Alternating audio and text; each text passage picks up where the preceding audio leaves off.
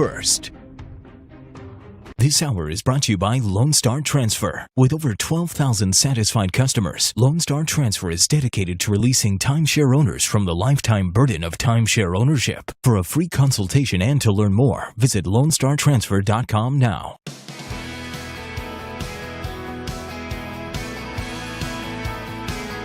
Slider Crusaders, America's the greatest country in the world. Thanks so much for being here. We're going to talk about a little pre-debate prep coming up here in just a little bit. What Mike Pence needs to do tonight. In very short, he needs to be the articulate voice for conservatism that Donald Trump just isn't. And usually I say that politicians especially, need to tell stories. Pence doesn't need to tell stories. He needs to give facts, give numbers. I want specific fatality rates for every decade age group for COVID and just crush the entire premise of the Democrats on all these topics. Police brutality, COVID, you name it. Pence needs to just shower, just deluge of facts and figures and numbers tonight. That would be my suggestion.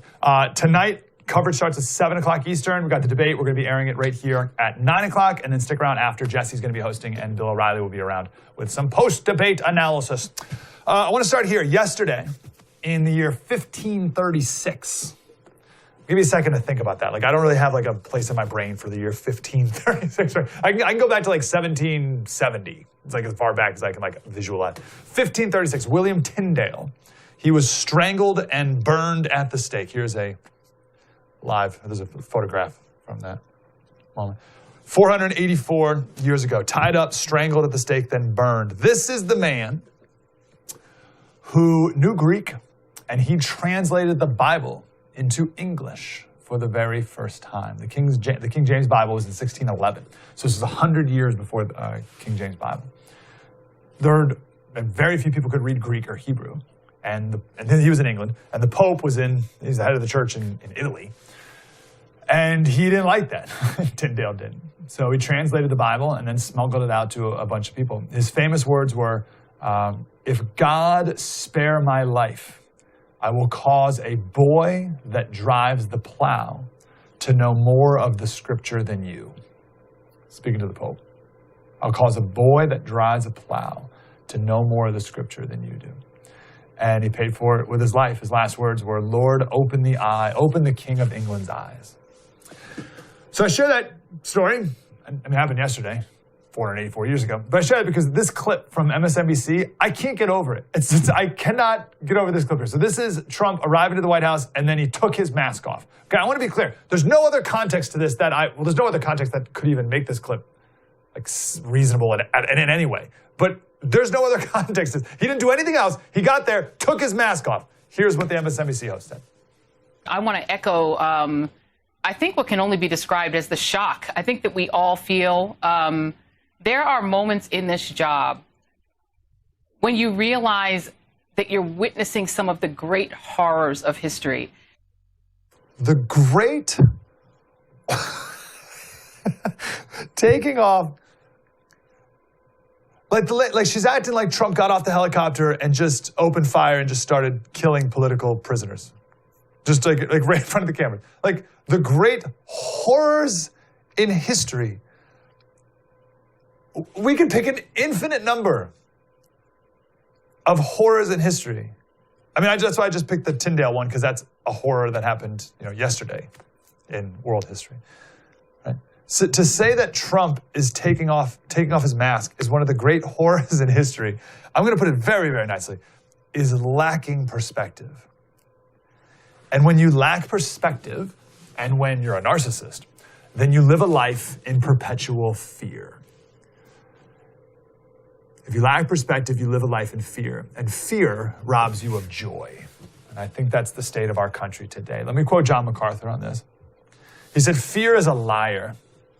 Fear lies to you. Fear tells you your future's not under control. That's a lie. Don't worry about tomorrow. Tomorrow will take care of itself. You've got enough trouble today. Deal with that. God will be there in the future." Hebrews 13:8, Jesus Christ is the same yesterday, today, and forever. Don't cripple the present by worrying about the future. You destroy your joy and you lose the present. My argument is that we live in such a godless culture. People are walking around in a constant state of internal unrest. And then that leads to external unrest on an individual level, right? So if you have internal unrest constantly all the time because you're worried about the future, so you have internal unrest, then you're going to make bad decisions and you're going to have a bad attitude and things are not going to go well in your life. So externally, you'll have unrest. And then when we live in a country with millions of people with internal and external unrest, then we become a country in a constant state of unrest. And just log on to Twitter to see that in action. Yesterday, we showed the tweet from Michael Beschloss. He's a presidential historian, author of 10 books, PBS NewsHour documentarian. And he talked about news contributor. And he talked about how we never have presidents get up on balconies. That's for authoritarian strongmen.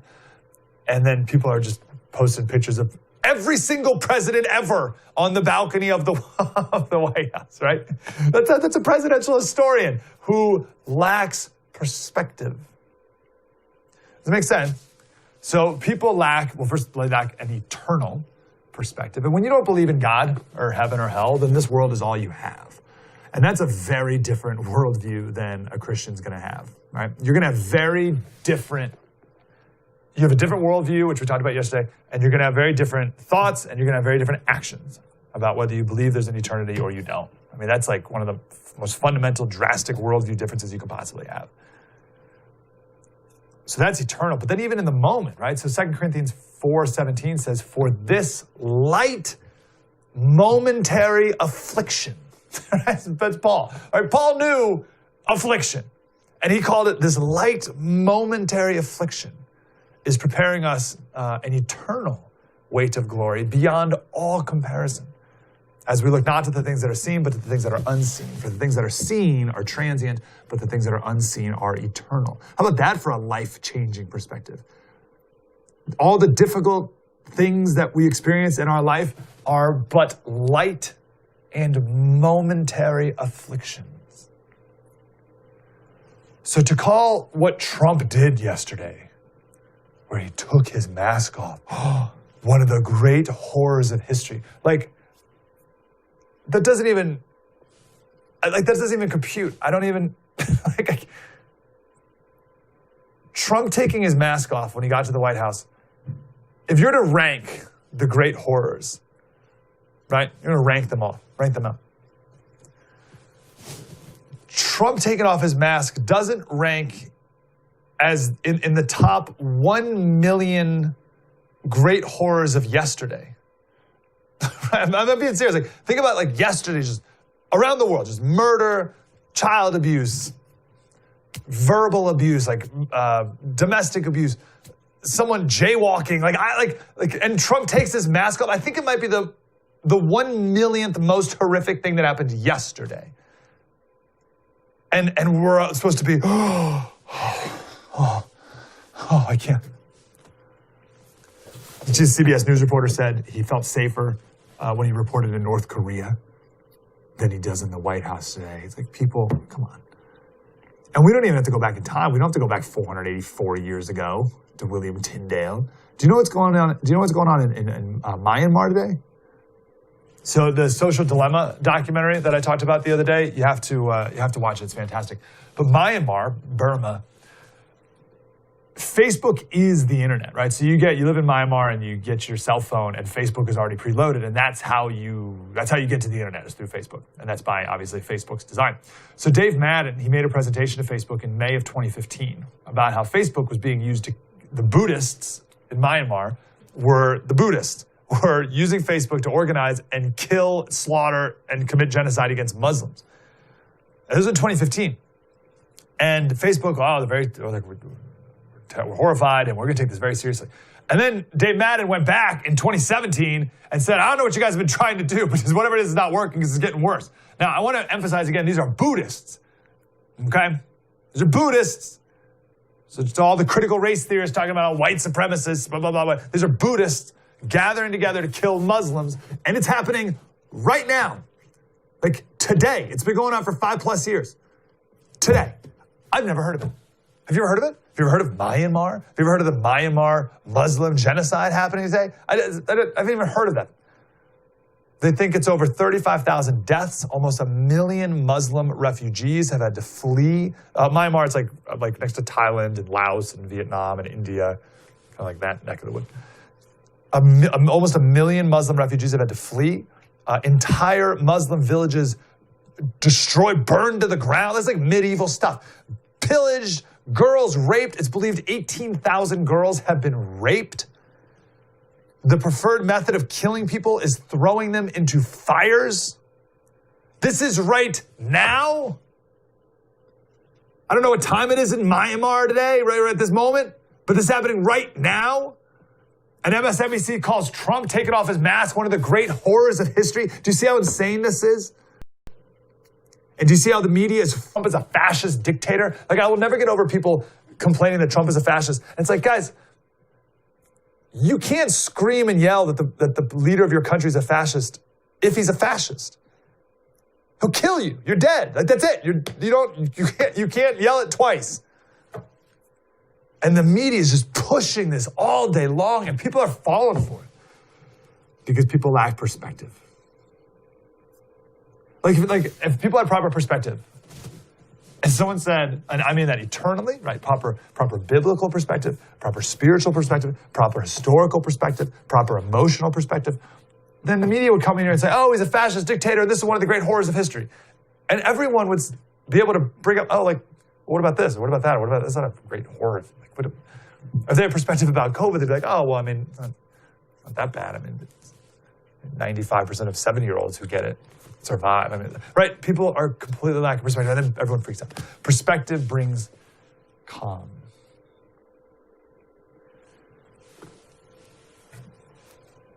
If you don't have perspective, you can't compare it to anything.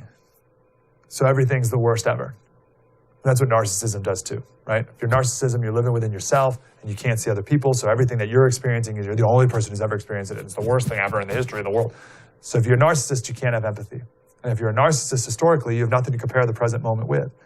And you don't even have to be like a historian, like an epic historian. You can just compare Trump taking off his mask with the Black Lives Matter rallies of tens of thousands of people. And so that's hypocritical. But then you compare Trump taking off his mask with the mass genocide that's taking place right now in Myanmar. And that just gives you a little perspective. And I hope the perspective brings peace. And that's the goal right now. That's what I need more than anything, is I need some peace from the absolute hysteria. I'm not going to let them manipulate me anymore. The chief investment officer at UBS Global Wealth Management, just last week, said that gold may hit $2,000 by the end of the year. It's at $1,800 right now. The head of real asset strategy at Wells Fargo said you got to buy gold. They're predicting $2,300 per ounce. And then Bank of America just said that gold may hit $3,000 by the end of the year. So whether it's $2,000, $2,300, $3,000, whatever, the consensus is it's going up. And yesterday, the federal government talking about a $2.4 trillion stimulus package. What do you think this is going to end well for the dollar? I think the dollar is going to hold up throughout all this? Not a chance. Trump sent one tweet yesterday, and the stock market tanked. We need something more real than this. Get gold, own gold, have it in your hand. And then, so there's that, more long-term, but then also, geez, if things hit the fan, it's good to have gold in your possession. Patriot Gold Group, they are America's highest rated precious investment firm, rated by Consumer Affairs, Retirement Living, A+, Better Business Bureau, AAA Business Consumer Alliance, 5 stars from Consumer Affairs, 4 years running. They're absolute first class, best of the best. There's no one better. Let's do this now. 28 days till the election, something like that, right? This is, do it now. Own gold. Give them a call. You get a free investor's guide. Any question you have, a human being is going to pick up the phone. 1-800-798-4260. Tell them you listen to True Story Mike Slater, and they're going to treat you right. I promise you. 1-800-798, number right there at the bottom of the screen, 1-800-798-4260. It's Patriot Gold Group.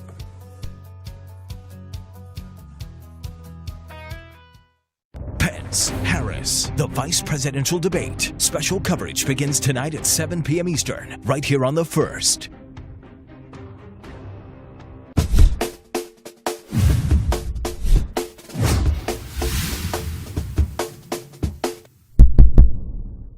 Modern society and the way it treats kids is a little weird. But if you'd like to have a laugh, look no further than this recent Slate article. We're raising our daughter gender neutral, but she only wants pink dresses. Where did we mess up? Where did we mess up? Well, I'm guessing that the answer to that question requires a lot of deeper self-reflection, my friends. The mother writing this piece is actually asking for advice. She and her husband can't seem to agree on how to deal with their daughter, who is obsessed with pink things.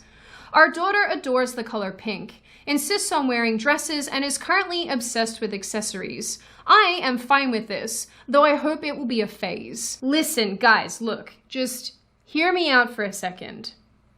Parenting licenses. The mother goes on to say that her husband is unhappy that she's encouraging her child's obsession, and both parents are worried that if they try to stop their daughter's interest in the things she likes, she'll only become more obsessed. Good God, who let these people breed? What's so corrosive about this gender-neutral child thing is that it completely discredits and dismisses a child's natural interests. And while I don't think that little girl should always be in pink or little boy should always be in blue, if a child shows a natural inclination towards those things that are stereotypically associated with their sex, why is that a phase or something nefarious that child should outgrow? What's more interesting still is that had this child been a boy who was expressing interest in dresses and pink and girly things, his parents wouldn't view it as a phase at all, but rather an indication that their child is either gay or transgender. So really, what is even the point of raising your child gender neutral at all if parents will view a stereotypical interest as wrong and an atypical interest as right? As with most things that concern the woke community,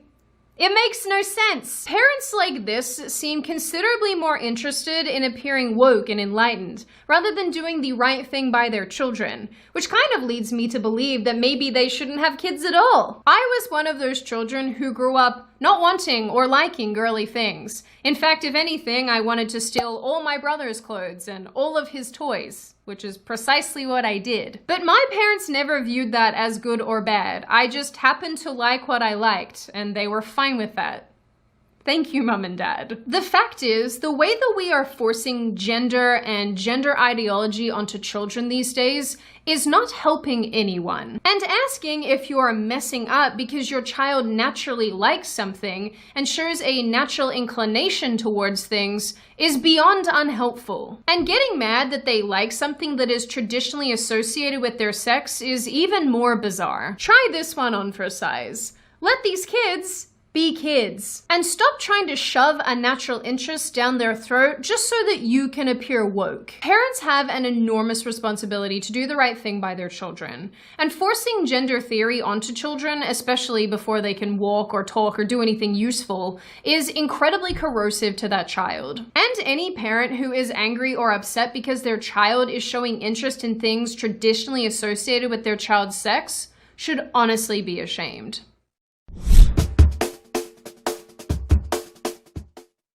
Replenish your inbox with an email that holds your values. Get the Up First email from The First, the daily newsletter that brings you the important stories from a Freedom First agenda. It's essential reading for those who are tired of the liberal media's talking points and progressive agenda-driven network news. Reclaim your inbox now with the Up First newsletter. Go to thefirsttv.com and sign up today.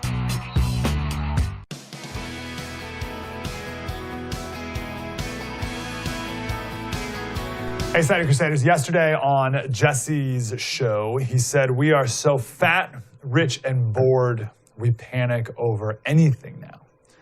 And then he put on his Twitter, he said, "America is the millionaire with a flat tire on his Rolls Royce, cursing the sky and screaming, 'Why me, God, why me?'"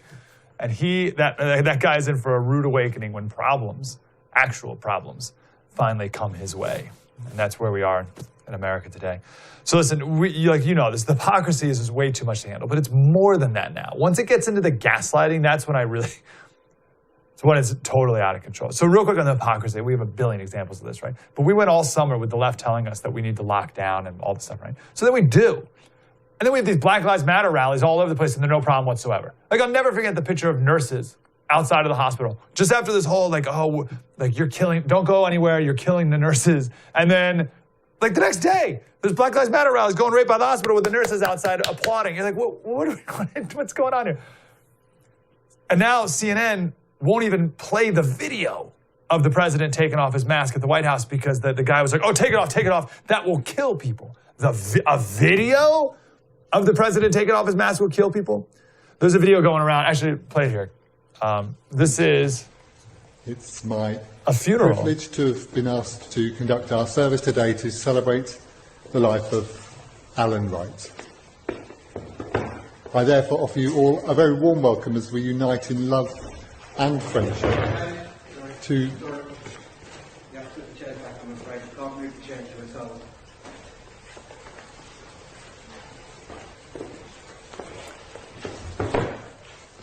That woman in the middle is a grieving widow at the funeral of her husband. Her adult son wants to move his chair closer to console his weeping mother, and the funeral home director comes in and tells him to get back, just 6 feet. George Floyd gets to have a funeral packed with, do we have the picture of it?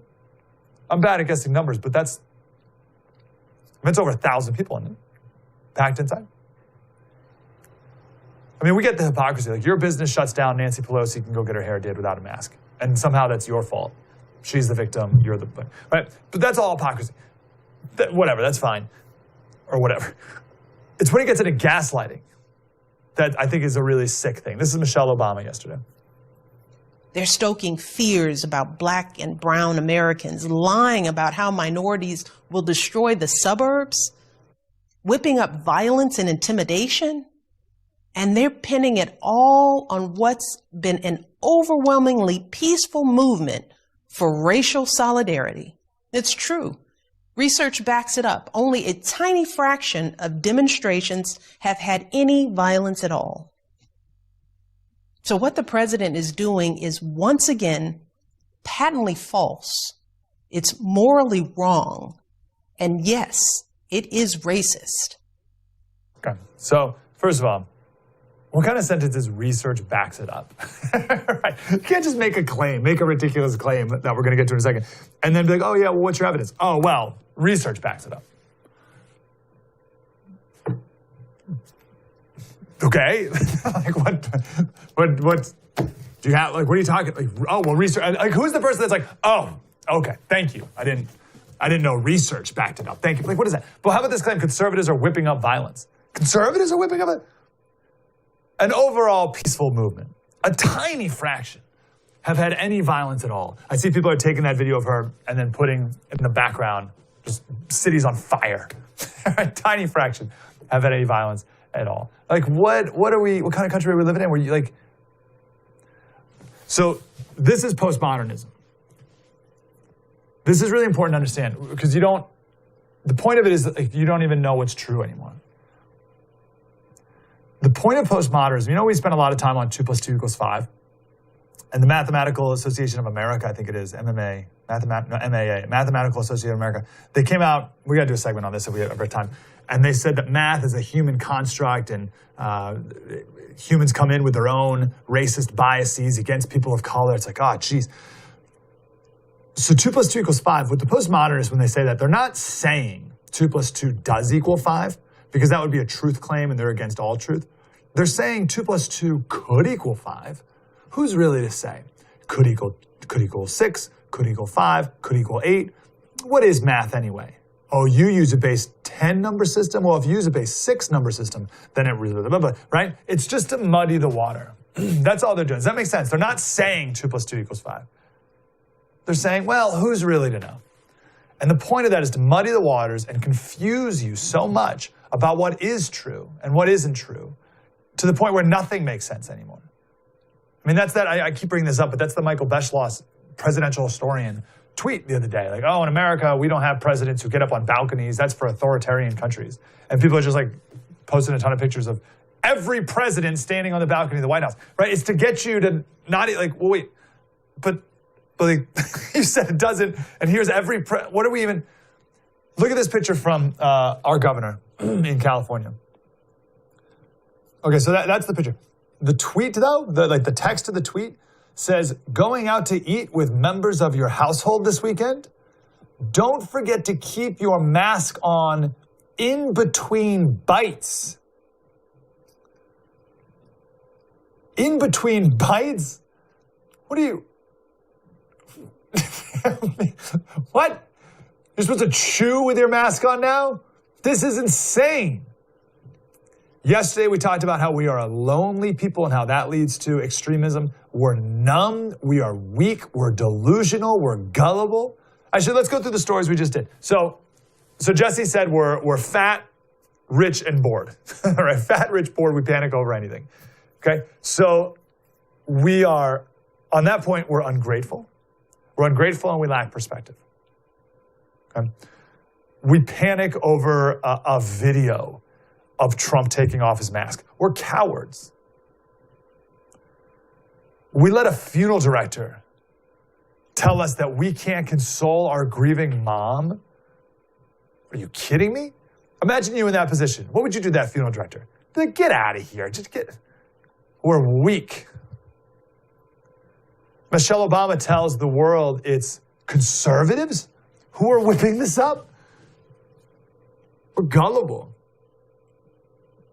The presidential historian doesn't bother to check to see if any other president has ever been on the White House balcony. We're delusional.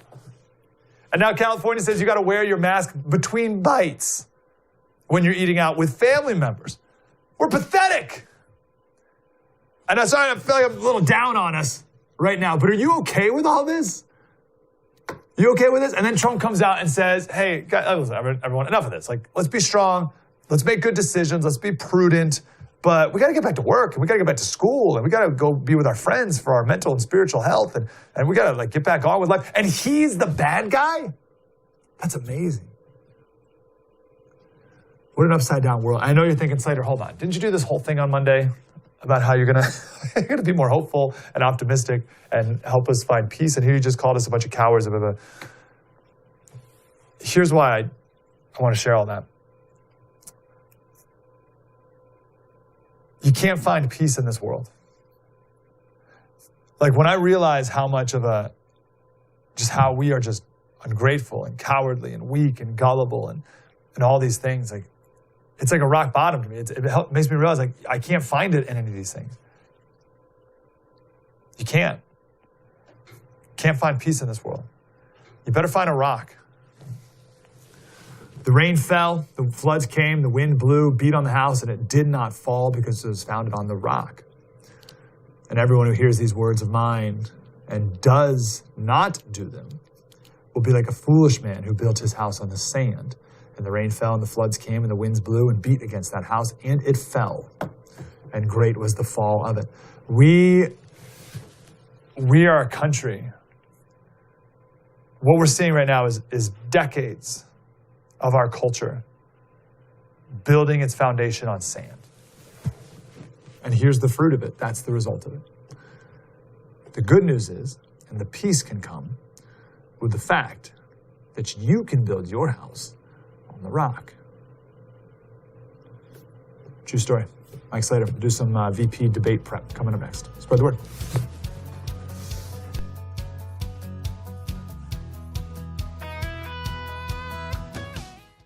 Bill O'Reilly joins Jesse Kelly live immediately following the debate. Stay right here on The First for complete post-debate analysis. Hey guys, Buck Sexton here. If you love watching my show on The First TV, then make sure you stay connected with us on social media. You can follow us on Facebook, Instagram, Twitter, Parler. You can even watch us on YouTube. Stay connected and stay informed with First TV anywhere and everywhere. We'll see you there. Looking for an email you actually want to read? We've got you covered. Sign up for the Up First newsletter only from The First. Every morning we deliver the day's essential headlines and prepare you for what everyone will be talking about. Plus, you'll also get instant analysis and real facts, helping you cut through the liberal mainstream media spin. Don't wait. Sign up for the Up First newsletter right now at thefirsttv.com.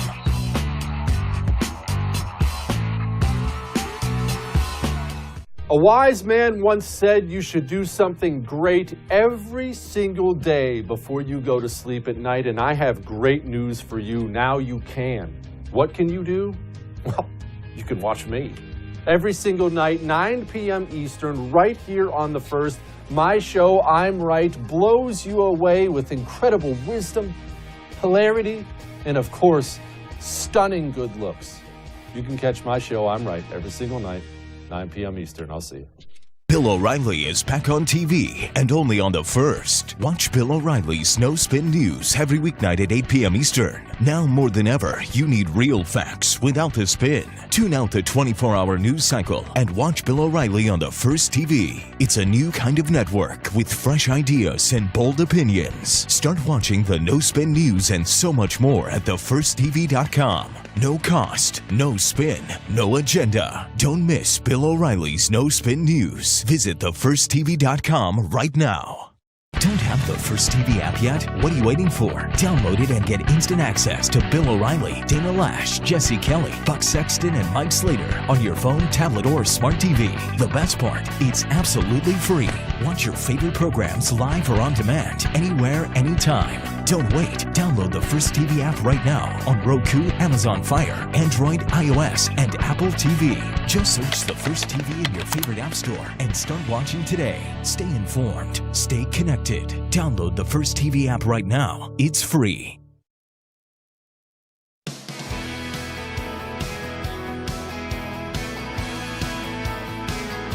Hey, Slater Crusaders, to prepare for tonight's VP debate, which again, we're going to have debate coverage starting at 7 o'clock Eastern tonight, and then we'll air the debate at 9 o'clock, and then afterwards we got Jesse Kelly hosting, and Bill O'Reilly is going to join for some post-debate analysis. For some pre-debate analysis, I want to go to one of our favorite guests, David Petruzza, historian, many different books. The most relevant here would be 1960, LBJ versus JFK versus Nixon, the epic campaign that forged 3 presidencies. Mr. Petruzza, how are you, sir? Good to be back. Good to talk to you again. So let's start big picture here. So I despise the debates. I'm not going to go off on a whole rant about it, but they have nothing to do with being president. They have nothing to do with any skill sets that have anything to do with anything in life at all. And I hate every single part of them. So that being said, what do you think of them? And why do we do it this way? They're mislabeled. It's a fake debate. They're not really debates. If you've ever participated in a real debate or judged one, you realize that this moderator stuff really means that we're having 2 joint press conferences. And in a real debate, there would no interruptions. People would make a case. It would be on one topic, right? Okay. And then you would go back and forth and rejoinder and bang, bang, bang, bang, and summation. So what we have are not really debates. We did have early on in the history of presidential debates. First off, the first one I can find is a real outlier. In 1936, Senator Arthur Vandenberg of Michigan debates a phonograph record of Franklin Roosevelt on CBS Radio. CBS Radio is aghast at what happens and pulls him off the air. Then in 1948, there is a real debate. It's in Portland, Oregon, the font of all good things. And it's between Harold Stassen and Thomas E. Dewey. And they are debating whether the Communist Party of the United States should be outlawed. And Dewey says, no, we shouldn't. And he wins that debate. And one of the things he says is, look, we have a lot of communists in New York State, and I know how to deal with them, and you deal with them out in the open. And that's really the first debate until 1960. And the first debate in 1960 is not JFK versus Nixon.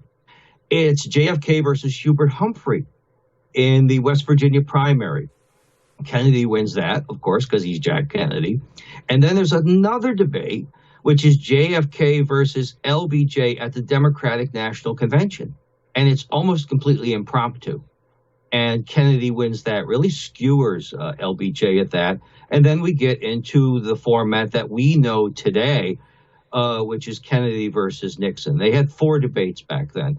And in 1960, as in 2020, we've got a candidate who's taken sick. Nixon is campaigning in every state in the union. He's made a promise he's going to campaign in all 50 states, and he bangs his knee on a car door in Greensboro, North Carolina, takes sick, and is in the hospital for 2 weeks. Rushes out to catch up on his 2 weeks, a hole in his schedule, right? And he's sick, he's lost 10 pounds, and he looks like hell, and his clothes are hanging on him. You see a little bit of this in Biden now, where his clothes look too loose on him. He's lost weight too. And then so Nixon rushes into Chicago, doesn't rest up. Kennedy rests up. One of the ironies in that campaign is Nixon was always healthy, and he's sick in that campaign, and JFK is always sick until that year. But Kennedy makes the smart move. He preps for the debate. He takes it seriously. He's in a hotel room in Chicago a couple days before, taking it easy, and he looks great. And Nixon does not. And now we talk about the venues for debates and where people are shields and this and that. And so one of the arguments, and everyone's got handlers now. Well, they had handlers then. Nixon, if you're old enough to remember, really sweat. And he sweat like crazy in those debates. He was very sensitive to heat. So they would have the battle of the thermostats. And the Kennedy people were turning up the heat, literally, on Nixon every debate. And Nixon people would go back and grab the thermostat and crank it down. But also in the third debate, what you get is the split venue. There was a scheduling problem for some reason, and they're not in the same room. They're not in the same time zone. Kennedy is in New York, and Nixon is in Los Angeles. So we've been there before on this, where we might have to do the same thing again if we do have another debate between Biden and Trump, that they don't have to be in the same room. Yeah, how did that go in 1960? And you don't need studio audiences either. Yeah, there's so many dynamics here. Technologically, did that go smoothly back in 1960? Smoothly, but it wasn't, it loses something. It loses something in the aura of the whole thing, but it worked. It worked. So here's my question to go back to history even prior to this. Is the fact that what these things have become is just a regurgitation of 1 minute talking points? What is that a reflection of? Is that a reflection of the American people? Is that a reflection of the quality of the intellect of the candidates? Is that a reflection of the big media that we got to fit now 1,000 topics into a short period of time to get our commercial breaks in? What has caused this downfall in quality? I think the quality of the civilization has caused the downfall. Things are bad all over. But politics has always been artifice and the creation of images. Take a look at that debate between W and Gore, where Gore really gets in W's face and goes over, and he's really smarmy and obnoxious, and it blows up. It does not work for him, but they had discussed doing it. And his handler said, no, don't do it. It's not going to work. Wow. But he does it anyway. And so many of these things are prepared, and you're waiting, for the sound bite. You want that to work, and sometimes it works and sometimes it doesn't. But the Lincoln Douglas debates, which were not presidential, which were the Senate in Illinois, and which is kind of odd because they didn't have a popular vote for the Senate in Illinois in the 1850s. Those things go on for hours and hours and hours, and there's a ton of them. So things were more long form then. You go back to the old time newspapers, and they would print the entire text of presidential speeches and of the big major speeches, so people could look at them unfiltered. They'd get their opinion from the columnists then, but right now everything is the media attacking the media about who said what and blah blah blah blah blah. It goes on. So the substance really gets lost as to in the minutia and the woulda, coulda, shoulda stuff. Yeah, we're always looking for that prepared a moment soundbite attack. And as you said, and I think that's awful. But we did a story the other day, Reagan's line about I will not make age a part of this campaign, that was rehearsed. And what was the other one? Oh, you're no Jack Kennedy, that was rehearsed. Yeah. So all these big debate moments, none of them were impromptu. And like, so here's my question, David. Like, do I romanticize the past too much? Like, I have this, I'm putting like these guys who were running for office 100 years ago plus on this pedestal of like, they were great orators and they were great debaters and they could actually listen to the person who was talking and form a new argument on the fly based on the moment. Or were they always just sort of the same and not really that smart of people? It varies. I mean, you had some real political hacks back then, even and crooks. Yeah. One of the reasons why they went to direct election of U.S. senators is because a lot of bribery was involved in these things. So, in 1920, when I wrote my book on the 1920 election, I dedicated it to the folly of man and the mercy of God, because people were not exactly perfect then either. Yeah, I like that. What is one thing you would change format-wise of these debates that you think would make the biggest difference? I think get the moderators out of the way and get the press conference out of the way and just sort of let them talk for 10 minutes or 3 minutes or whatever and have a real debate, have some real substance, see if they can string a whole bunch of sentences and ideas together, okay? because we're electing them for 4 years, you know? And that's not a high bar. I love how your bar is, let's see if they can put some sentences together, right? You're not asking for like Cicero to get up there or Demosthenes to give a 3-hour presentation. What would you say, and I love you're always a wealth of this history stuff, obviously. And you brought up the Nixon as a really fascinating parallel, but is there any other parallel in history to what's going on right now? And I'll tell you this, David, one thing we've been trying to focus more on the show is to try to get better at perspective, because I think perspective gives us peace, because there's nothing new under the sun. We've been here before, et cetera, et cetera. That being said, any other moment in our history that this reminds you of? What if David comes back and says, no, this is totally unique and things have never been worse? And really to the Civil War. I mean, not to be too dramatic, what I was looking we've for, never David. been so divided. You have to go way, way back where people just cannot stand each other anymore and are not willing to cut anyone any slack or half the time even to work within the system. It's frightening, I'll tell you. So is that really different than the 60s? Because I would argue that the 60s would be another time that was because you had a system of stability back then within the two parties, and they were used to power going back and forth, and the challenge to the system then was in the streets, and there were still people willing to say, okay, we're the adults in the room. You have to have some rules. You have to have some basis based on our civilization and our government, which has gone before, our constitutional system. And here you've got the mayors and the governors really abdicating responsibility one after another, or conversely, assuming too much responsibility. We've got two dynamics going on at once. You know, in Portland and Chicago and Washington, D.C. with the riots, it's like, we're not going to do anything. All of a sudden, these mayors and governors are super libertarians. We're not going to enforce any laws. And then on the other hand, you've got governors like Cuomo and Michigan saying, we've got executive orders. We don't need no stinking laws. We don't need no stinking legislatures. We can just say whatever we want, and you will do what we say. So you've got two contradictory dynamics going at the same time.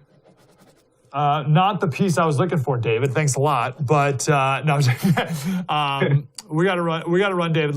Can we talk maybe again next week? I'd love to get your insight on the media and how the media's evolved, changed, devolved over time. Okay. When it comes to all this stuff. But we'll have to do that another day. So among other books, The most relevant here, 1960, LBJ, JFK, Nixon, the epic campaign that forged 3 presidencies by the great David Petrusha. David, appreciate your time as always, sir. Thank you. Thanks so much. Have a wonderful day. Again, debate coverage tonight starts at 7, 9 o'clock Eastern. We're going to air it, of course, right here. And then we'll have post-debate analysis, Jesse Kelly with Bill O'Reilly. True story. Mike Slater, spread the word.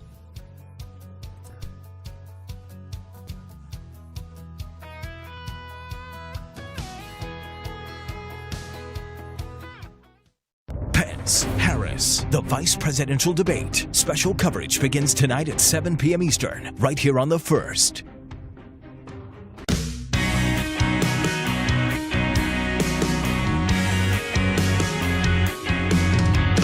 Hey everyone, it's Madison Jessiato coming to you once again with the good news. Prayers continuing to go out across the nation and across the world for everybody who's been affected by COVID-19, including, of course, our great president and first lady of the United States. But as you know, we continue to go through this. We're all in this together, and through the ups and downs, there are always reasons to smile, and that's why I'm back once again to share some of my favorite stories of the week with you. Starting with the September jobs report. The September jobs report has been released and is definitely better than expected in a lot of ways. 661,000 jobs added in September, with that unemployment rate dropping lower than many expected. It was at 8.4% in August. People thought maybe it would go down to 8.2%, but we're seeing it drop under 8% at 7.9% as we continue to recover as an economy from the coronavirus pandemic and the impact that this has had on our nationwide economy. So we'll keep track on that as we head into the rest of the year and obviously in Q4.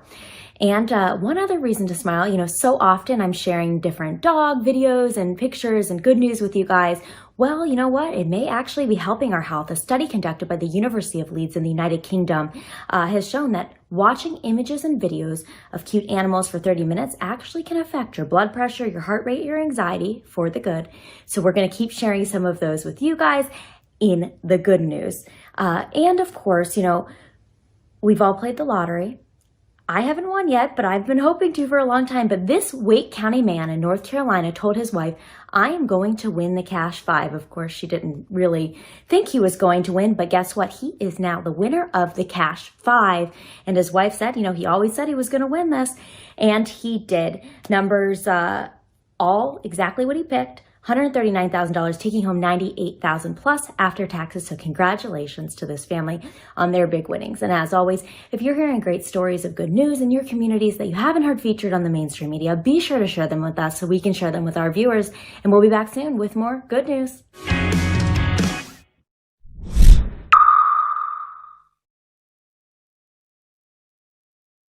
Don't have the First TV app yet? What are you waiting for? Download the First TV app right now on Apple, Google Play, Roku, or Amazon Fire and start watching today.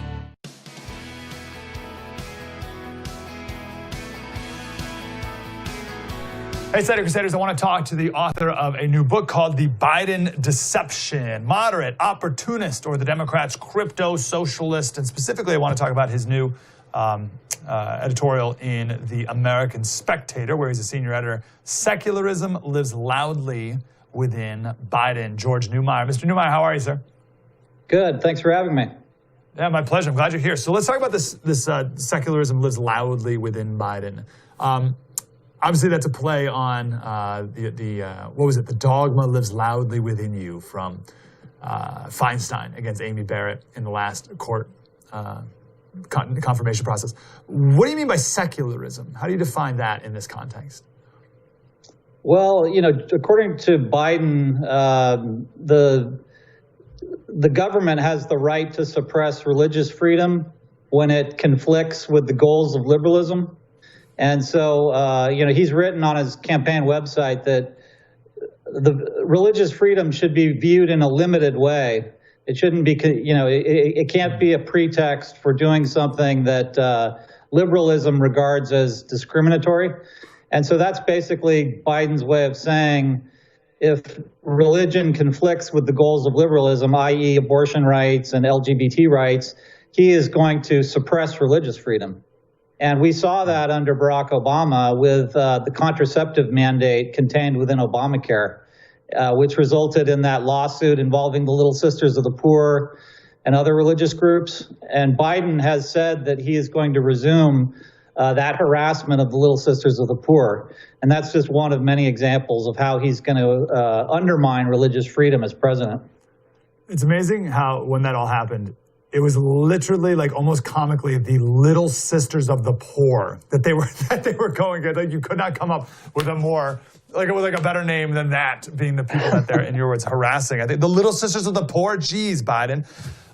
So what does that say about the Democratic Party, that liberalism or progressivism or their political ideology is of higher importance and higher priority than Christianity? Well, I mean, it shows that they have a very ahistorical view of the Constitution. They don't interpret the First Amendment as the Founding Fathers did. You know, they're willing to turn the First Amendment on its head, basically. It was established to protect the religious, not to remove the religious from public life. And yet that's how Joe Biden views it. Such an important line. It was designed to protect the religious. Give me a little more on that. That's so important, because I want to make sure people have that proper worldview and perspective as they move forward here. Can you go more into that? Yeah, well, the First Amendment basically said that the federal government can't establish its own religion, and that means that it can't establish a religion of secularism either, which would swoop down and suppress religious activity within the states. It was actually, the states, the 13 states, wouldn't agree to the Constitution until the federal government made it clear that they weren't going to come in and prevent religious activity within the states. So that was the original understanding of the First Amendment. It was a protection for the religious, not a justification for removing religion from public life completely and making the government purely secular.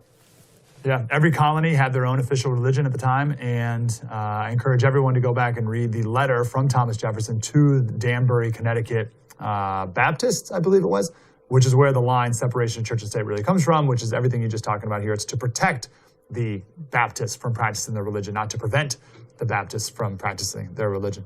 Right. George, let's go big picture here about Biden. I was reading an article in Politico the other day, and it talked about Biden, the old school, consensus building, moderate guy. Was that true? Is that still true today?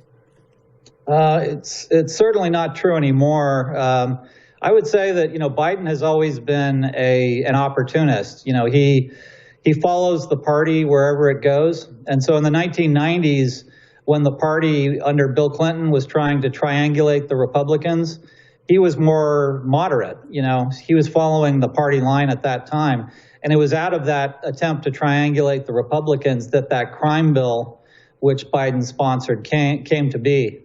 And but then as the party, more recently moved to the hard left, he joined them on the hard left. He followed them to the hard left. And now it's impossible for him to present himself as a moderate. He is clearly a tool of the far left. He selected as his running mate, which we'll see tonight at the VP debate, the most liberal member of the Senate, Kamala Harris. And, if he had wanted to move to the center in the general election, he certainly wouldn't have selected her. Yeah, what's one thing we need to know about Joe Biden today? Right, because again, we can reflect on Joe Biden from the 70s, but what's the Joe Biden of today that you think is most important to know? Well, I think it's his commitment to what Obama called the fundamental transformation of the country. Biden has said that he wants to complete Obama's fundamental transformation of the country. And I think that that's, basically a pledge to pursue a course that is unconstitutional and that seeks to establish a new political order based upon left-wing radicalism. And I think that's, the most concerning thing about Biden is that he's committed to that project, that left-wing project to undo the foundations of the country and replace them with the politics of the Democratic Party. And we'll see that again, as you said tonight, with Kamala. The Biden deception, moderate opportunist, or the Democrats' crypto socialist. What's a crypto socialist?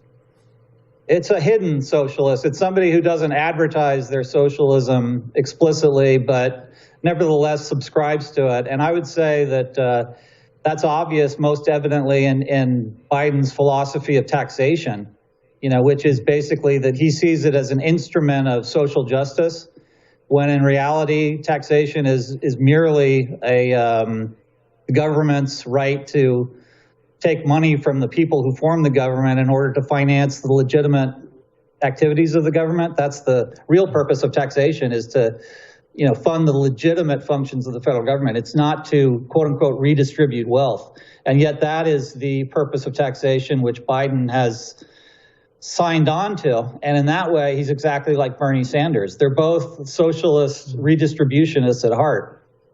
What's one example of his social justice redistribution for Biden? Well, he said that, we have plenty of money to spread around, as if that's the purpose of government, or that's the purpose of taxation, is to spread money around. It's like what Obama said to Joe the plumber. We've got plenty of wealth to spread around. Well, that is not the founding fathers' understanding of government's rationale for taxing people. The government has no right to take any money from people more than what is required to fund the government. What a great reference to Joe the plumber. I haven't thought we talked about Ken Bone the other day, and now we bring in Joe the plumber. George Neumeyer from the American Spectator and the book, again, The Biden Deception. George, great to talk to you. Thank you, sir. Good to talk to you. Thanks for having me. Have a good day. Yeah, true story. Mike Slater. We'll be back tomorrow. We have, again, debate coverage starts tonight, 7 o'clock, right here on The First. We're going to air the debate, of course, at 9 o'clock, and then we'll have post-debate analysis. Stick around here for the great Jesse Kelly, who's going to be joined by the even greater Bill O'Reilly. It's all coming up tonight right here on The First, and we'll be back, of course, with the highlights on tomorrow's show. True story. Spread the word.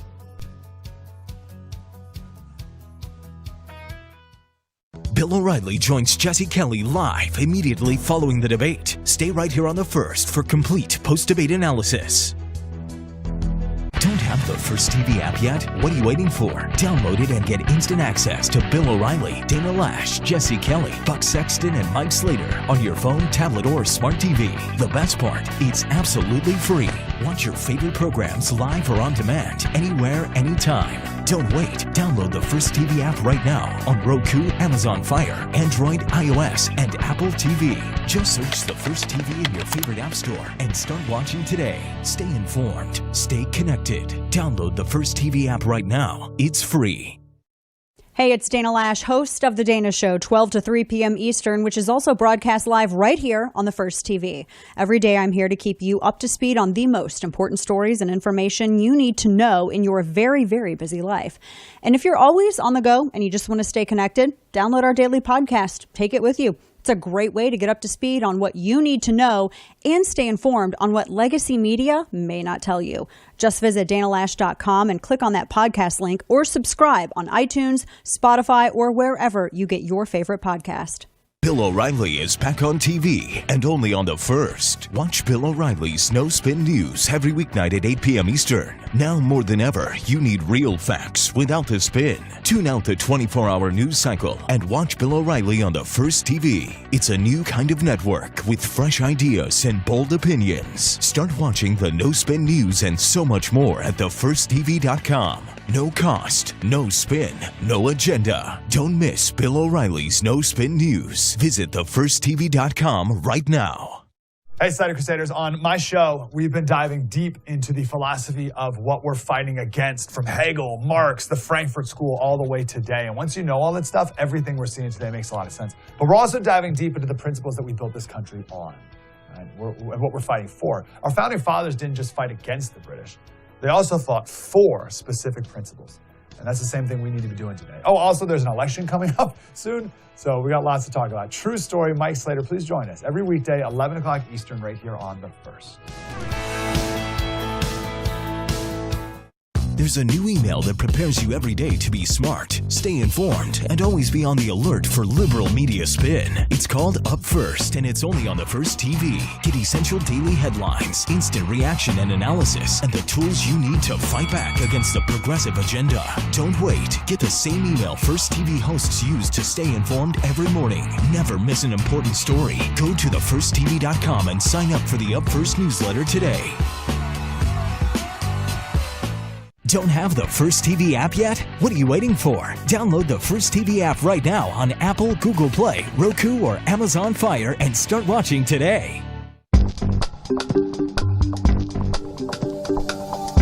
Stay tuned to The First for live post-debate analysis with Jesse Kelly immediately following the debate.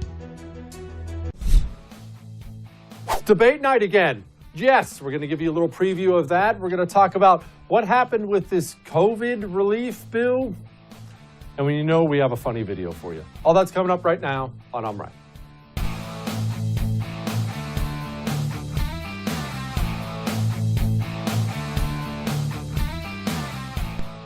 I don't do things like this is the only time this has ever happened.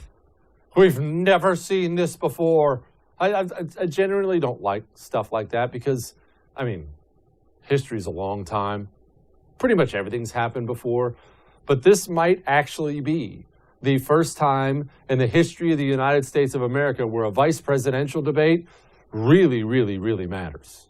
Look, Mike Pence is the vice president. And this is nothing against the man.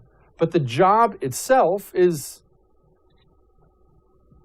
well, what is it? What is it? It's the least important job that sounds really important in politics until it isn't. Only now, this has changed. Everything has changed this year because of, how can I put this delicately? The health of the Democratic nominee, the physical and mental well-being of Joe Biden. We've all seen it. This is not news. I'm not breaking anything to you. Joe Biden looks awful, sounds awful, and is clearly a man on decline. Decline while he's campaigning, mostly from his house, calling it a day by 9, 10 a.m. That's before, if God forbid he wins, which he could, that's before he wins and strides into the Oval Office to sit down for a job that requires 17, 18 hours a day of work. And it's not all sitting at the Resolute desk signing off paperwork. It's speech after speech after speech after speech, travel after travel after travel, not just, to New Mexico and back, all across the world. It is grueling, and there is nobody who thinks Joe Biden is going to make it 4 years doing it. He's going to have to quit, or God forbid something worse. But he's just not going to make it. He's not able to make it. Well, that's kind of a big deal because then Kamala Harris takes over. You see, you and I have been spoiled in politics in general. I realize VPs have taken over before for, under extreme circumstances. But in general, the VP's just kind of there, right? You know about Mike Pence. You probably like Mike Pence, but you don't really need him for anything. And in general, that would be the case with Kamala Harris. Only now, this woman could be president of the United States of America. And it's not just Republicans who know and acknowledge this. Democrats acknowledge this too. Democrats acknowledge this too. Therefore, everybody's going to watch tonight. Remember, you don't have to change the channel tonight either. You watch this debate right here on The First, and then stay, because I have been told, I can't confirm this yet, but I've been told after the debate, the best TV host in the world is going to be hosting the post-debate show. Honestly, it's just a rumor now. I can't confirm or deny whether or not I'm hosting the post-debate show right after the show, but it is what it is. Either way, back to the task at hand. This one matters. It actually matters. And I'm sorry, I don't want to sound like your history teacher. You need to pay attention tonight. You do. You need to pay attention. This woman might be President of the United States of America. And I don't mean in the future someday. I mean a year? Could easily be a year. That woman could be sitting in the Oval Office. So pay attention tonight. And hope that Mike Pence comes with his game face on. I will be totally frank with you. I'm going to ask Dana Loesch about this later. I don't know what I'm getting with Mike Pence in a debate. I know Mike Pence, look, I've talked to Mike Pence in person several times. I spent time with Mike Pence. He comes out very well in person, comes out very well on camera. He has that perfect hair, good-looking dude, has a good presence, pretty reserved, pretty unassuming. I can see him being a great debater. I could see him being really bad. I will tell you, he's sharper than you think he is, but, and there's a big but in this, does it translate to a nationally televised debate? You see, there are lots of people who are sharp in person, sharp in a room, but when that red light is on and they know America is watching, they don't do as well. Trump does real well there. Well, does Mike Pence? I don't know, but this is one of those times. Remember, now it matters. Now we need him to. Now we need him not to really show who he is. You know who Mike Pence is by now. We need Mike Pence to be maybe a little more aggressive than he normally is to make sure he exposes Kamala Harris. He's got to. He's got to. What are we going to see from Harris? I would guess we're going to see a boatload of stuff like this. The case against Donald Trump and Mike Pence is open and shut. There's a reason it has hit America worse than any other advanced nation. It's because of Trump's failure to take it seriously from the start. His refusal to get testing up and running, his flip-flopping on social distancing and wearing masks, his delusional belief that he knows better than the experts. All of that is reason, and the reason that an American dies of COVID-19 every 80 seconds. I love how she did that voice cracking thing. She's such a pro. If I sound like I admire it, I kind of do. Look, you know I cheer for the bad guys sometimes. It's not like I want her to win, but I think I can't do that, but I'm going to work on my voice cracking. No, I'm not. Nobody's going to buy that. Anyway, Mike Pence is going to have to defend himself tonight. He's going to be well ready to do it, but you can bet Kamala Harris is going to be coming at him about coronavirus all night long. Pence, he's going to be boned up. He's Mike Pence. We have made truly remarkable progress in moving our nation forward. We've all seen the encouraging news as we open up America again. More than 3 million jobs created in the last jobs report. Retail sales are rolling. And of course, the extraordinary progress in New York, New Jersey, Connecticut, and New Orleans, areas that just a matter of a month ago were struggling under the weight of this pandemic. In the affected areas, particularly the states down south that are seeing rising cases, we have no outstanding requests. But as I told the governors, we are ready at a moment's notice to surge personnel, to surge supplies, to expand capacity, and to support their healthcare response. Sounds right, doesn't it? I'm not talking about the individual things he's saying or individual things she's saying, but he sounds like a man who cares, sounds like a man in control of the facts. I try to watch these people the way I view an undecided voter as having watched them. I don't know. We're going to find out. There are going to be a lot of economic barbs thrown tonight. You see, Kamala Harris, there's no getting around this. And we really need Mike Pence to point this out tonight, again, because she might be president soon. Kamala Harris is a pretty hard leftist. Now, don't get me wrong. And this may actually bail us out if she ends up being president one day. She's ambitious. The woman drips with ambition. Now, it's hurt her in her political career as she's tried to rise. Voters can smell that eventually, and it stinks. But she's somebody who will go along in order to rise. But her voting record, it's left. And it's hard left. And she's going to take this economy in a hard left direction. She's going to come at Mike Pence about his We'll see. Trump is also the reason millions of Americans are now unemployed. He inherited the longest economic expansion in history from Barack Obama and Joe Biden. And then, like everything else he inherited, he ran it straight into the ground. Because of Trump's failures of leadership, our economy has taken one of the biggest hits out of all the major industrialized nations, with an unemployment rate that has tripled as of today. This is what happens when we elect a guy who just isn't up for the job.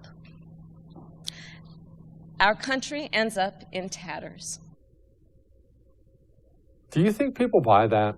I understand you're upset right now. Don't be. Stop. This is my show. Don't get your blood pressure up. Throwing stuff at the TV. I don't think people buy that. I don't know how much the American people are going to put the economic problems on Trump and Pence. I just don't know if they're going to buy that at all. But I guess we'll find out in November. Pence, rightfully so, he's out there saying, who do you think created all those jobs to begin with? We're opening up America again. I know Wisconsin's opening back up again. I see the enthusiasm as I drove out to the farm today, and on the strong foundation that this president poured in our first 3 years that saw the creation of 7 million jobs, where we cut taxes, rolled back regulations, fought for free and fair trade, unleashed American energy. And the American economy is already coming back. In just the 2 months of May and June, more than 7 million jobs have been added to this economy. We lost 22 million at the height of the pandemic, but the American economy in the city and on the farm is coming back right here in Wisconsin and all over America. Put down the remote. You don't have to turn up your TV. There was something wrong with the sound. Don't worry about it. All that may have made you uncomfortable, but I'm right. Now, Gold Alliance. I've been telling you about Gold Alliance. You saw what the Dow did, right? It dipped and then back. We are approaching an election real soon here. Do you have any idea what that stock market is going to do if this election goes a certain way? I know you do. Protect yourself now. Get a gold IRA from Gold Alliance now, so you don't wake up the day after Election Day, if the worst happens, and look at your portfolio and go, I need another job.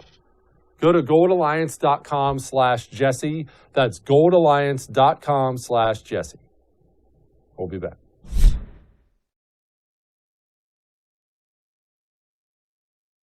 Looking for an email you actually want to read? We've got you covered. Sign up for the Up First newsletter only from The First. Every morning we deliver the day's essential headlines and prepare you for what everyone will be talking about. Plus, you'll also get instant analysis and real facts, helping you cut through the liberal mainstream media spin. Don't wait. Sign up for the Up First newsletter right now at thefirsttv.com.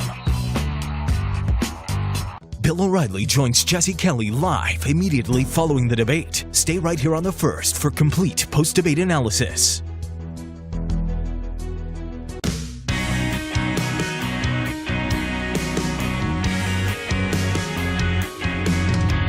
Hey everyone, it's Madison Jesse Otto coming to you once again with the good news. Now, we've all seen the incredible news that our wonderful President of the United States has been released from Walter Reed Medical Center and has returned to the White House. As a result of this, we have some great economic news coming in as we see the stock market surge to a 2-week high following the president's release. So wonderful news there. And when we talk about great news and we talk about a lot of companies that have done a lot during the coronavirus pandemic, we're not looking to cut our airways.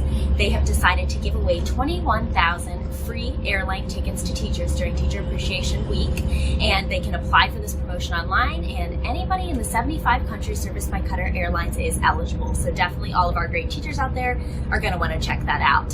And one story that really warmed my heart this week comes from a grandpa, Randy Long in Alabama. Now, Randy has a son and a grandson that he spent many years pitching baseballs to at the batting cages, and when he was cleaning out his garage, he found a bucket of baseballs. He knew that his, son and grandson were now grown and wanted to make sure that someone else had the opportunity to experience the joys that spending time with family like he had. So he donated the balls to a local batting cage, and he said, with this special little note. I hope someone can use some of these balls in the batting cages. I found them cleaning out my garage. I pitched them to my son and grandson for countless rounds. My son's now 46. My grandson is 23. I'm 72. And, what I wouldn't give to pitch a couple buckets to them again. Throughout this pandemic, we've all seen the importance of family and how, important it is to spend that quality time together, because we really never know, what the next day brings. No day is promised. And so, amazing story and great to hear that from Randy Long as we continue to see people all across the country coming together and supporting their families and their communities. As always, if there's a good news story in your community you haven't seen or heard featured on the mainstream media, be sure to share it with us so we can share it with all of our viewers. And we'll be back soon with more good news.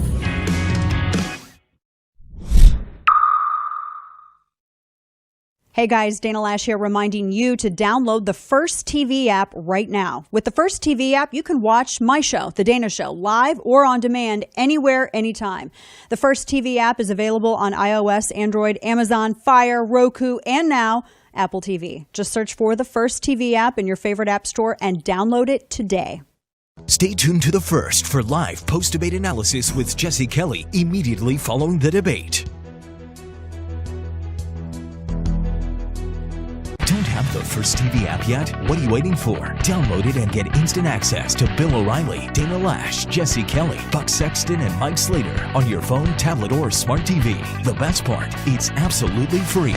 Watch your favorite programs live or on demand, anywhere, anytime. Don't wait. Download the First TV app right now on Roku, Amazon Fire, Android, iOS, and Apple TV. Just search the First TV in your favorite app store and start watching today. Stay informed. Stay connected. Download the First TV app right now. It's free.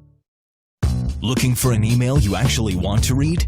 We've got you covered. Sign up for the Up First newsletter only from The First. Every morning we deliver the day's essential headlines and prepare you for what everyone will be talking about. Plus, you'll also get instant analysis and real facts, helping you cut through the liberal mainstream media spin. Don't wait. Sign up for the Up First newsletter right now at thefirsttv.com.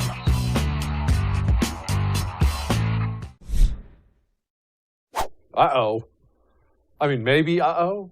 Hopefully uh-oh. I'm not even sure what to say anymore. Trump has authorized the total declassification of all documents pertaining to the Russian hoax and Hillary Clinton. He actually had this to say. He said, quote, "I have fully authorized total declassification of any and all documents pertaining to the single greatest political crime in American history, the Russia hoax. Likewise, the Hillary Clinton email scandal. No redactions," with the exclamation point.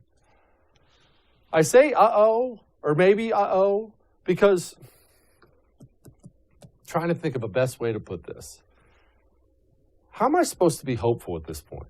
I mean, the more we have revealed in this whole scummy thing, the worse Barack Obama and James Comey and John Brennan and Hillary Clinton look.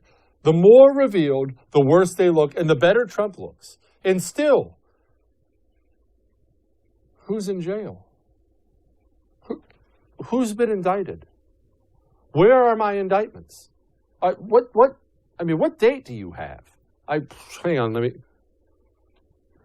man, my watch says October 7th. Hang on, that might not be right. Yeah, that's right. My phone confirmed it. It's October 7th. That seems like we're less than a month away from the election. Why do we not have indictments yet? What is the holdup? So I'm not even going to dwell on this. I'm not going to get excited. I know that once they declassify all this and this stuff comes out, I know it's going to make Barack Obama and Brennan and Comey and Clinton look even worse and look like blatant criminals. But until somebody does something to these people, don't expect me to get excited about it anymore. Stop telling me how mad you are, AG Barr. Show me. Show me. Somebody in handcuffs, not some low-level jerkwater FBI agent either. Somebody powerful, a decision maker in handcuffs, or I don't want to hear you yapping on TV anymore. Sorry. Trump postponed coronavirus relief bill. Quote, Nancy Pelosi is asking for $2.4 trillion to bail out poorly run, high-crime Democrat states. Money that is in no way related to COVID-19. We made a very generous offer of $1.6 trillion, and as usual, she is not negotiating in good faith. I am rejecting their request and looking to the future of our country. I have instructed my representatives to stop negotiating until after the election when, immediately after I win, we will pass a major stimulus bill that focuses on hardworking Americans and small business. Well, this is good news. The good news is this. They're going to stop spending money we don't have. I've never been as thrilled in my life as I am to hear that we have gridlock in Washington, D.C. Yes, I know Nancy Pelosi is weapons-grade scum. I understand that. Yes, I understand she wanted $2.6 trillion, or 2.4, whatever it was, to absolutely bail out all these Democrat states who intentionally bankrupted their states about COVID. I know. Every bad thing you could say about Nancy Pelosi, I agree. But let me give you a reality of life. And this is going to be a reality, so pay attention. 1,000 years from now, historians are going to sit around and they're going to study the American empire. We'll be gone by then. Nobody lasts that long, besides the Romans. That's another point. But they're going to be studying the American empire, America's rise, America's fall. We're that big, we're going to be studied. We're not one of these second-tier countries, so that's kind of cool.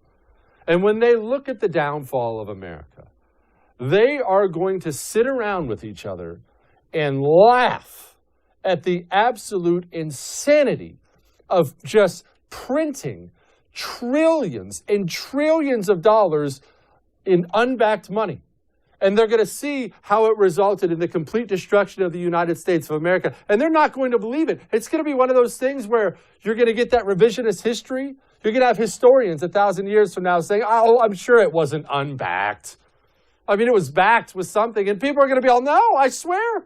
They just printed it. Not backed with anything. They just printed it off and acted like it was real. This money doesn't exist.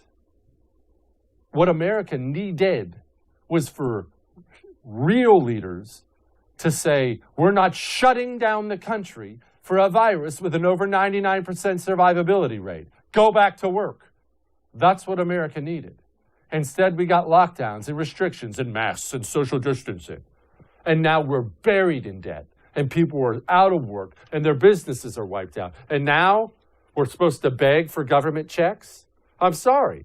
I'm not begging for a government check. I tell you. Trump went on to say this, quote, if I am sent a standalone bill for stimulus checks, $1,200, they will go out to our great people immediately. I am ready to sign that now. Are you listening, Nancy? No, she's not listening. Nancy Pelosi doesn't care about people. You know that. Nancy Pelosi is going to find a way to get a massive, wasteful stimulus bill passed that will pay off a bunch of people she loves, whether Trump gets elected again or not. I know she will, because they do it to us every single time. And we have Republicans who are unable or unwilling to stand up and say, we can't destroy America's financial system. Go back to work. There's your stimulus. Whatever. All right. Practice, practice, practice. That's how you get good at everything, including shooting. And here's the thing, and I'm talking to you veterans out there, just because you were good does not mean you stay good. Take it from me. There was a period of time there where I just didn't want to go to the range. I was done with the whole thing. I went back and I'm looking, I'm thinking, what happened to my skills? You can practice at home now with iTarget. Did you hear me? You can practice at home now with iTarget. No more spending a fortune on ammo, on range fees. With iTarget, they'll send you a laser bullet, caliber of your choice, fits right in your weapon. They'll send you a mini target, put the app on your phone, and you practice right there at home. Go get your iTarget today. Go to itargetpro.com. That's itargetpro.com. Use the promo code Jesse. We'll be back.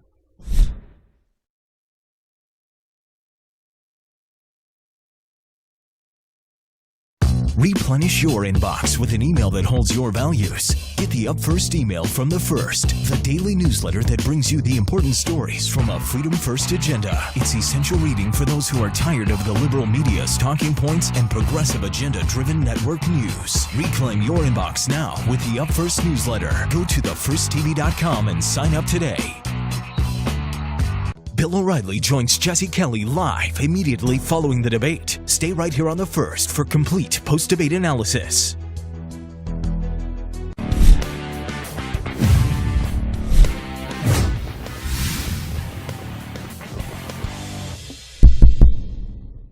Another day, another dumb thing that California has done, except this time it concerns prisons. The California Department of Corrections and Rehabilitation has decided that it will now house inmates based on their gender identity rather than their sex assigned at birth. Oh, here we go. The new law Newsom signed Saturday requires officers to ask inmates privately during the intake process if they identify as transgender, non-binary, or intersex. Then inmates can request to be placed in a facility that houses either men or women. I'm sorry, what? The new California law says an inmate's request cannot be denied based solely on a prisoner's anatomy, sexual orientation, or another factor that may be present among other inmates at any given facility. So you're telling me that a person with their dingle-dangles can be transferred to a women's prison because they want to be? Now, while some of this might seem very strange to some of you, this conversation has actually been going on for a very long time. And states all around the world have already instituted laws and changes to the prison systems in order to accommodate all of this. For example, Connecticut was the first US state to house inmates based on their gender identity rather than their sex. Even last year, I made a YouTube video about a Swedish man who murdered and dismembered his girlfriend, was put in a men's prison, then decided he was transgender and transferred to a female facility. And now I'm pretty sure he's actually out. So there's that too. Because who cares about public safety, am I right? And while the patently insane LGBT plus cult has probably decided that all of this is a great idea and will ultimately help transgender inmates, what they fail to see is how it has and will result in abuse, and how it has and will result in considerably more harm. Specifically to women and us, the taxpayer, who will inevitably come to fund the transgender reassignment surgery for inmates, as we've seen in the past. One piece of information from the UK in 2018 said that 1 in 50 inmates identifies as transgender in order to secure prison perks. Other sources say males identify as women in order to gain access to female prisons. Because, and no surprises here, the majority of people identifying as transgender in prison are men identifying as women. And again, while the LGBT plus camp argues that transgender inmates are victimized at a much higher rate than the regular prison population, again, they fail to realize what housing biological men with biological women means for women's safety. When it comes to this, let me quote myself. Nobody has yet demonstrated how and if transgender women pose less of a risk to biological female inmates and staff than any other regular biological male criminal. It's probably fair to assume that the majority of people would oppose putting biological male offenders in with biological female offenders. So I guess in this context, it raises the question of why this is appropriate. Does being transgender suddenly change the danger factor to female inmates? In the end, I patently don't understand why transgender inmates deserve any kind of preferential treatment as it is. But more than that, I personally believe that this is a terrible idea and will ultimately result in terrible, terrible, terrible consequences, especially for women, the main group of people that Democrats love to say that they're trying to protect.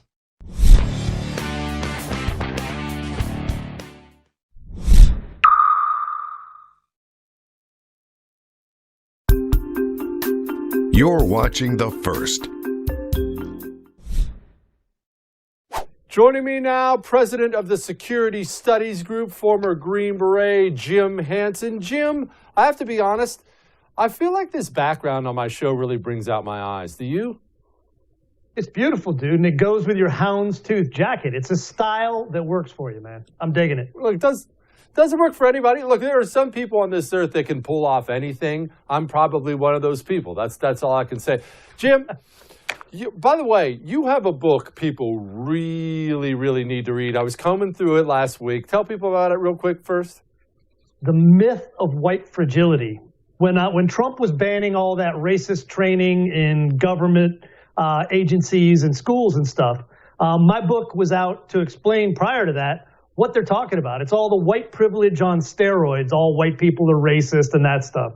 It's garbage. There's no science or facts behind it, so just kill it.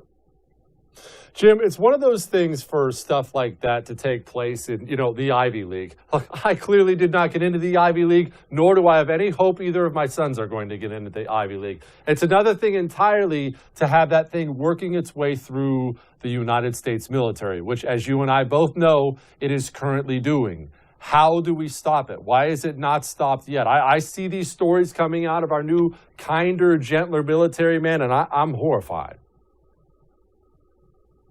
Here's the best thing, dude. It's actually a racist set of training.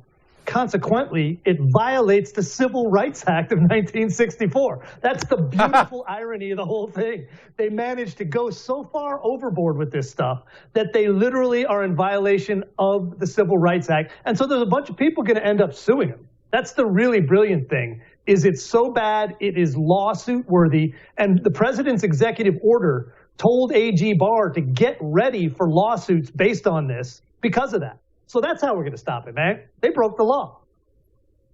Okay, AG Barr is all over this. How is that supposed to inspire confidence in me? What has AG Barr actually done yet?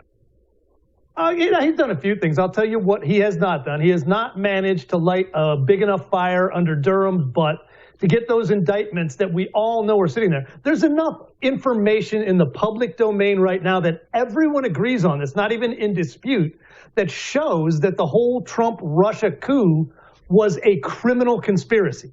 So he could be indicting any one of a dozen people. Now, what I think he's doing is he's rolling it up. The problem is Trump spent 4 years being abused by these people and never got a chance to see them punished in the way that the American people should before his reelection. So he got abused, he got smeared, he got cheated, he got crapped on by these people. They should be going to jail, and it's not happening when it should have before the election. That's wrong. Should I be nervous about this being intentionally kicked down the road? Jim, I don't like to be tinfoil on my hat guy, but when I see something taking this long, when all of a sudden all the bad people seem to be running out the clock, none of them seem to be that nervous. Turn on CNN tonight. I mean, if you're one of the two people who does, and you'll see, James Comey on there or John Brennan on there. They don't seem to be like nervous people who are lawyering up, Jim.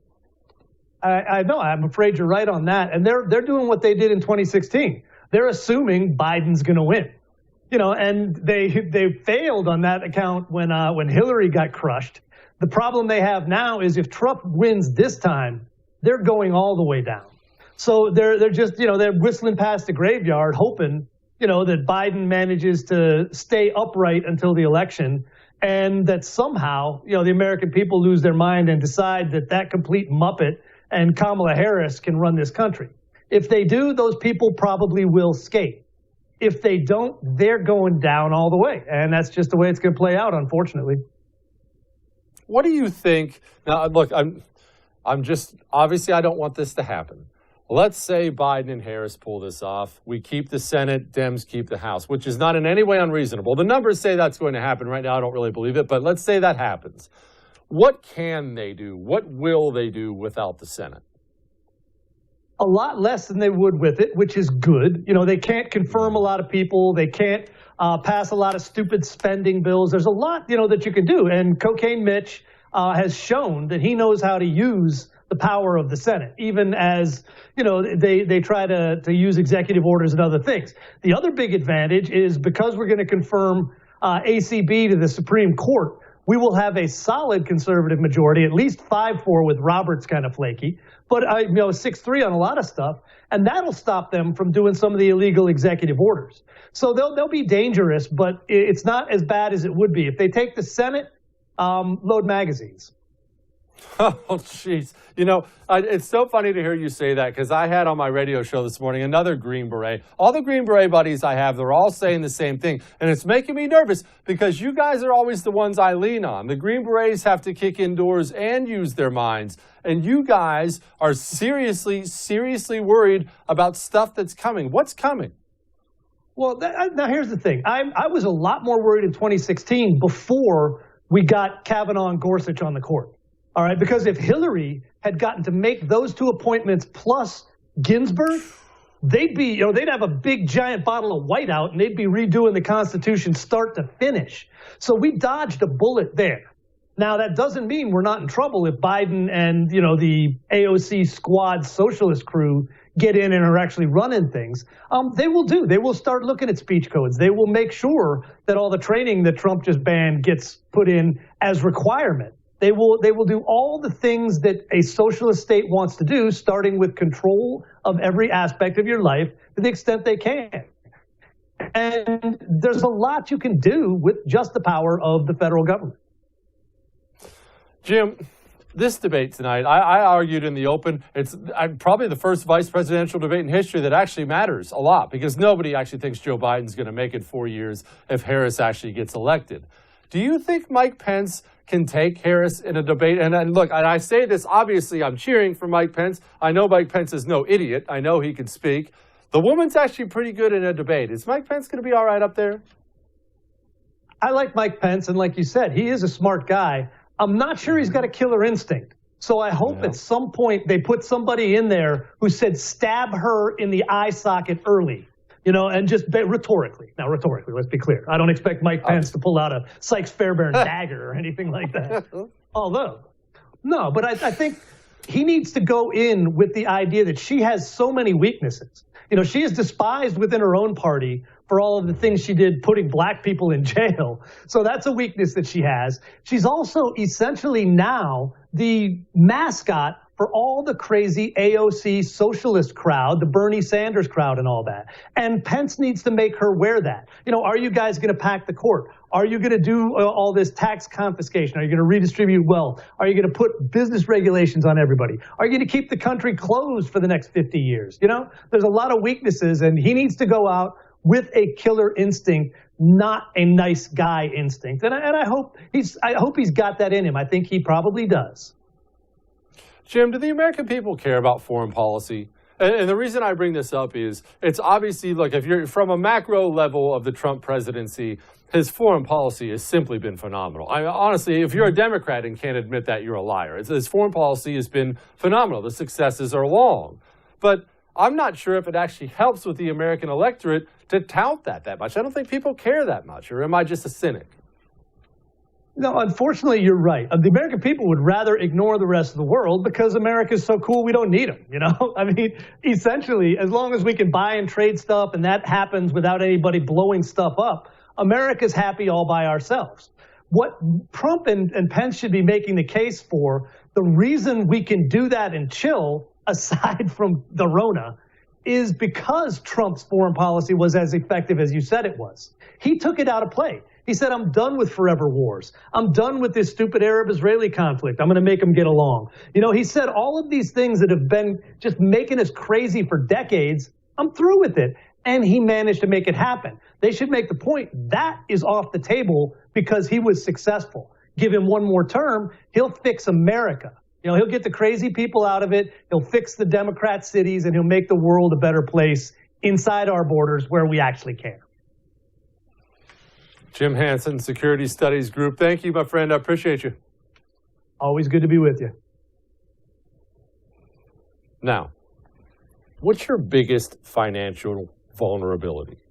The biggest one you have? It's your home. It's your home.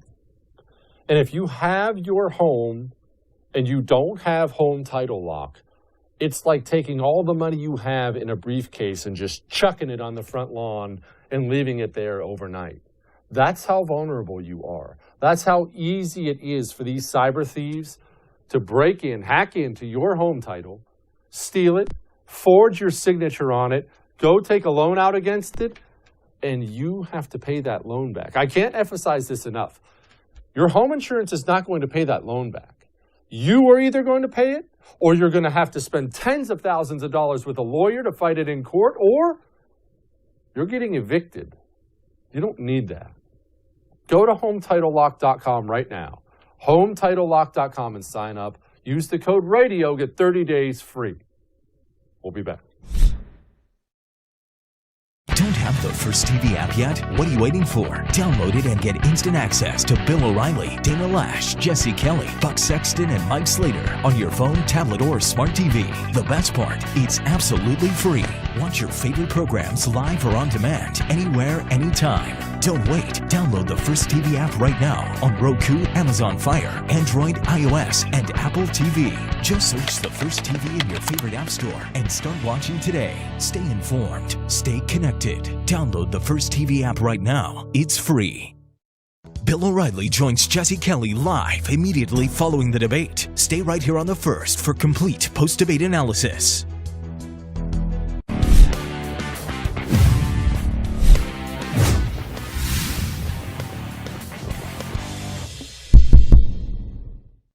Hey everyone, it's Madison Jessiato. Now, the President of the United States has officially announced his pick to become the next Supreme Court Justice, Judge Amy Coney Barrett.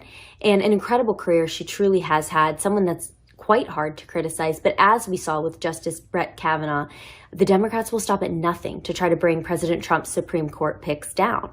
And so we have to take a look, at what is the truth about Amy Coney Barrett? Starting, of course, with the fact that there are already people online attacking her, with the longevity of her judicial career. Well, she spent, time on the appellate court for the Seventh Circuit since 2017. And some people are saying, well, that's not quite long enough. But you look back at many justices in the past who had spent no time on the bench, less than her. You look at Elena Kagan. Justice Kagan, when nominated by President Barack Obama as his second pick to the Supreme Court, had never been a judge before in her life. She was Solicitor General of the United States at the time. So I think this attack on Amy Coney Barrett is quite irrelevant. But we continue to move on, and people are trying to present her as a radical or as if her faith will interfere with her ability to be impartial on the bench. Of course, this isn't true. Amy Coney Barrett is a Catholic. Catholics make up over 20% of our country, only second to evangelical Protestants. We don't hear these attacks against Joe Biden or others. We don't hear these attacks against any other justice who has been put on the bench, and we've seen many Christians in the past. So again, this is a baseless attack against great Judge Barrett. But on top of that, you look back to when she was nominated to become an appellate level judge back in 2017, and there was bipartisan praise and support for Ms. Barrett. Her colleagues at Notre Dame Law School all praised her. They actually wrote a 2017 nomination letter supporting her nomination, saying she's a model of the fair, impartial, and sympathetic judge. And interestingly enough, there is a Bloomberg opinion columnist who's also a Harvard Law School professor, and he is a Democrat. He says, I don't agree with Amy Coney Barrett on much of anything. However, he said, I clerked with her in the Supreme Court back in the late 1990s, and even if I don't like her views on certain issues, I don't necessarily support the president. There's no doubt in my mind that she is someone who deserves and will do an amazing job as a Supreme Court justice, which I think is a really strong statement coming out of someone who definitely is on the other side, but recognizes her abilities as a judge and what she'll be able to do as a justice. Like I said, she's been praised by both sides in the past for her impartiality. As we know, she's a textualist, she's an originalist, she's someone who will look to the text of the Constitution and make sure that she doesn't stray away from those hard decisions. And that's exactly what we need on the bench. So as we move forward, I think confirming Amy Coney Barrett to become the next justice for the United States Supreme Court is the right decision. And, people say, well, it's really quick and, maybe we should wait. And of course, you look back to 2016 and everyone's flip-flopped on this issue. But the reality is there's no reason to wait to fill this seat. They have the votes that they need. They need to move forward. And in the past, there have been many people who were confirmed in a short amount of days. Of course, her predecessor, Ruth Bader Ginsburg, who she praised in her speech after being nominated by the president, was actually confirmed in under those 45 days that people had mentioned. I think it was 42 when she was nominated by Bill Clinton. So, we have to move forward, and hopefully we will see a Justice Amy Coney Barrett very soon.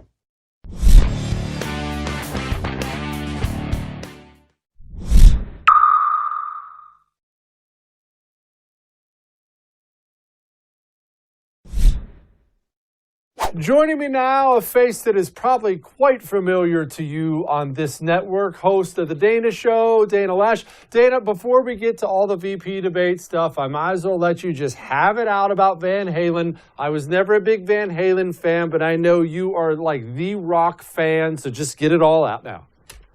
God love you for this. Eddie Van Halen, rest in peace, was like such an original.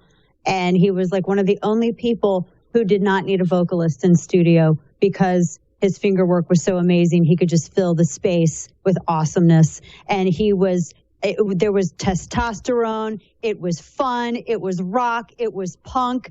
And I hate to think that it might be the end of an era, but I don't know. I hope we have more Eddie Van Halens in the future. But man, music is not going to be the same. God bless America.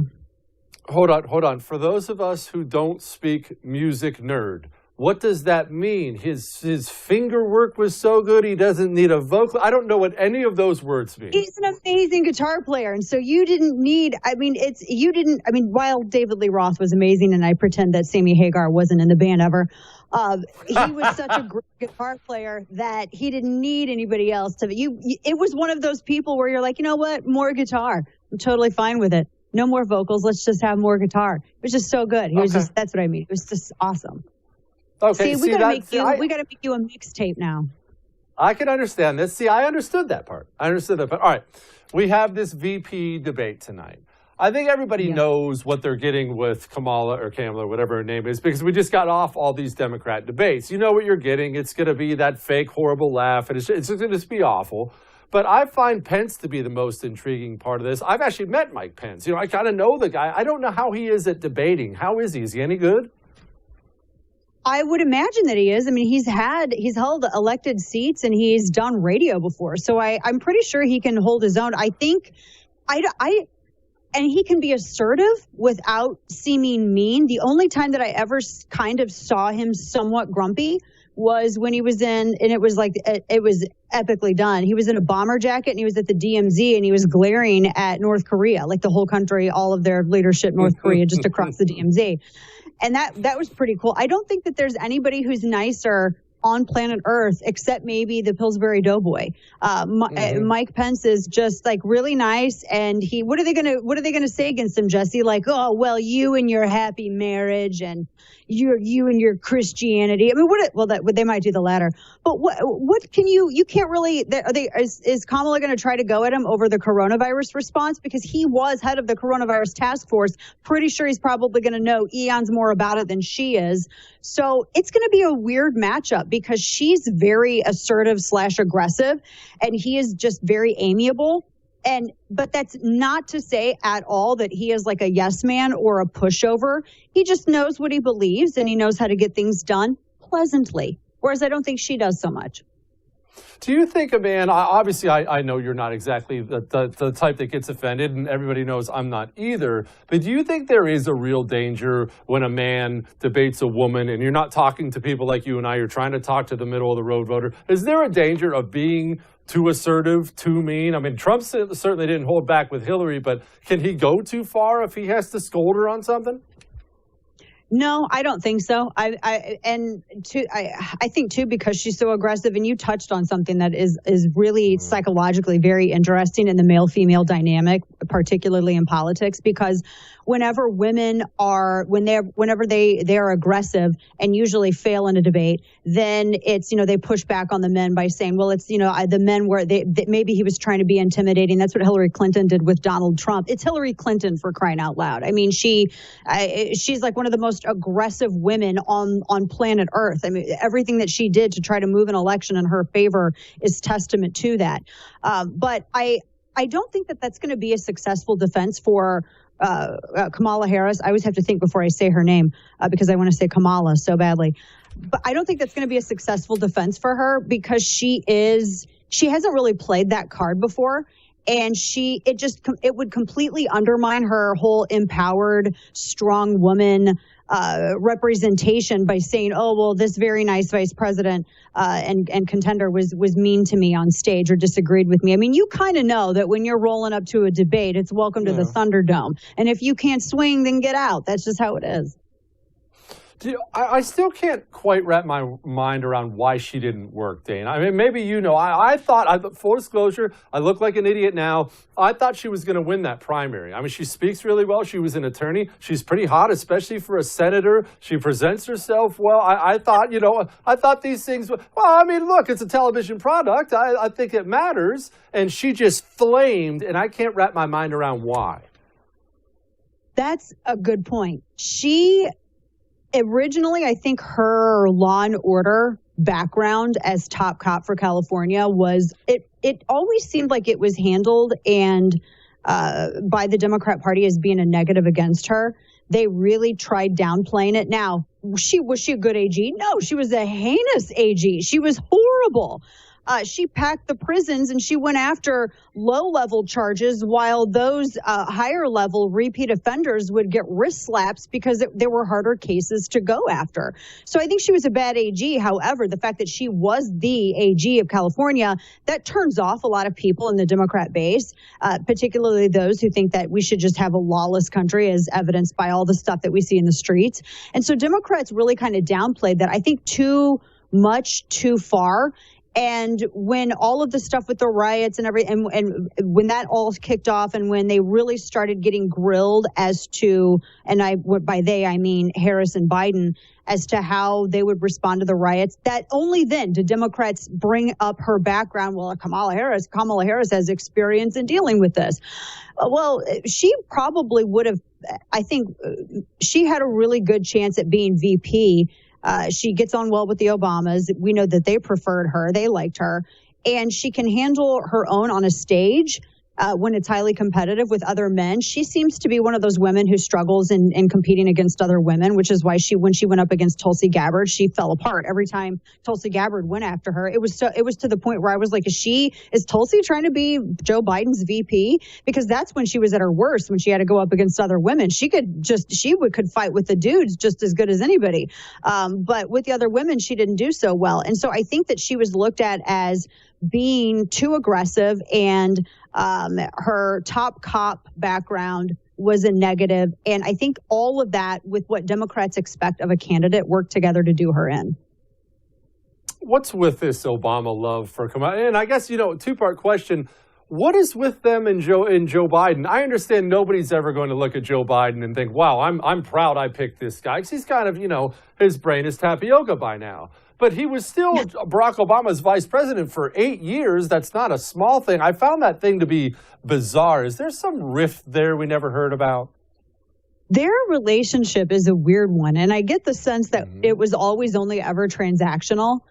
I think that Barack Obama is too afraid to lose any political capital or any popularity at all whatsoever by going too hard for Joe Biden. Michelle Obama, her saying what she did, the video that she released, she mostly attacked Trump and said very little about Joe Biden or even Kamala Harris. But with Obama, he didn't. He's never really been a team player. I mean, remember when he left office, he built this. He took what Howard Dean had done and they expanded it, this amazing digital apparatus that would get people in, register them to vote, network them. They had Netroots on his watch, all this stuff. And then when he left office, it's like he took all of that with him. He took basically the ingredients for the structure, for the lack of a better way to put it, and all of the momentum and the minds, and started doing his own thing. And Democrats were just kind of left floating out there in the current. They really did not have the benefit of what Obama had built. So he's never really been a team player ever. And he's always had short coattails. I mean, we remember back in 2010, the midterm elections. I mean, for crying out loud, he lost the House. His coattails couldn't take anybody over. And this was after they had a majority in the Senate and in the House, and they ran everything. And so to this, he does not want to spend any political capital. He wants to go down in history as being the cool president, the one that everyone likes. And to get too far into Joe and Kamala and push them too much is to spend some of that. And I don't know what he's waiting for, because this is the time that you spend that influence. And I'm not sure when he'll get another chance to do it. But it seems it's kind of selfish. And it just goes to show that Democrats, they're committing political seppuku here because, I mean, Jesse, where is their young guns bench? Who are the people that are coming up after Joe Biden? mean, seriously, you saw the people on stage as much as I did. They're old and tired. I'm glad you brought this up because everybody thinks I'm an insensitive jerk for bringing it up, which of course I am. But Joe Biden is 9,000 years old, and Nancy Pelosi is like 2 minutes younger than Joe Biden. I'm not insulting old people, but you have to have somebody younger than that coming up, and they have nobody. That psychopath AOC or Omar, who's probably going to be in federal prison soon, they don't have anybody who's young.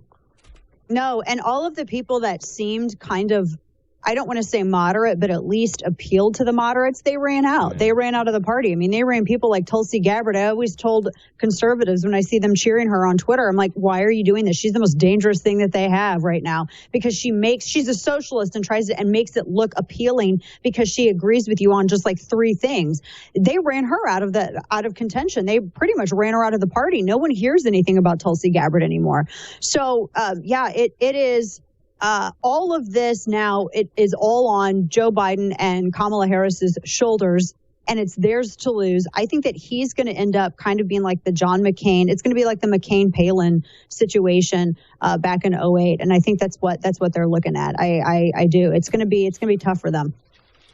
Catch her on the Dana Show. Dana Lash, appreciate it, ma'am. Good to see you as always, Jesse. Now, we obviously have a funny video for you, and this one is near and dear to my heart, so hang on, we'll be back.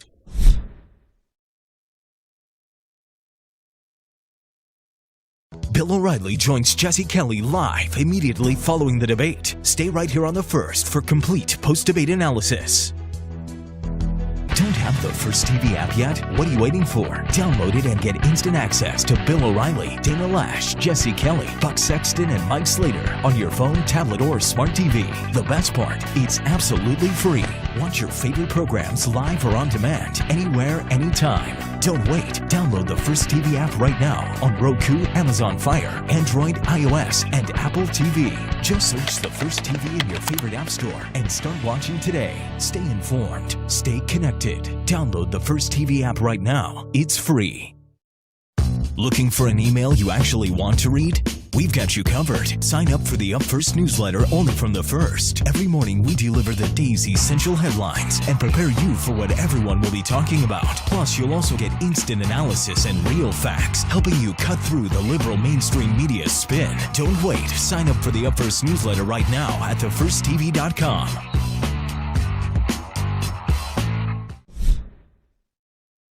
Raccoons. They were, at one point in my life, the bane of my existence because we were always outdoors and they were always into something, always knocking over the trash cans. And then my old man's all, go pick up the trash. The coons got in it again. It's a nightmare. It's a nightmare. So when I saw Joe Johns getting assaulted on camera by the raccoons, my heart went out to the guy. Where? Get! There he is. Ah! Now, no events on the president's schedule today, and important to say, the White House, especially from the damn frickin' raccoons, man. God, again, this is the second time. Jesus. I get the trap now. Look, they're persistent little buggers. Trash pandas. All right, remember, debate tonight. You don't have to change the channel. And post-debate, you get to see me give you all the live post-debate coverage. You're welcome. I'll see you then.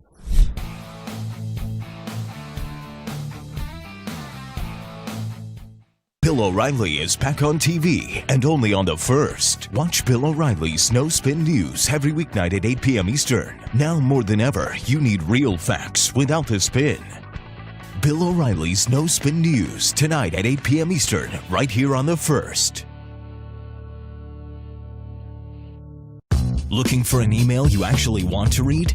We've got you covered. Sign up for the Up First newsletter only from The First. Every morning we deliver the day's essential headlines and prepare you for what everyone will be talking about. Plus, you'll also get instant analysis and real facts, helping you cut through the liberal mainstream media spin. Don't wait. Sign up for the Up First newsletter right now at thefirsttv.com.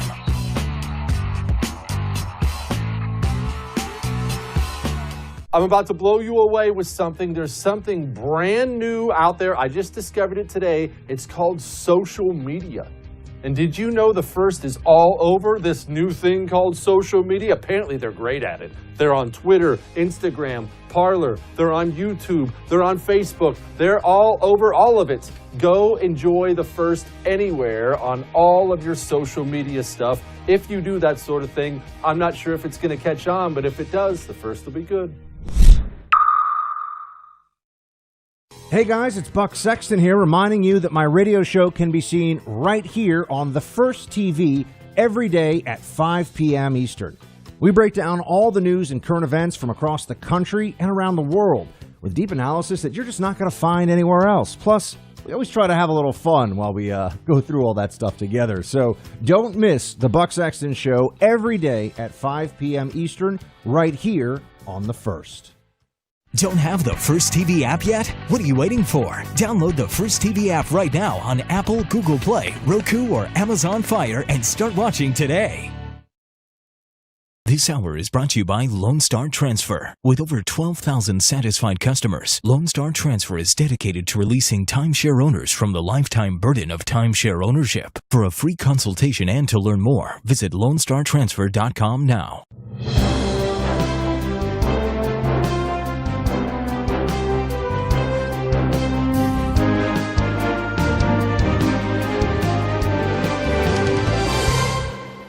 Hey, Bill O'Reilly here. Welcome to the No Spin News, Wednesday, October 7th, 2020. Stand up for your country. Big vice presidential debate tonight in Salt Lake City, Utah. Greta Van Susteren on deck to give us some analysis from her point of view. Also, today is the 24th anniversary of Fox News Channel going on the air. I told Greta just a few moments ago, I was lucky I got there when I was a teenager, so the 24 years doesn't really affect me that much. But we'll talk about that in this day in history at the end of the program. All right, let's analyze this big debate tonight. Let me give you some bio on both candidates first, some stuff you may not know, and then I'll tell you what is likely to happen. Now, you all know that I do not approve of Senator Kamala Harris. I do not approve of her. And if you don't know, we have a lot of new viewers. I mean, millions of people are watching us now every day, all over the world. If you don't know, it's because she denied Brett Kavanaugh due process. I didn't mind that she opposed the judge's nomination to the Supreme Court. But what she did to him and his family was unconscionable, un-American. We live in a country where you are innocent of all allegations until proven guilty. She threw all that out the window. And she's a former district attorney and attorney general, so she knows better. So just for that reason alone, I don't have any use for her. And then she has grown increasingly radical. In fact, she, Kamala Harris, is the most liberal senator in that body, according to people who analyze it, and I'll give you all the facts in a moment. But let's start with the vice president. So Mike Pence is 61 years old, from Indiana. His family, growing up, owned gas stations, all right? Raised Irish Catholic. Been married for 35 years, Mr. Pence has. Has 3 children, his son Michael, training to be a pilot in the Marine Corps. In 1981, Mike Pence graduated from Hanover College, degree in history. Then in 1986, graduated from Indiana University with a law degree. 88, lost a congressional race in Indiana. 90, lost again. Okay? Finally, in 1992, he won as a Republican congressman from Indiana. Stayed there in the House 7 years. Became governor in 2013. Okay? In between there, he did a talk show, a radio talk show, with the incredibly creative name of The Mike Pence Show. So he's had an interesting career. He is a confidant of Donald Trump, and I will explain that in a little while. Senator Kamala Harris is going to be 56 years old on October 20th, born in Oakland, California. Father is a Jamaican immigrant. Mother is from India, also an immigrant. Family was upscale. both mother and father educated. She graduated from Howard University with a degree in political science, did Kamala Harris. And then she got a law degree from Hastings College. I don't know much about Hastings College. In 2004, she was the district attorney of San Francisco. She went on the attorney general 2011 to 17. Back then considered a pretty hard liner against crime. That's changed dramatically. But back then, she was pro-police and didn't like the thugs very much. She ran for Congress, for the Senate in 2015, won in 16, and became increasingly left. All right? As you know, she ran for president. She did very poorly. Her campaign went bankrupt. She topped out at 4% of the vote. She didn't get any traction at all. And then Joe Biden appointed her to be his running mate because she was a black woman. Okay? And they both admit that. That's stated. Okay, so Senator Harris, this year, according to govtrack.us, which evaluates all the senators on their voting records and legislation proposals, okay? The study was dated August 14th, 2020, if you want to look it up. So, she is the most liberal senator in the Senate, even more left than Bernie Sanders. Incredible. All right? She has not denied this study. She doesn't basically say anything about it. She believes that the United States is a racist country. Now that's Pence's big opening. There it is. And I'll get to that in a moment. So she is a very, very progressive liberal. And tonight, if Mike Pence wants to help his partner, Donald Trump, he's got to zone in on that, okay? All right, so Mike Pence dines with Donald Trump at least once a week, sometimes twice a week. He is very close to the president. He is an advisor that Mr. Trump listens to, okay, probably more than anyone else. So he knows the mind of Donald Trump, which can be a frightening thing, as you know if you read my book, The United States of Trump. In the debate tonight, I believe that Kamala Harris will ignore Mike Pence and go right after Trump. Trump is this, Trump is that, everybody's dead from COVID because of Trump. Trump is bad, he's evil, Trump. Okay, that's what we expect. Because Mike Pence, you know, it's all about Trump. Yes, Trump or no Trump. Mike Pence doesn't factor in much. Now, the vice president should basically highlight the senator's background and say, you benefited from your parents coming here from other countries, prospering, and then you prospered. How can you possibly say there's systemic racism in America? How can you possibly do that? Just by your own life. What's the matter with you? What's the matter with you? Now, the press will kill Pence, but the audience will be leaning in. All right? Now, Susan Page is the moderator, USA Today, Gannett, left-wing operation, no doubt. I've interviewed Ms. Page. She's all right, but Pence has got to do it. Page isn't going to ask these kinds of questions. He's not. Pence has got to do it himself. Will he do it? He's a button-down guy. He's not a confrontational guy. He has to do it to get some momentum back behind the Trump-Pence ticket. Right now, it's foundering. All right, I know a lot of you Trump supporters out there don't think it is, but it is. It is. But there are 27 days left, and a lot could happen. And next week is the big debate in Miami, and we're going to zone in on that big time and tell you what the president has to do. Will he do it? Probably not. All right. So the Rasmussen Daily Tracking Poll, which is the most reliable poll today, 44% of U.S. likely voters approve of Donald Trump, 54% disapprove. That is a loser. That is a loser. And Rasmussen has been kind to President Trump. But again, he has time to turn it around. It's my duty and obligation to bring you the truth, and I am bringing you the truth. Okay? So tonight during the debate, I'll be tweeting at Bill O'Reilly. Tell all your friends. because you'll get instantaneous analysis from me. And then tomorrow, of course, we'll do the program, so you get all that. But zone in on our tweeting. What does COVID-19 have to do with losing your home? Well, the FBI reports that since the virus struck, cybercrime up 75%. The legal title to all of our homes online. Home title theft is a cybercrime.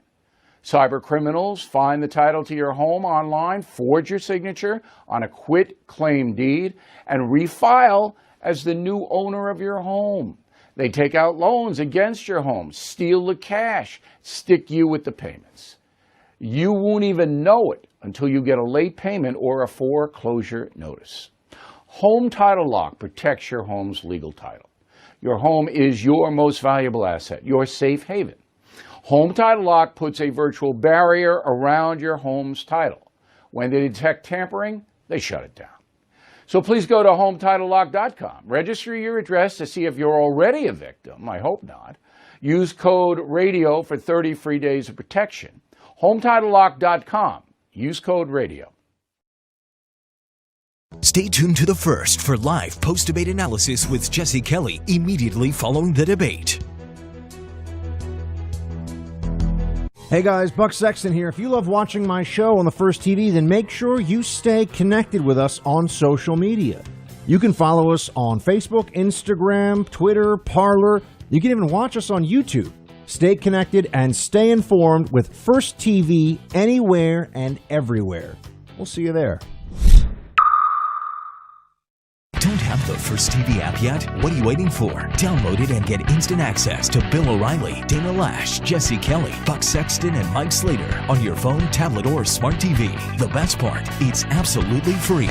Watch your favorite programs live or on demand, anywhere, anytime. Don't wait. Download the First TV app right now on Roku, Amazon Fire, Android, iOS, and Apple TV. Just search the First TV in your favorite app store and start watching today. Stay informed. Stay connected.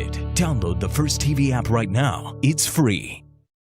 A wise man once said you should do something great every single day before you go to sleep at night, and I have great news for you. Now you can.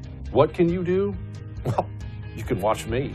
Every single night, 9 p.m. Eastern, right here on The First. My show, I'm Right, blows you away with incredible wisdom, hilarity, and of course, stunning good looks.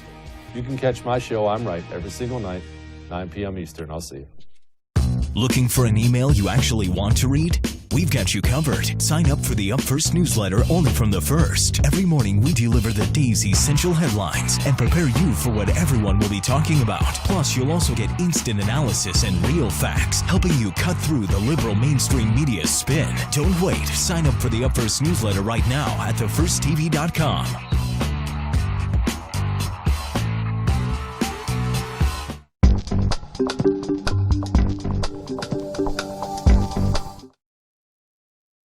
Let's go now to Greta Van Susteren, my former colleague. She is in Washington, D.C., watching the presidential race very closely. So, you know me, I'm a big bloviator. You made fun of me on many occasions, off the air, in the hallway.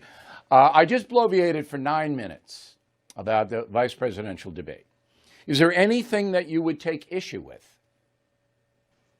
Well, you and I are very different. You tell everybody exactly what you think, and you help people think. I, on the other hand, I'm very different. As I sort of lay out the facts and let them sort of decide for themselves. I don't know. It's like, I don't know all the things you said about Senator Kamala Harris. I don't know them to be true. Those are things that she will have to answer to tonight. So I'm a little bit more distant than you are on these things. Now, I think you're right about Governor Mike Pence, or not Governor, Vice President Pence, is that he is not confrontational, and she certainly was more aggressive in her primary debate. So, I mean, there may be some sparks going back and forth. But look, this debate, vice presidential debate, is different from prior ones, which were sort of like almost like window dressing to campaigns, because both gentlemen running for president, President Trump is 74, Vice President Biden is 77, I think. And so obviously their age plays a factor, and there's a lot of attention on who might be one heartbeat away from being president. So this is going to be a very important debate, but I'm going to let the viewers decide for themselves. But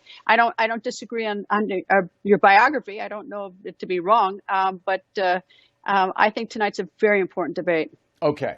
So my analysis based on facts, because that's what I do, is that Senator Harris is the most left-wing senator in that body. And that study has not been reputed by her at all, and it's there in stone for anybody who wants to see it. All right, all the analysis is there. All of her votes are there. So I don't believe we live in a far-left country. Okay, I don't believe we do. Wouldn't Vice President Pence then be very smart to go in and just rattle her cage on that? Well, I think, of course, of course he wants to be aggressive and point out the things that may not be popular to a good portion of the country.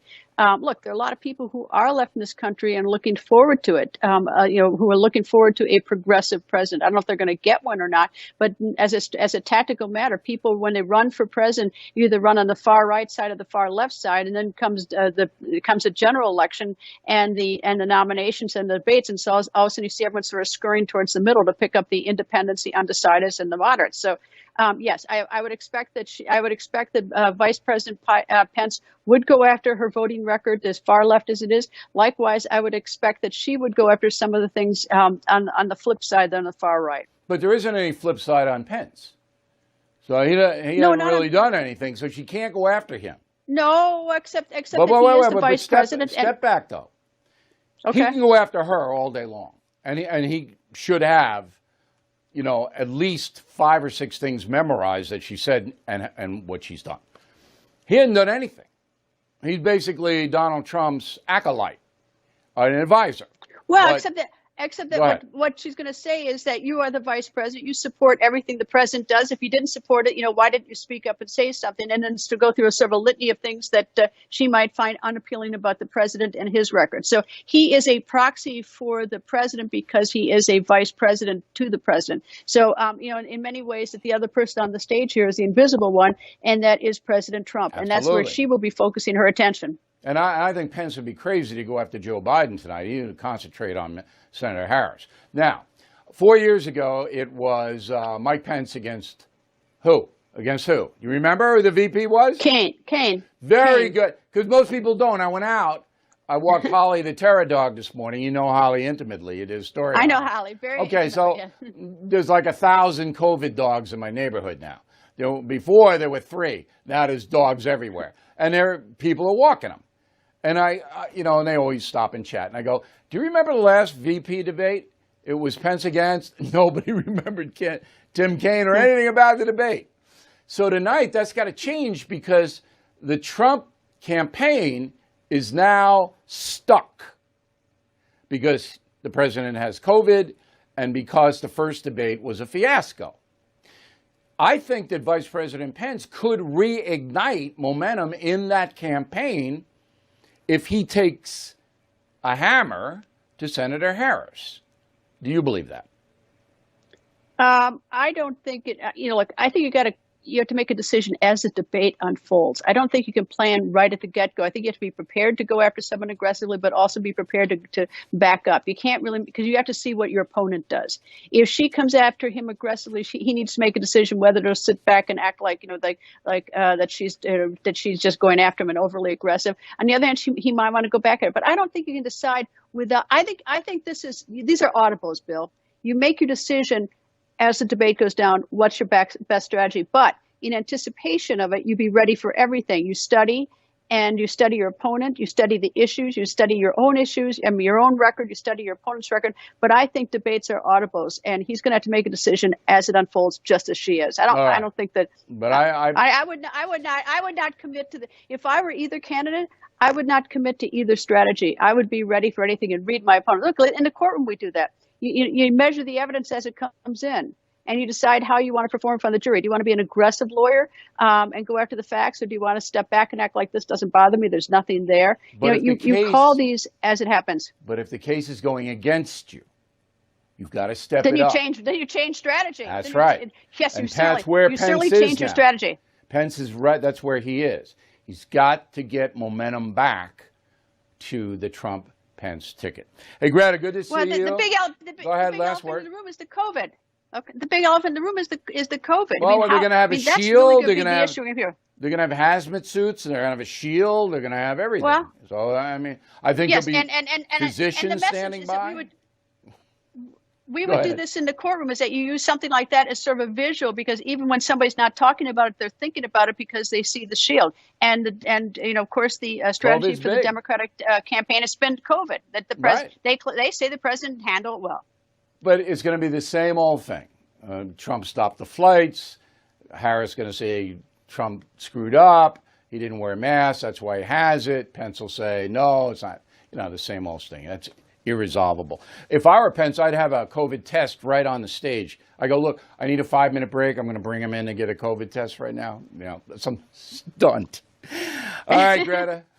Thanks for helping us out. We appreciate it. I'm glad you're well down in Washington. If you are stuck in a timeshare, you're not alone. For many, timeshares are passed from one generation to the next, fees included. Lone Star Transfer is here to give you some peace of mind. A family-owned business with more than 13,000 satisfied customers. Lone Star Transfer is dedicated to releasing timeshare owners from the lifetime liability of timeshare ownership. They have an A+ rating with the Better Business Bureau, a 99% success rate, and more than 15 years of experience getting folks like you out of their timeshares, while personally making your experience a pleasant one. Plus, I guarantee you a termination time frame in writing. For the top customer service in the market and an upfront and free, no-obligation consultation, please call Lone Star Transfer right now, 833-594-0079, or visit LoneStarTransfer.com, 833-594-0079, or LoneStarTransfer.com. Stay tuned to The First for live post-debate analysis with Jesse Kelly immediately following the debate. Hey guys, Dana Lash here, reminding you to download the First TV app right now. With the First TV app, you can watch my show, The Dana Show, live or on demand, anywhere, anytime.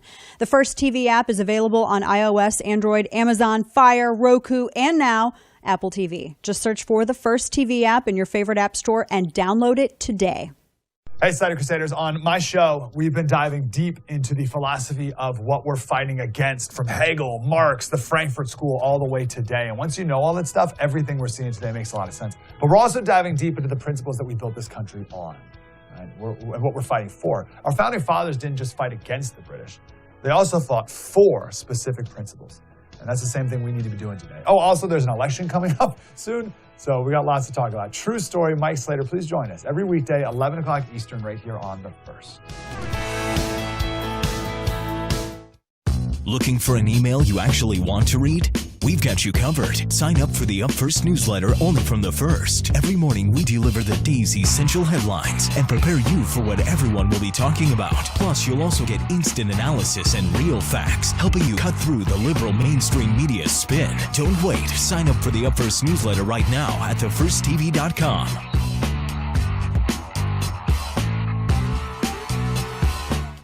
A wise man once said you should do something great every single day before you go to sleep at night, and I have great news for you. Now you can. What can you do? Well, you can watch me. Every single night, 9 p.m. Eastern, right here on The First. My show, I'm Right, blows you away with incredible wisdom, hilarity, and of course, stunning good looks. You can catch my show, I'm Right, every single night. 9 p.m. Eastern. I'll see you. Hey guys, Buck Sexton here. If you love watching my show on The First TV, then make sure you stay connected with us on social media. You can follow us on Facebook, Instagram, Twitter, Parler. You can even watch us on YouTube.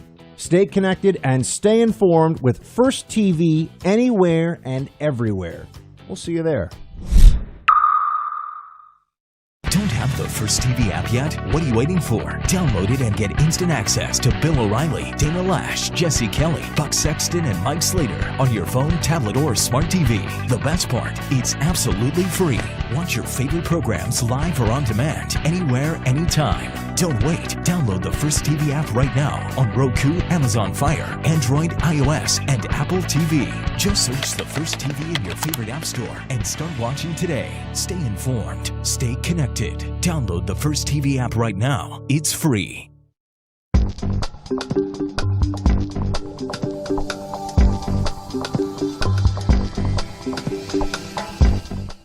Bill O'Reilly joins Jesse Kelly live immediately following the debate. Stay right here on The First for complete post-debate analysis. Vice President Biden doesn't really want to debate next week. I have this from very, very good authority. They feel that they did so well in the first debate, the Democrats, and the polls show that, even though the polls are push polls, they're not honest. But let's face it, Donald Trump didn't help himself in the first debate. That's the truth. So Biden doesn't really want to go back in the arena. And he will. He has to. But here's what the vice president said yesterday. Go. I was tested today again and negative. I don't know exactly what the rules are going to be. And I'm not sure that what President Trump is all about now. I don't know what his status is. I'm looking forward to being able to debate him, but I just hope all the protocols are followed, what's necessary at the time. I think if he still has COVID, we shouldn't have a debate. All right. So, there you go. I believe the debate will happen a week from tomorrow. President Trump replied, quote, his campaign replied, quote, President Trump will be healthy and will be there. There's no getting out of this one for Biden. Okay. And then Trump tweeted, looking forward to debate on the evening of Thursday, October 15th in Miami. It will be great. Okay. Make the debates great again. We'll get hats and all of that. Okay. What else we get? The debate next week, by the way, is a C-SPAN thing. Steve Scully is the moderator. I'll tell you a bit more about Steve next week, but we want to just keep the focus on the VPs tonight. Now, as you know, I don't have any use for the corporate media in America. I believe it's corrupt across the board. I think I've proven my case beyond any reasonable doubt. But here's another example. So you remember earlier this week, Lester Holt, the anchorman for the NBC Nightly News, had a town hall with Joe Biden. At that town hall, two men appeared to ask questions. One was a lawyer named Peter Gonzalez, all right, and the other was a marketing executive named Ishmael Ilano. All right. They asked questions of the vice president. Now, Lester Holt told the audience that they were undecided voters. Undecided. However, a little investigation reveals that on MSNBC, both men appeared with the caption, Gonzalez, Republican for Biden, and Ilano, independent for Biden. Okay? So what NBC News did is they took two anti-Trump people from MSNBC, trucked them on over to NBC, and put them on under a different title. Now, I can't believe Lester Holt knew that. I pray that he did not. I worked with Lester at Channel 2 in New York, WCBS. I have a lot of respect for Lester. I hope he wasn't in on that con. But this is just unbelievable what's happening here in this country. This is NBC News, Huntley Brinkley. It's owned by the Comcast Corporation, which is centered in Philadelphia. And now you're putting a fix in on a town hall meeting with a presidential candidate? That's what you're doing, NBC? And you're stupid enough to take people from MSNBC that you've already branded pro-Biden voters and then tell the people watching the town hall that they're undecided? I mean, this is just, I can't tell you how dishonest This is just fraud. And this is happening at all the networks and all the cables. I'll tell you. All right, so, and here's another example. So President Trump stopped the negotiation on the COVID stimulus package. And he got hammered by the press. Okay. Now, when I saw this, I knew there was a reason, and it didn't take me more than 5 minutes to find out the reason. So let me walk you through this. So the Democrats want $2.2 trillion in COVID stimulus. The Republicans have countered with $1.6 trillion, both enormous amounts of money. I mean, it doesn't mean anything to us now because we're used to hearing 30 trillion, 25 trillion. But this is an enormous amount of money. Within the 2.2 trillion, Nancy Pelosi has $436 billion for places like Portland, Oregon, Seattle, New York City, chaotic towns that through their own fault are falling apart. So that means that taxpayers in Texas, in Florida, in Kansas, in North Dakota, everywhere, will be paying for the incompetency of San Francisco, New York, Portland, Seattle, and other towns. So the president goes, no, we're not going to do that.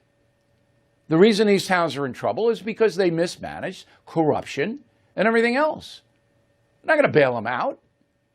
And then, as part of that bill, Pelosi wants $600 given to people as a jobless benefit until January. That takes them out of the workplace. They're not going to make $600 a week, most of them. So they just sit by and do nothing.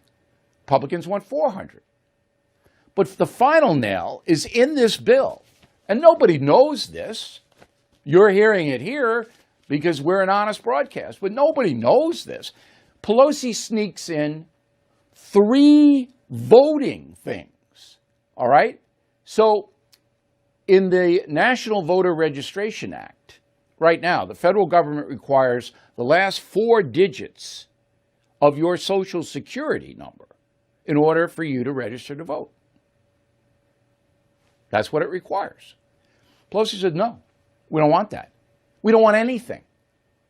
No proof of citizenship, nothing. That's number one.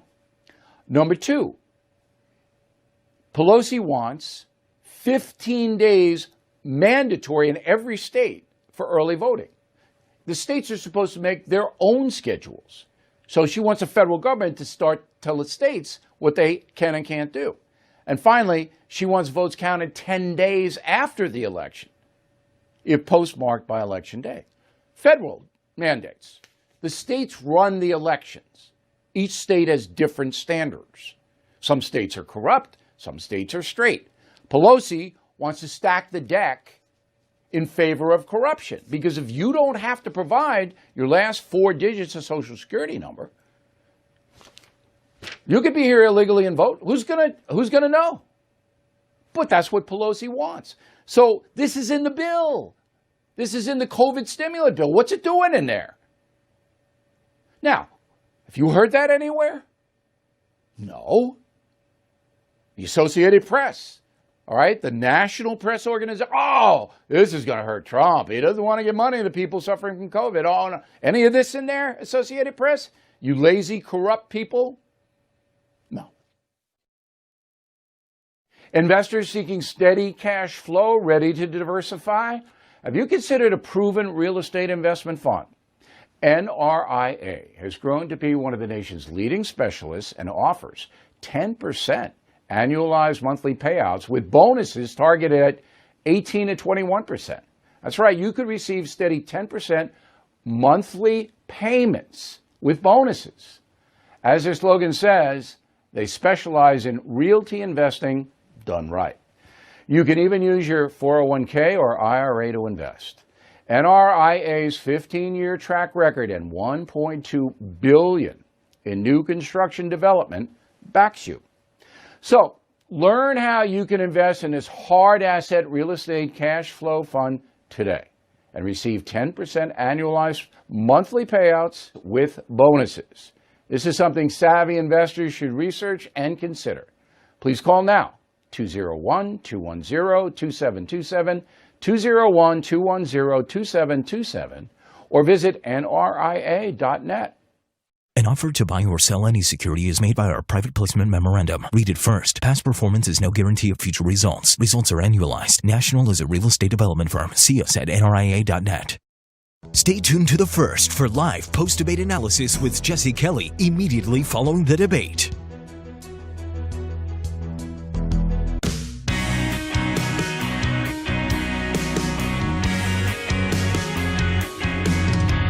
Hey everyone, it's Madison Jesse Otto coming to you once again with the good news. Now, we've all seen the incredible news that our wonderful President of the United States has been released from Walter Reed Medical Center and has returned to the White House. As a result of this, we have some great economic news coming in as we see the stock market surge to a 2-week high following the President's release. So wonderful news there. And when we talk about great news and we talk about a lot of companies that have done a lot during the coronavirus pandemic, we're not looking to cut our airways.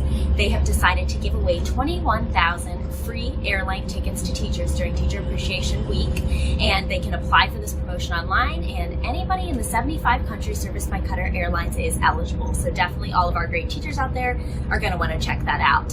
And one story that really warmed my heart this week comes from a grandpa, Randy Long in Alabama. Now, Randy has a son and a grandson that he spent many years pitching baseballs to at the batting cages, and when he was cleaning out his garage, he found a bucket of baseballs. He knew that his, son and grandson were now grown and wanted to make sure that someone else had the opportunity to experience the joys that spending time with family like he had. So he donated the balls to a local batting cage, and he said, with this special little note, I hope someone can use some of these balls in the batting cages. I found them cleaning out my garage. I pitched them to my son and grandson for countless rounds. My son's now 46. My grandson is 23, I'm 72, and what I wouldn't give to pitch a couple buckets to them again.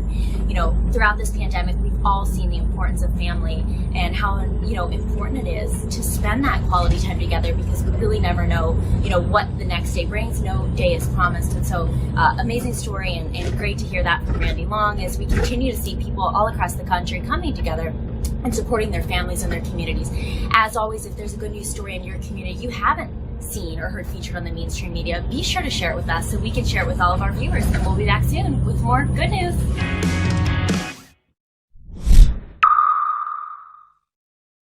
Hey guys, Dana Lash here, reminding you to download the First TV app right now. With the First TV app, you can watch my show, The Dana Show, live or on demand, anywhere, anytime. The First TV app is available on iOS, Android, Amazon, Fire, Roku, and now Apple TV. Just search for the First TV app in your favorite app store and download it today. California is a beautiful state. How many times have I said that? Been to every county in California. Love California. So now Governor Newsom says, when you're at a restaurant, and some restaurants are open, 25% of capacity, whatever, in between mouthfuls of food, you got to put your mask back on. So now this mask comes from China. It's a China mask. Anyway,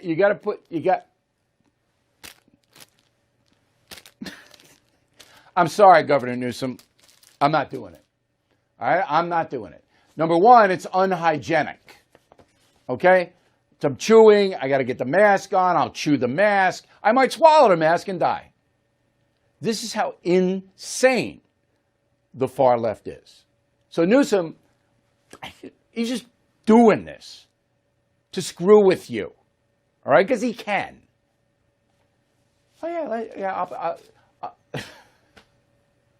It's incredible. I don't know how you eat a Big Mac with the mask on. How do you do that? Or the Whopper would be all over you. You think I'm making this up? I'm not making it up. I'm not making it up. Here's a tweet. Quote, this is from Newsom. Going out to eat with members of your household this weekend? Don't forget to keep your mask in between bites. All right, grand jury in St. Louis indicted Mark and Patricia McCluskey. They were the couple who came out of their house with guns when Black Lives Matter broke the gate to their private road and marched on in. They own the guns legally. They're being charged with illegally brandishing firearms. the insane district attorney, Kimberly Gardner, funded by George Soros, brought this case to a grand jury and they're indicted. This is what they call political prosecution. This happens in Cuba, in Russia, in Nazi Germany. This is political prosecution. There's no case here. They have the right to come out with legal firearms and protect their home. They have the right to do that. Now, the governor of the state is going to file a brief to throw this out, and the attorney general of Missouri. And it will be thrown out. But this is using your power as a district attorney to persecute someone because of political beliefs. No doubt about it. This is what George Soros wants. He gave this loopy DA, he gave her $116,000 for her campaign. You don't see the danger? Kamala? Joe? Huh? You don't see the danger coming? Associated Press, let's get back to the AP. They have a style book. When I was at Boston University taking journalism courses, we had that style book. And this is what you're supposed to do. All right, the AP puts a book out every year. So the new style book says you can't use the word riot. Riot is gone because that word is stigmatizing. So you can't, if there's a riot, you can't call it a riot. You can't, because it's stigmatizing. Here's a quote from the AP. Ready? Focusing on rioting and property destruction rather than underlying grievance has been used in the past to stigmatize broad swaths of people protesting against lynching, police brutality, or for racial justice, unquote. So the AP says, don't use riot, use unrest. Unrest, not riot. Corrupt press, no doubt it is. You all know that. That's why you're watching me. That's why you come here. Corrupt press, right there, combined with far-left violators of constitutional rights. Corrupt press, violators of constitutional rights. You see what's happening? There's a convergence coming. Every one of us will suffer. Because there's nothing we can do about the corrupt press. There's nothing we can do about Comcast or Disney. We can't do anything about that. And the prosecutors are elected. AP. Eddie Van Halen, dead at 65. Big smoker, big drinker, throat cancer. You know, legendary guitarist, obviously, if you follow Van Halen over the years. Very sad situation. 65 now is young. Used to be if you were 65-year-old. Not anymore. So anyway, our condolences to the Van Halen family. The lesson here is don't smoke. Please don't smoke. And if you drink a lot, your liver is going to give out. So those are not things you want to do. NBA. Nobody watching the playoffs? LA Lakers, Miami Heat.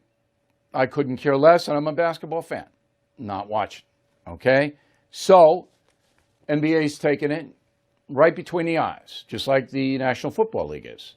How? People aren't buying their stuff. Their jerseys, their hats, their sneakers, not buying it. Why? Well, in the NBA case, it's because of LeBron James, the superstar LA Laker forward. Mr. James has become a far-left guy, an arrogant guy on politics. Tremendous athlete, I mean, no doubt about it. But even as good as he is, nobody's watching him. They're not going to watch that. Why are we going to watch that? All right? So the commissioner of the NBA, who's frightened to death of LeBron James, is named Adam Silver. Here's what he says. Go. I would say in terms of the messages you see on our court, on the jerseys, this was an extraordinary moment in time when we began the discussions with the players and what we all lived through this summer. My sense is there'll be somewhat a return to normalcy, that those messages will largely be left to be delivered off the floor. Yeah, I think so. So you're not going to see the Black Lives Matter on the jerseys next year because now the bottom line being impacted. And I said this about the National Football League as well. You guys playing in these leagues, your salaries coming down. Big time. All right? Coming down. Because the teams are not making nearly as much money as they used to make because people are angry about all this far-left activism on the field and on the court. It's very simple. So Silver sees it. He's still frightened of the players. And the National Football League, they're frightened of the players too. 70% of all NFL players are black. All right? But when it comes down to money, then things change. Then they change. This day in history, 24 years ago, October 7th, 1996, the Fox News Channel first broadcasted. I was there. Let's see the picture. See that now? I was only 18 years old, and I got in early, younger guy. The O'Reilly Report, and that was on at 6 o'clock. At 7 o'clock, Mike Schneider had a report.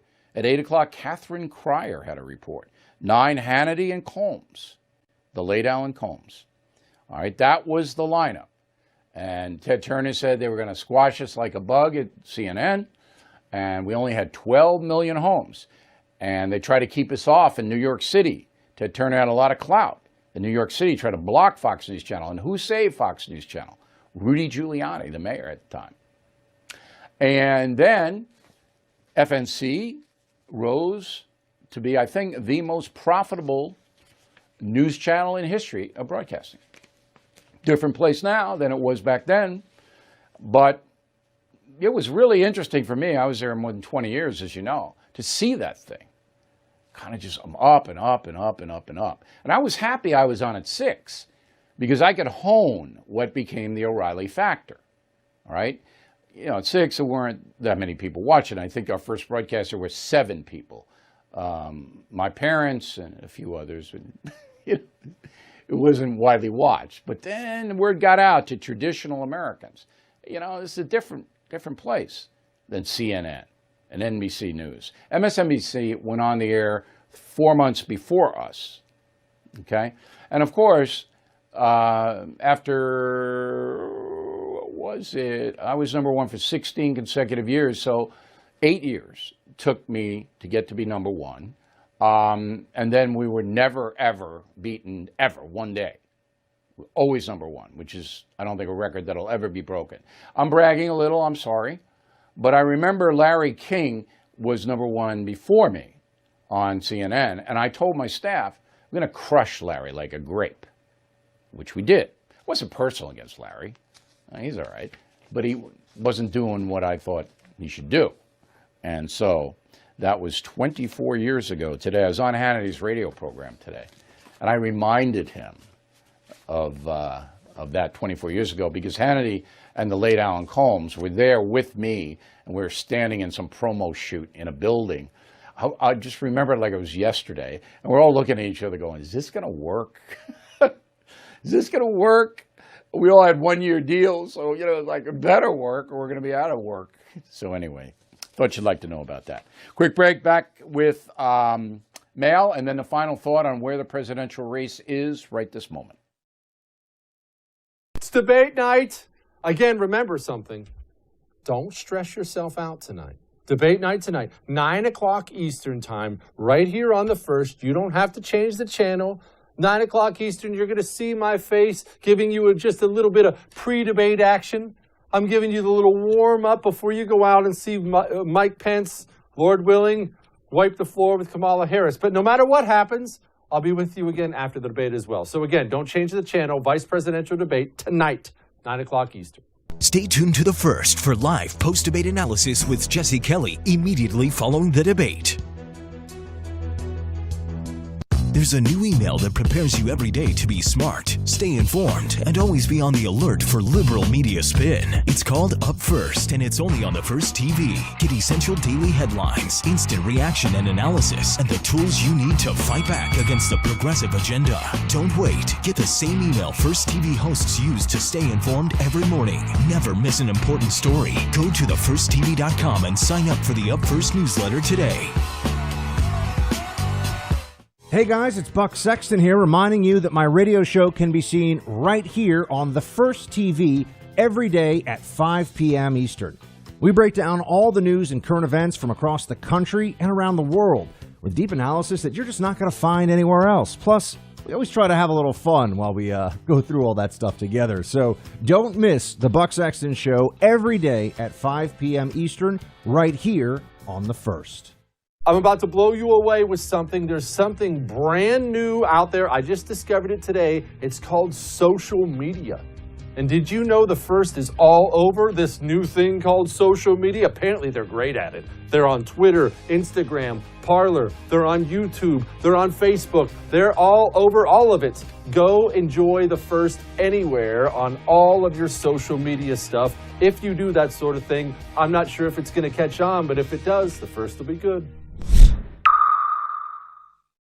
Hey, Cider Crusaders. On my show, we've been diving deep into the philosophy of what we're fighting against, from Hegel, Marx, the Frankfurt School, all the way today. And once you know all that stuff, everything we're seeing today makes a lot of sense. But we're also diving deep into the principles that we built this country on, right? What we're fighting for. Our founding fathers didn't just fight against the British. They also fought for specific principles. And that's the same thing we need to be doing today. Oh, also, there's an election coming up soon. So we got lots to talk about. True story, Mike Slater, please join us every weekday, 11 o'clock Eastern, right here on The First. Hey guys, Dana Lash here, reminding you to download the First TV app right now. With the First TV app, you can watch my show, The Dana Show, live or on demand, anywhere, anytime. The First TV app is available on iOS, Android, Amazon, Fire, Roku, and now Apple TV. Just search for the First TV app in your favorite app store and download it today.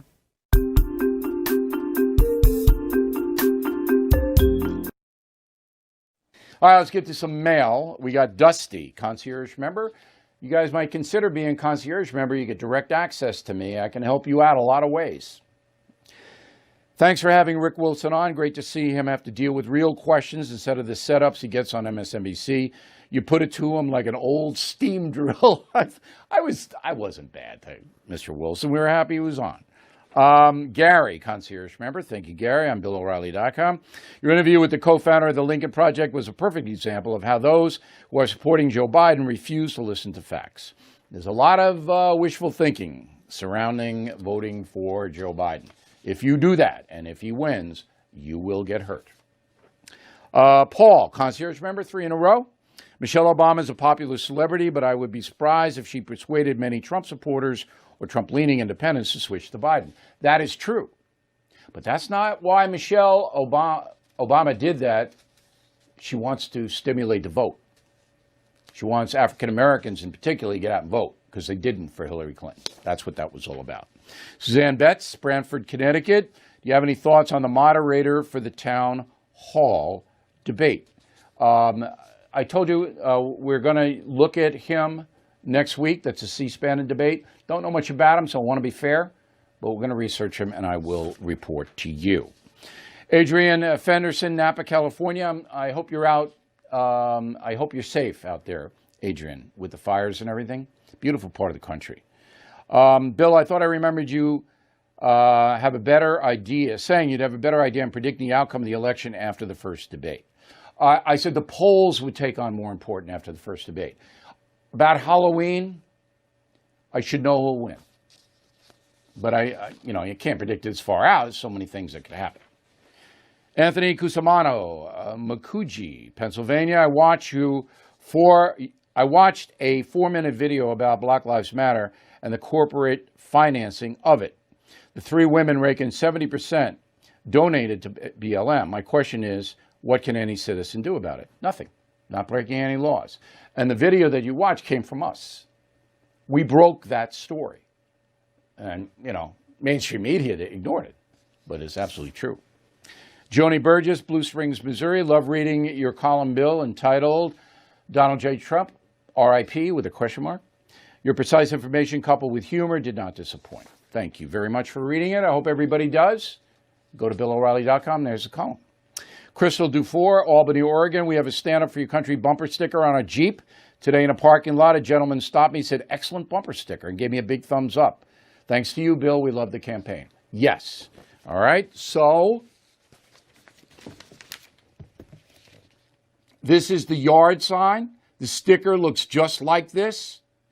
If you buy a copy of Killing Crazy Horse on BillO'Reilly.com, you get 5 stickers free. Important. Stand up for your country. Very, very important.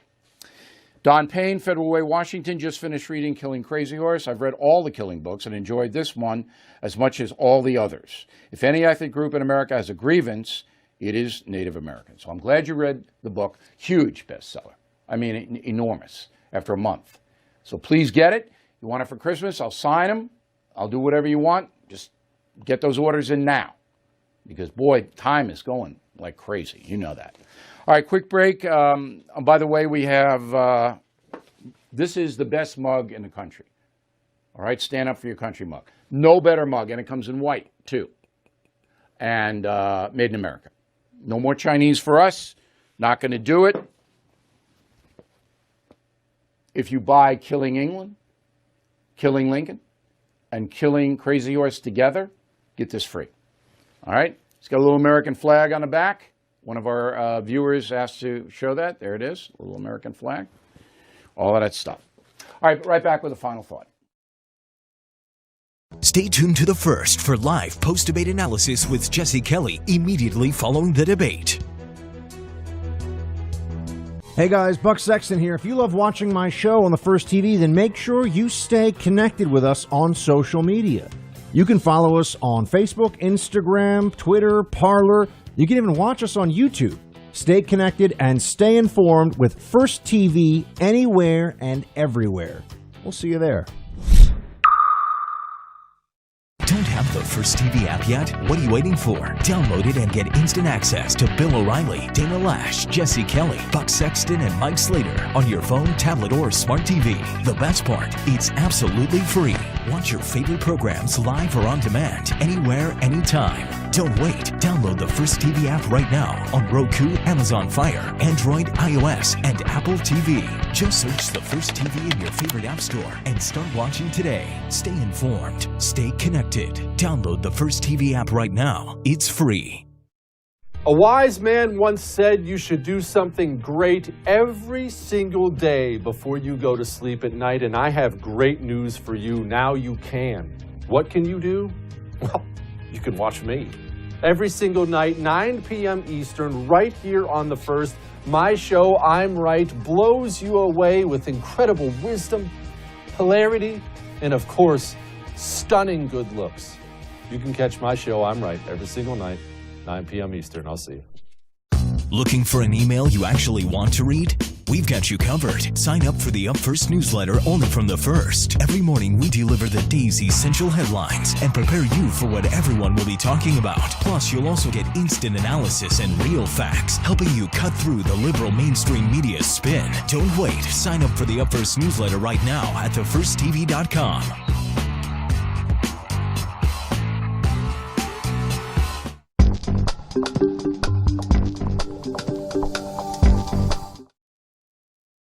So everybody's asking me who's going to win, who's going to win, who's going to win. And I don't know, as I told you. But I can tell you right now, Joe Biden is in the lead.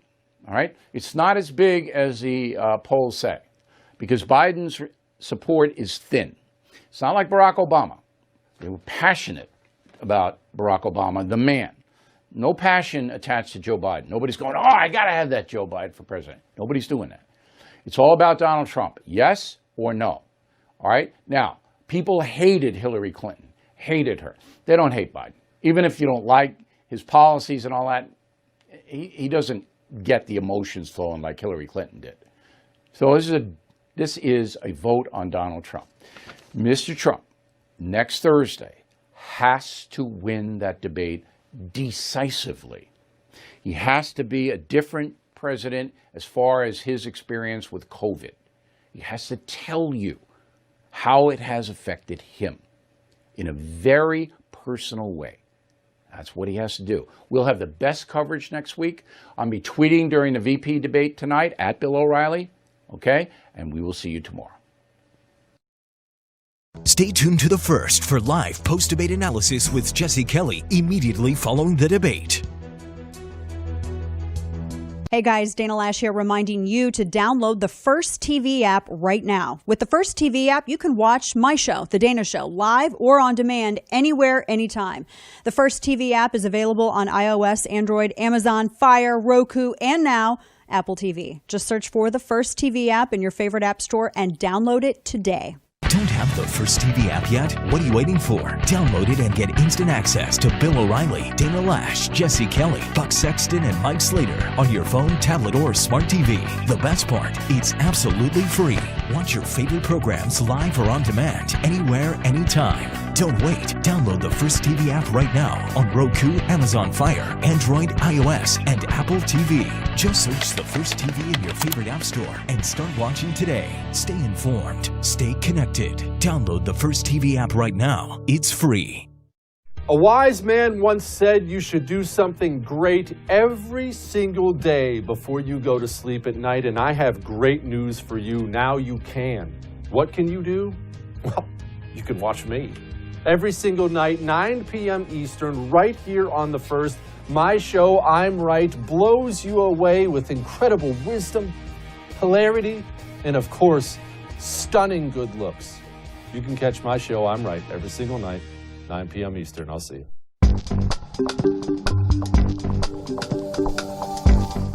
Bill O'Reilly joins Jesse Kelly live immediately following the debate. Stay right here on The First for complete post-debate analysis.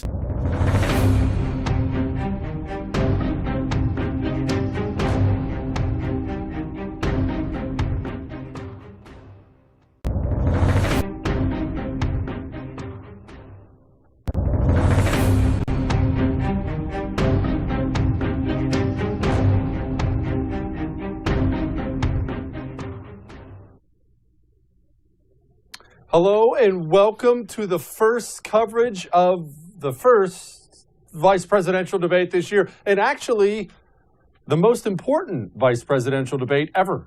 And we all know why, right? I mean, I'm going to lay it out for you because I'm an offensive person, but we all know why this is so important. If Joe Biden prevails in November, which I obviously am rooting against him hard, but if he prevails in November, there's not a single person on the face of the planet who believes that Joe Biden is going to finish his first term before having to resign for health reasons.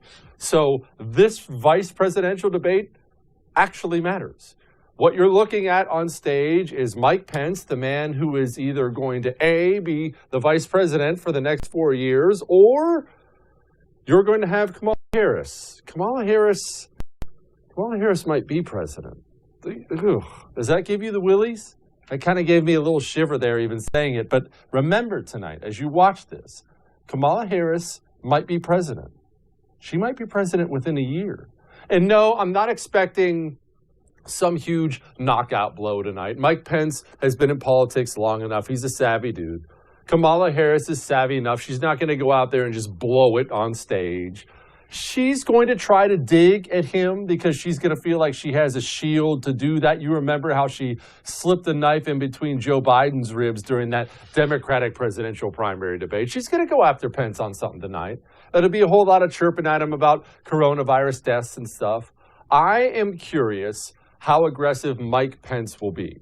That's my big lookout tonight. I want to see, is Mike Pence going to go after Kamala Harris, who is the most radical left senator in the United States Senate and has taken some positions that are insane. She, from her own social media account, was pushing things like defund the police, pushing bail money that ended up bailing out some really bad people and getting people hurt. There's ugly stuff out there on Kamala Harris. Is Mike Pence, nice guy Mike Pence, is he going to go after? And I know Mike Pence has it in him. He can.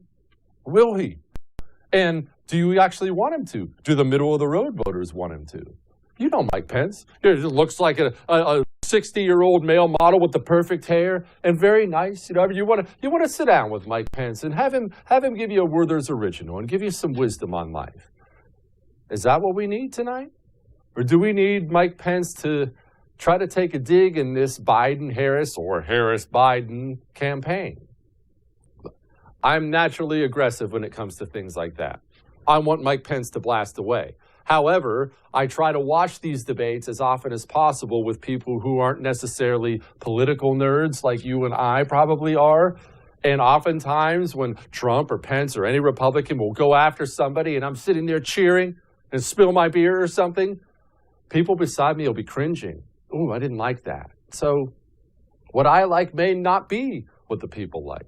But I'm anxious to see it. Watch Mike Pence tonight. I think we all know what we're going to get from Harris. It's the same thing we've always gotten. We're going to get the sob story. The first woman this, first black woman this, America sucks. We're going to get a whole bunch of that. Mike Pence murdered a bunch of people with coronavirus. We're going to have, all that stuff's predictable. Mike Pence is the wild card. You've had all the Kamala Harris you can hand over the past 2 or 3 months. What is Mike Pence actually going to do? And this is a fair question. Is Mike Pence rusty? Look, I know you and I like to think that you just get up there and debate, right? Well, that's not true. You can lose the touch. You got to feel the room. There's a touch to debating. It's not just reading facts like some college nerd. There's a touch to it. You have to have some feel. Kamala Harris, she just came off several debates on the campaign trail. When's the last time Mike Pence had to stand up on stage and debate everybody? Years, plural. And he's been vice president. All that said, he's experienced, I don't know if we're going to see any kind of campaign-changing moment or if it's even possible to have a campaign-changing moment in a vice presidential debate. I don't know. But I'm anxious to find out. Like I said, I think it would be a mistake for Mike Pence to just get through this being the gentle, bigger man. I think Mike Pence is, now I don't expect him to be Donald Trump. Oh, okay, never mind, we're rolling. I will see you live in our post-debate show. Enjoy the debate.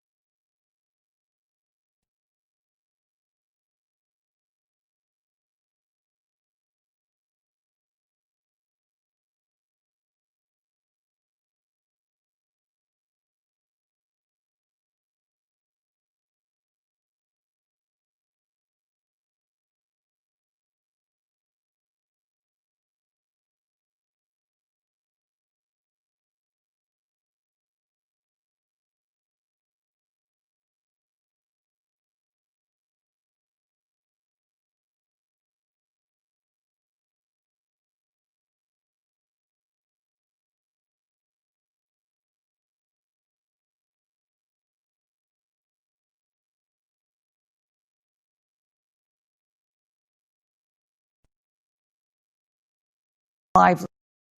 Americans also deserve a discussion that is civil.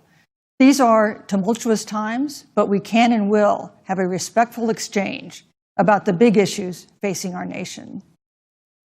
Let's begin with the ongoing pandemic that has cost our country so much.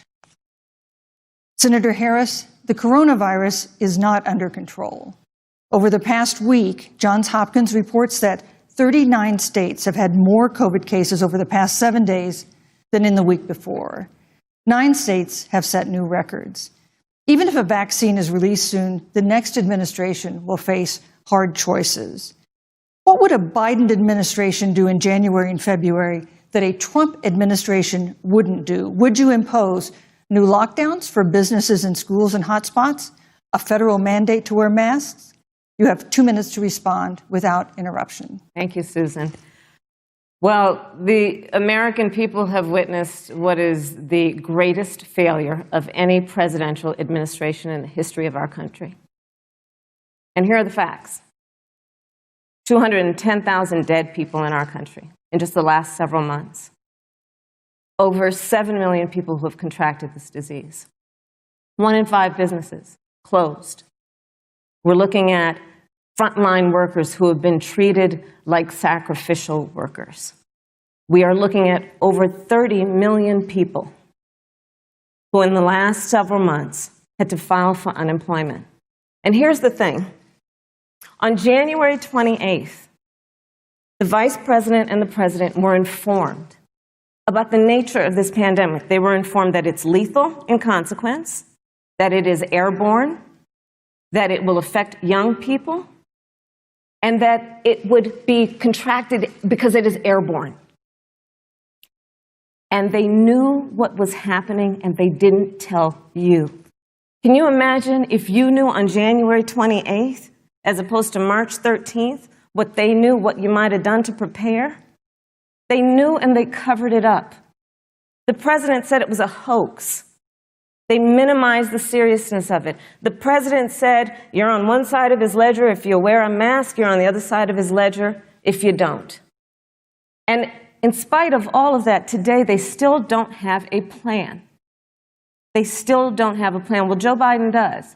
And our plan is about what we need to do around a national strategy for contact tracing, for testing, for administration of the vaccine, and making sure that it will be free for all.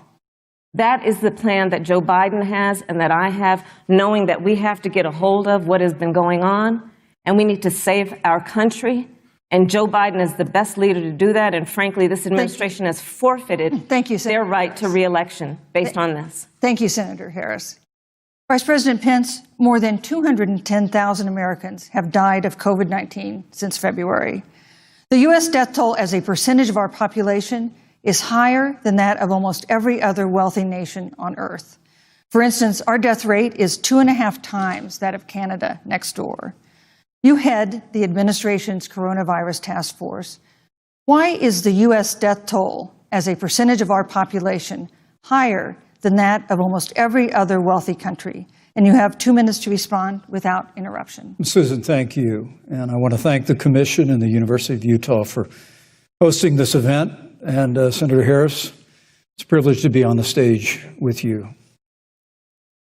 And our nation has gone through a very challenging time this year. But I want the American people to know that from the very first day, President Donald Trump has put the health of America first. Before there were more than 5 cases in the United States, all people who had returned from China, President Donald Trump did what no other American president had ever done. And that was he suspended all travel from China, the second largest economy in the world. Now, Senator Joe Biden opposed that decision. He said it was xenophobic and hysterical. But I can tell you, having led the White House Coronavirus Task Force, that decision alone by President Trump bought us invaluable time to stand up the greatest national mobilization since World War II. And I believe it saved hundreds of thousands of American lives.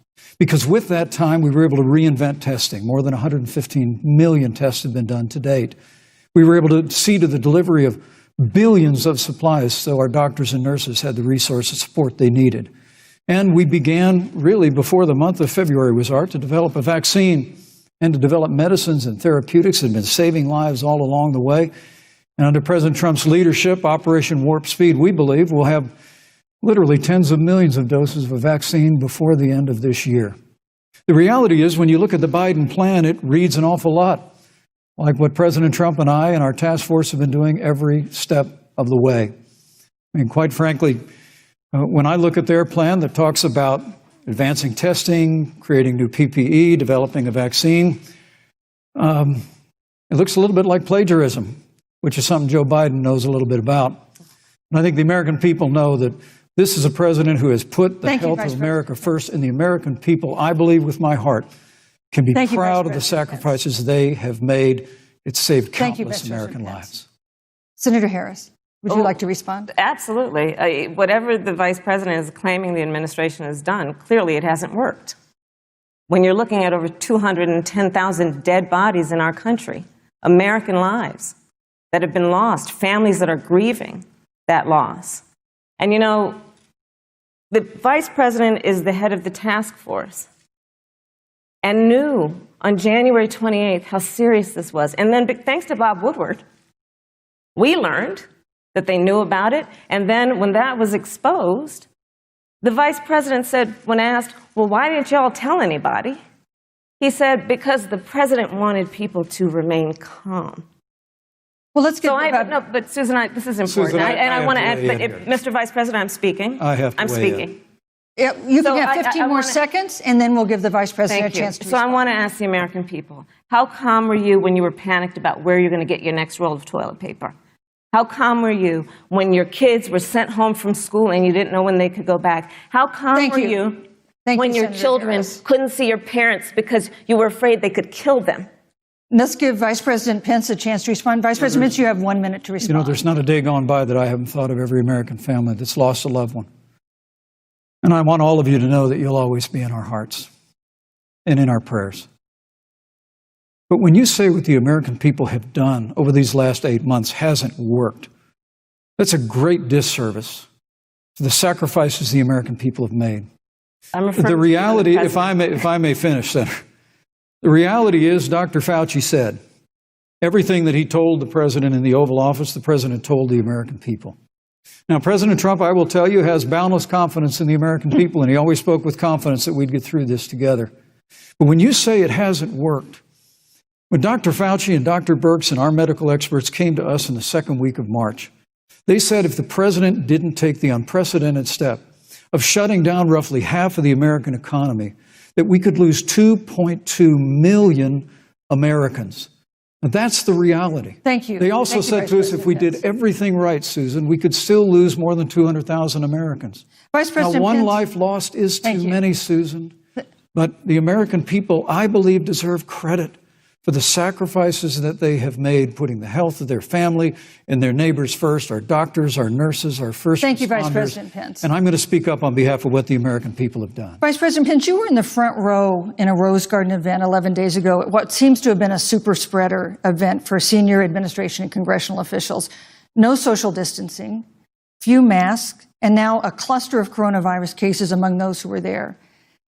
How can you expect Americans to follow the administration's safety guidelines to protect themselves from COVID when you at the White House have not been doing so?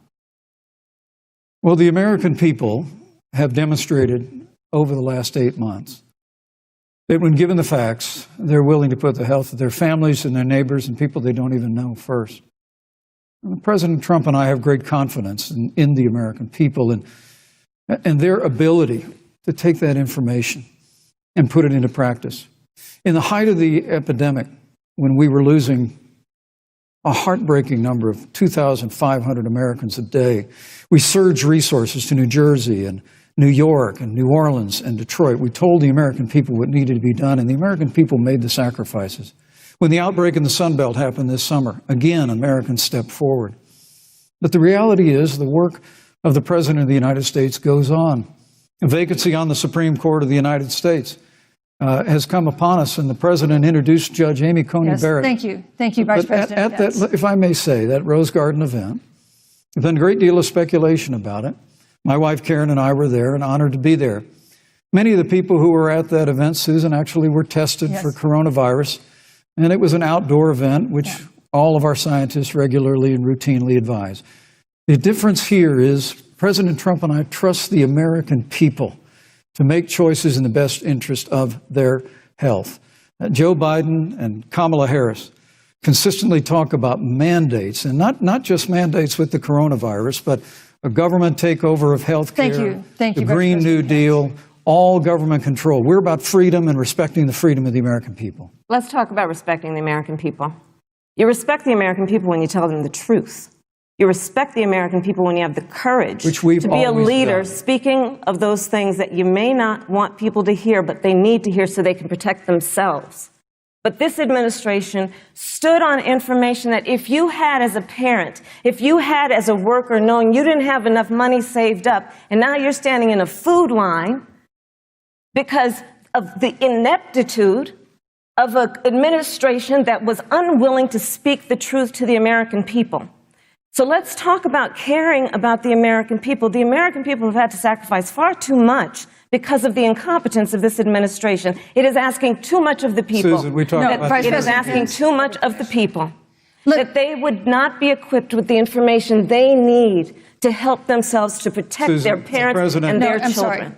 sorry. Kamala Harris, Senator Harris, I'm sorry. It's fine, I'm Kamala. No, you're Senator Harris to me. For life to get back to normal, Dr. Anthony Fauci and other experts say that most of the people who can be vaccinated need to be vaccinated. But half of Americans now say they wouldn't take a vaccine if it was released now. If the Trump administration approves a vaccine before or after the election, should Americans take it, and would you take it? If the public health professionals, if Dr. Fauci, if the doctors tell us that we should take it, I'll be the first in line to take it. Absolutely. But if Donald Trump tells us that we should take it, I'm not taking it. Vice President Pence, there have been a lot of repercussions from this pandemic. In recent days, the president's diagnosis of COVID-19 has underscored the importance of the job that you hold and that you are seeking. That's our second topic tonight. It's the role of the vice president. One of you will make history on January 20th. You will be the vice president to the oldest president the United States has ever had. Donald Trump will be 74 years old on Inauguration Day. Joe Biden will be 78 years old. That already has raised concerns among some voters, concerns that have been sharpened by President Trump's hospitalization in recent days. Vice President Pence, have you had a conversation or reached an agreement with President Trump about safeguards or procedures when it comes to the issue of presidential disability? And if not, do you think you should? You have 2 minutes without interruption. Well, Susan, thank you, although I would like to go back. I think we need to move on to the issue of Well, thank you, but I would like to go back presidency. because the reality is that we're going to have a vaccine, Senator, in record time, in unheard of time, in less than a year. We have 5 companies in phase 3 clinical trials, and we're right now producing tens of millions of doses. So the fact that you continue to undermine public confidence in a vaccine, if the vaccine emerges during the Trump administration, I think is unconscionable. And Senator, I just ask you, stop playing politics with people's lives. The reality is that we will have a vaccine, we believe, before the end of this year. And it will have the capacity to save countless American lives. And your continuous undermining of confidence in a vaccine is it's just unacceptable. And let me also say, the reality is when you talk about failure in this administration, we actually do know what failure looks like in a pandemic. It was 2009. The swine flu arrived in the United States. Thankfully, it ended up not being as lethal as the coronavirus. But before the end of the year, when Joe Biden was vice president of the United States, not 7.5 million people contracted the swine flu.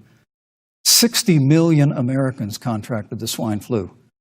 If the swine flu had been as lethal as the coronavirus, in 2009, when Joe Biden was vice president, we would have lost 2 million American lives.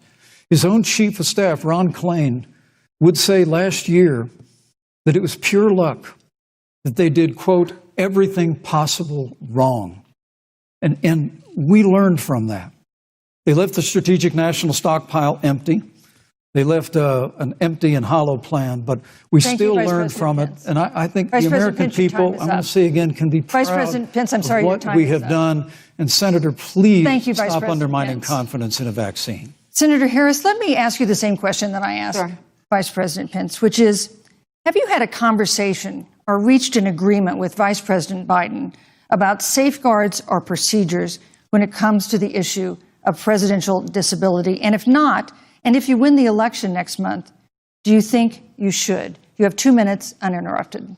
So let me tell you, first of all, the day I got the call from Joe Biden, it was actually a Zoom call, asking me to serve with him on this ticket was probably one of the most memorable days of my life. I thought about my mother, who came to the United States at the age of 19, gave birth to me at the age of 25 at Kaiser Hospital in Oakland, California. And the thought that I'd be sitting here right now, I know would make her proud, and she must be looking down on this. Joe and I were raised in a very similar way. We were raised with values that are about hard work, about the value and the dignity of public service, and about the importance of fighting for the dignity of all people. And I think Joe asked me to serve with him because, you know, I have a career that included being elected the first woman district attorney of San Francisco, where I created models of innovation for law enforcement in terms of reform of the criminal justice system. I was elected the first woman of color and black woman to be elected Attorney General of the state of California, where I ran the second largest Department of Justice in the United States, second only to the United States Department of Justice.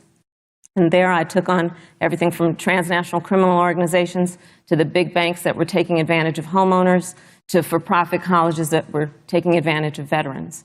And then, of course, now I serve in the United States Senate as only the second black woman ever elected to the United States Senate. I serve on the Senate Intelligence Committee, where I've been in regular receipt of classified information about threats to our nation and hotspots around the world. I've traveled the world. I've met with our soldiers in war zones. And I think Joe has asked me to serve with him because he knows that we share a purpose which is about lifting up the American people. And after the 4 years that we have seen of Donald Trump unifying our country around our common values and principles. Thank you, Senator Harris. You know, neither President Trump nor Vice President Biden has released a sort of detailed health information that had become the modern norm until the 2016 election. And in recent days, President Trump's doctors have given misleading answers or refused to answer basic questions about his health. And my question to each of you in turn is this information voters deserve to know? Vice President Pence, would you like to go first? Well, Susan, thank you. And let me say, on behalf of the President and the First Lady, how moved we've all been by the outpouring of prayers and concern for the President. And I do believe it's emblematic of the prayers and the concern that have ushered forth for every American impacted by the coronavirus. But the care the President received at Walter Reed Hospital, the White House doctors, was exceptional. And the transparency that they practiced all along the way will continue. The American people have a right to know about the health and well-being of their President, and will continue to do that. But I'm just extremely grateful and was more than a little moved by the broad and bipartisan support. And Senator, I want to thank you and Joe Biden for your expressions of genuine concern. And I also want to congratulate you, as I did on that phone call, on the historic nature of your nomination. Thank you. I never expected to be on this stage 4 years ago, so I know the feeling. But the reality is we've got an election before the American people in the midst of this challenging year. And the stakes have never been higher, but I think the choice has never been clearer. I want to give Senator Harris a chance to respond to the same question I asked, which is, do voters have a right to know more detailed health information about presidential candidates and especially about presidents, especially when they're facing some kind of challenge? Absolutely, and that's why Joe Biden has been so incredibly transparent, and certainly by contrast, the president has not, both in terms of health records, but also let's look at taxes. We now know, because of great investigative journalism, that Donald Trump paid $750 in taxes. When I first heard about it, I literally said, "You mean $750,000? And it was like, no, $750. We now know Donald Trump owes and is in debt for $400 million. And just so everyone is clear, when we say in debt, it means you owe money to somebody. And it'd be really good to know who the President of the United States, the Commander-in-Chief, owes money to, because the American people have a right to know what is influencing the President's decisions. And is he making those decisions on the best interest of the American people, of you, or self-interest? So, Susan, I'm glad you asked about transparency, because it has to be across the board. Joe has been incredibly transparent over many, many years. The one thing we all know about Joe, he puts it all out there. He is honest, he is forthright. But Donald Trump, on the other hand, has been about covering up everything. Thank you, Senator Harris. I want to give you a chance to respond, Vice President. Well, look, I respect the fact that Joe Biden spent 47 years in public life. I respect your public service as well. Thank you. But the American people have a president was a businessman. He's a job creator who's paid tens of millions of dollars in taxes, payroll taxes, property taxes. He's created tens of thousands of American jobs. And the president said those public reports are not accurate. And the president's also released literally stacks of financial disclosures the American people can review just as the law allows. But the distinction here is that Joe Biden, 47 years in public service, compared to President Donald Trump, who brought all of that experience 4 years ago. Thank you, Vice and President. turned this economy around by cutting taxes, rolling back regulation, unleashing American energy, fighting for free and fair trade, and all of that's on the line if Joe Biden and Kamala Harris. You know, that's a good segue into our third topic, which is about the economy. This has been another aspect of life for Americans that's been so affected by this coronavirus. We have a jobs crisis brewing. On Friday, we learned that the unemployment rate had declined to 7.9% in September, but the job growth had stalled, and that was before the latest round of layoffs and furloughs in the airline industry at Disney and elsewhere. Hundreds of thousands of discouraged workers have stopped looking for work. Nearly 11 million jobs that existed at the beginning of the year haven't been replaced. Those hardest hit include Latinos, blacks, and women. Senator Harris, the Biden-Harris campaign has proposed new programs to boost the economy, and you would pay for that new spending by raising $4 trillion in taxes on wealthy individuals and corporations. Some economists warn that could curb entrepreneurial ventures that fuel growth and create jobs. Would raising taxes put the recovery at risk? And you have 2 minutes to answer uninterrupted. Thank you. On the issue of the economy, I think there couldn't be a more fundamental difference between Donald Trump and Joe Biden. Joe Biden believes you measure the health and the strength of America's economy based on the health and the strength of the American worker and the American family. On the other hand, you have Donald Trump, who measures the strength of the economy based on how rich people are doing, which is why he passed a tax bill benefiting the top 1% and the biggest corporations of America, leading to a $2 trillion deficit that the American people are going to have to pay for. On day one, Joe Biden will repeal that tax bill. He'll get rid of it. And what he'll do with the money is invest it in the American people. And through a plan that is about investing in infrastructure, something that Donald Trump said he would do. I remember hearing about some infrastructure week. I don't think it ever happened. But Joe Biden will do that. He'll invest in infrastructure. It's about upgrading our roads and bridges, but also investing in clean energy and renewable energy. Joe is going to invest that money in what we need to do around innovation. There was a time when our country believed in science and invested in research and development so that we were an innovation leader on the globe. Joe Biden will use that money to invest in education.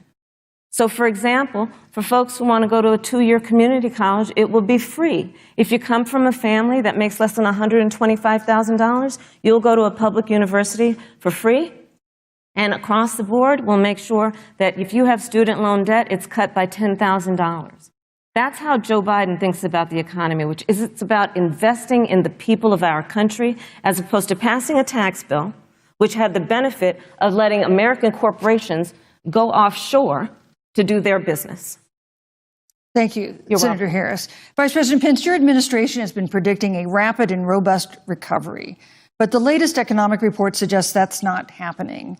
Should Americans be braced for an economic comeback that is going to take not months, but a year or more? You have 2 minutes to answer uninterrupted. When President Trump and I took office, America had gone through the slowest economic recovery since the Great Depression. It was when Joe Biden was vice president, they tried to tax and spend and regulate and bail our way back to a growing economy. President Trump cut taxes across the board.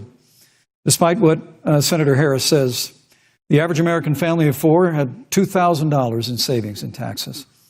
And with the rise in wages that occurred, most predominantly for blue-collar, hardworking Americans, the average household income for a family of four increased by $4,000 following President Trump's tax cuts. But America, you just heard Senator Harris tell you, on day one, Joe Biden's going to raise your taxes. It's really remarkable to think, Susan. I mean, right after a time where we're going through a pandemic that lost 22 million jobs at the height, We've already added back 11.6 million jobs because we had a president who cut taxes, rolled back regulation, unleashed American energy, fought for free and fair trade, and secured $4 trillion from the Congress of the United States to give direct payments to families, save 50 million jobs through the Paycheck Protection Program. We literally have spared no expense to help the American people and the American worker through this. Joe Biden and Kamala Harris want to raise taxes. They want to bury our economy under a $2 trillion Green New Deal, which you were one of the original co-sponsors of in the United States Senate. They want to abolish fossil fuels and ban fracking, which would cost hundreds of thousands of American jobs all across the heartland. And Joe Biden wants to go back to the economic surrender to China, that when we took office, half of our international trade deficit was with China alone. And Joe Biden wants to repeal all of the tariffs that President Trump put into effect to fight for American jobs and American workers. Joe Biden says democracy's on the ballot. Make no mistake about it, Susan. The American economy, the American comeback is on the ballot with 4 more years of growth and opportunity, 4 more years of President Donald Trump. 2021 is going to be the biggest economic year in the history of this country. Thank you, Vice President Pence. Senator Harris. Well, I mean, I thought we saw enough of it in last week's debate, but I think this is supposed to be a debate based on fact and truth. And the truth and the fact is Joe Biden has been very clear. He will not raise taxes on anybody who makes less than $400,000 a year. He said he's going to repeal the Trump tax cuts. Mr. Vice President, I'm speaking. Well, wait. I'm speaking. It'd be important if you said the truth. Joe Biden said twice in the debate last week that he's going to repeal the Trump tax cuts. That was tax cuts that gave the average working family $2,000 in a tax break every single year. Senator, that is absolutely not true. That is he only going to repeal part of the Trump tax cuts? If you don't mind letting me finish, we can then have a conversation, okay? Please. Okay. Joe Biden will not raise taxes on anyone who makes less than $400,000 a year. He has been very clear about that.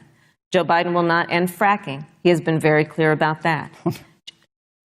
Joe Biden is the one who, during the Great Recession, was responsible for the Recovery Act that brought America back. And now the Trump-Pence administration wants to take credit when they rode the coattails of Joe Biden's success for the economy that they had at the beginning of their term. Of course, now the economy is a complete disaster.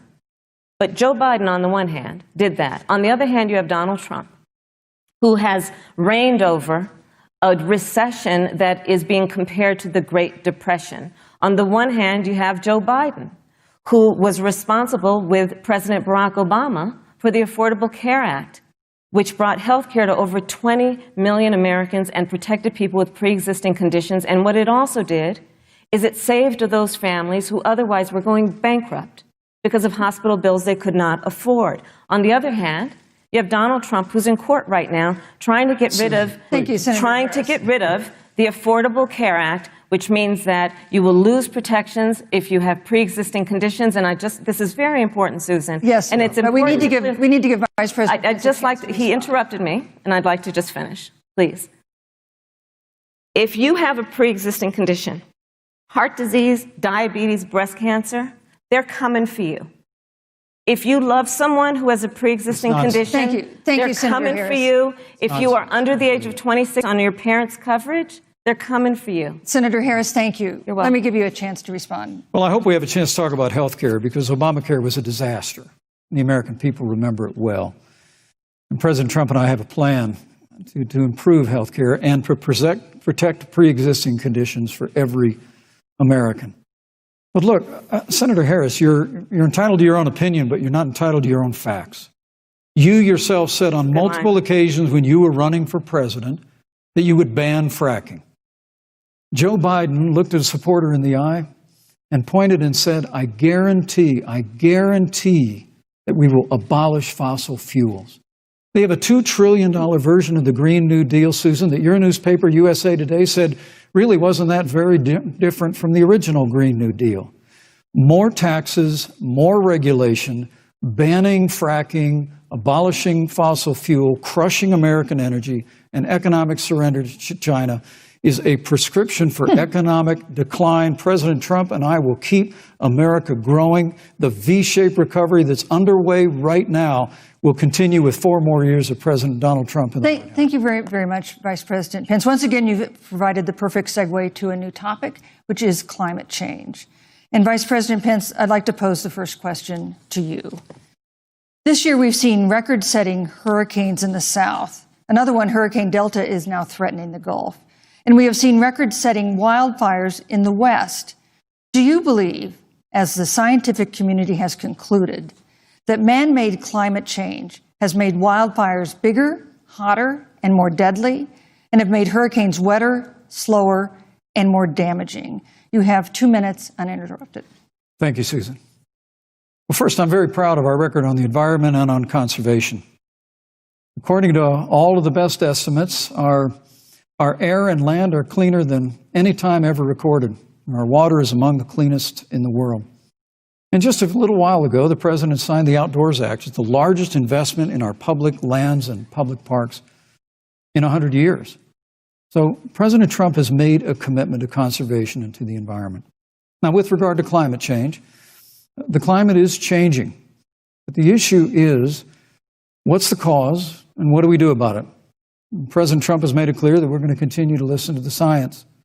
Now, Joe Biden and Kamala Harris would put us back in the Paris Climate Accord. They'd impose the Green New Deal, which would crush American energy, would increase the energy costs of American families in their homes, and literally would crush American jobs. And President Trump and I believe that the progress that we have made in a cleaner environment has been happening precisely because we have a strong free market economy. You know, what's remarkable is the United States has reduced CO2 more than the countries that are still in the Paris Climate Accord, but we've done it through innovation. And we've done it through natural gas and fracking, which, Senator, the American people can go look at the record. I know Joe Biden says otherwise now, as you do, but the both of you repeatedly committed to abolishing fossil fuel and banning fracking. And so by creating the kind of American innovation, we're actually steering toward a stronger and better environment. With regard to wildfires, President Trump and I believe that forest management has to be front and center, and even Governor Gavin Newsom from your state has agreed we've got to work on forest management. And with regard to hurricanes, the National Oceanic Administration tells us that actually as difficult as they are, Thank you, Vice President. There are no more hurricanes today than there were 100 years ago. Thank you. But many of the climate alarmists use hurricanes and wildfires to try and sell their bill of goods of a Green New Deal.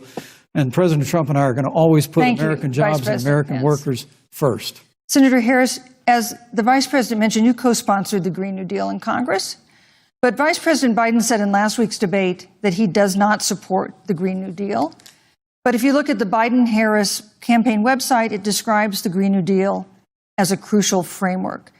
What exactly would be the stance of a Biden-Harris administration toward the Green New Deal? You have 2 minutes uninterrupted. Sure. So first of all, I will repeat, and the American people know, that Joe Biden will not ban fracking. That is a fact. That is a fact. I will repeat that Joe Biden has been very clear that he thinks about growing jobs, which is why he will not increase taxes for anyone who makes less than $400,000 a year. Joe Biden's economic plan, Moody's, which is a reputable Wall Street firm, has said will create 7 million more jobs than Donald Trump's.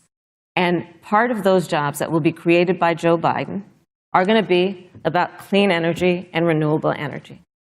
Because you see, Joe understands that the west coast of our country is burning, including my home state of California. Joe sees what is happening on the Gulf states, which are being battered by storms. Joe has seen and talked with the farmers in Iowa, whose entire crops have been destroyed because of floods. And so Joe believes, again, in science. I'll tell you something, Susan. I served, when I first got to the Senate, on the committee that's responsible for the environment. Do you know this administration took the word science off the website and then took the phrase climate change off the website? We have seen a pattern with this administration, which is they don't believe in science. And Joe's plan is about saying we're going to deal with it, but we're also going to create jobs. Donald Trump, when asked about the wildfires in California, and the question was, you know, the science is telling us this, you know what Donald Trump said? Science doesn't know.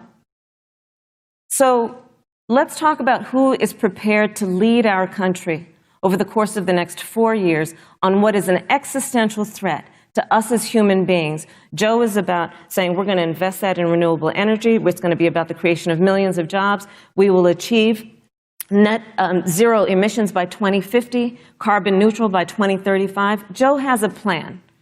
This has been a lot of talk from the Trump administration, and really it has been to go backward instead of forward. We will also re-enter the climate agreement with pride. Senator Harris just said that climate change is an existential threat.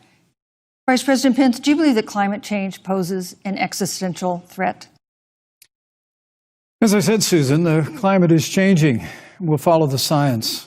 But once again, Senator Harris is denying the fact that they're going to raise taxes on every American. Joe Biden said twice in the debate last week that on day one he was going to repeal the Trump tax cuts. Those tax cuts delivered $2,000 in tax relief to the average family of four across America. And with regard to banning fracking, I just recommend that people look at the record. You yourself said repeatedly that you would ban fracking. You were the first Senate co-sponsor of the Green New Deal. And while Joe Biden denied the Green New Deal, Susan, thank you for pointing out, the Green New Deal is on their campaign website. And as USA Today said, it's essentially the same plan as you co-sponsored with AOC when she submitted it in the Senate. And you just heard the senator say that she's going to resubmit America to the Paris Climate Accord. Look, the American people have always cherished our environment. We'll continue to cherish it. We've made great progress reducing CO2 emissions through American innovation and the development of natural gas through fracking. We don't need a massive $2 trillion Green New Deal that would impose all new mandates on American businesses and American families. Thank you. Joe Biden wants us to retrofit 4 million American business buildings. It makes no sense. It will cost jobs. President Trump is going to put America first. He's going to put jobs first, and we're going to take care of our environment and follow the science. Thank you, on the issue of jobs, Senator Harris, let's talk about that. The vice president earlier referred to, as part of what he thinks is an accomplishment, the president's trade war with China. You lost that trade war. You lost it. What ended up happening is because of a so-called trade war with China, America lost 300,000 manufacturing jobs. Farmers have experienced bankruptcy because of it. We are in a manufacturing recession because of it. And when we look at where this administration has been, there are estimates that by the end of the term of this administration, they will have lost more jobs than almost any other presidential administration. And the American people know what I'm talking about. You know, I think about 20-year-olds. You know, we have a 20-year-old, a 20-something-year-old, who are coming out of high school and college right now, and you're wondering, is there going to be a job there for me? We're looking at people who are trying to figure out how they're going to pay rent by the end of the month. Almost half of American renters are worried about whether they're going to be able to pay rent by the end of the month. This is where the economy is in America right now, and it is because of the catastrophe and the failure of leadership of this administration. Thank you, Senator Harris.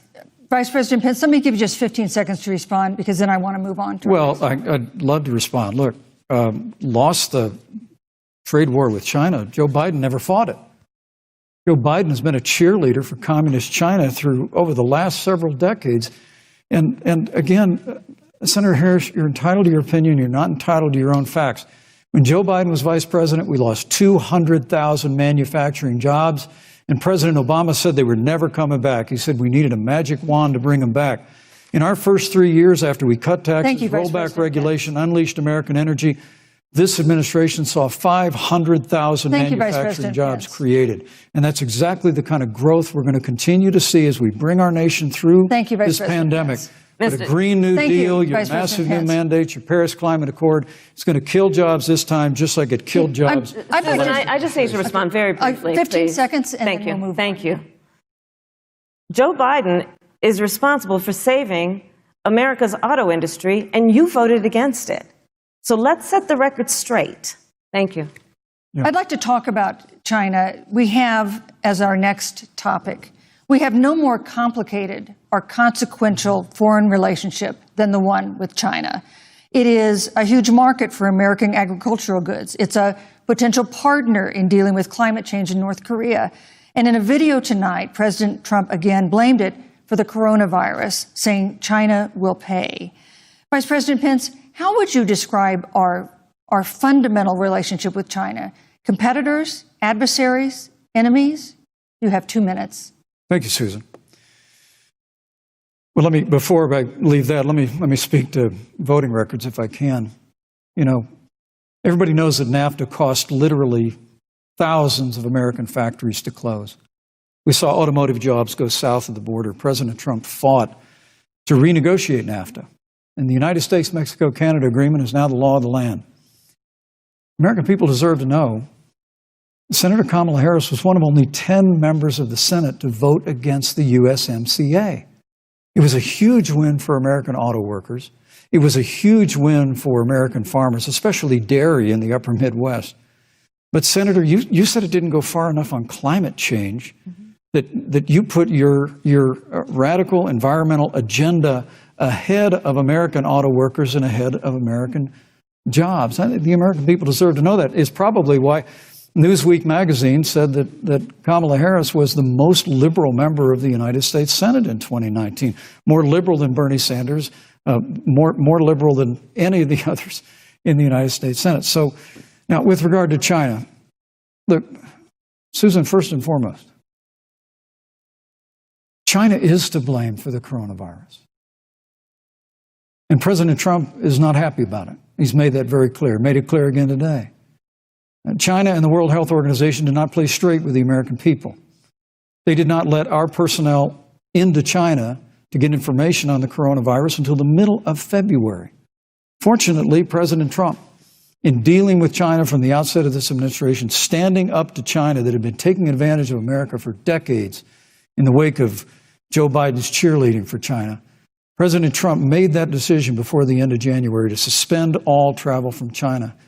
And again, the American people deserve to know Joe Biden opposed President Trump's decision to suspend all travel from China. He said it was hysterical. He said it was Thank you, xenophobic. Vice President Pence. But President Trump has stood up to China. We're going to continue to stand strong. Thank you, Vice President Pence. We want to improve the relationship, but we're going to level the playing field, and we're going to hold China accountable for what they did to America with the coronavirus. Thank you. Senator Harris, let me ask you the same question that I asked the Vice President. How would you describe our fundamental relationship with China? Are we competitors, adversaries, enemies? You'll have 2 minutes uninterrupted. Susan, the Trump administration's perspective and approach to China has resulted in the loss of American lives, American jobs, and America's standing. There's a weird obsession that President Trump has had with getting rid of whatever accomplishment was achieved by President Obama and Vice President Biden. For example, they created within the White House an office that basically was responsible for monitoring pandemics.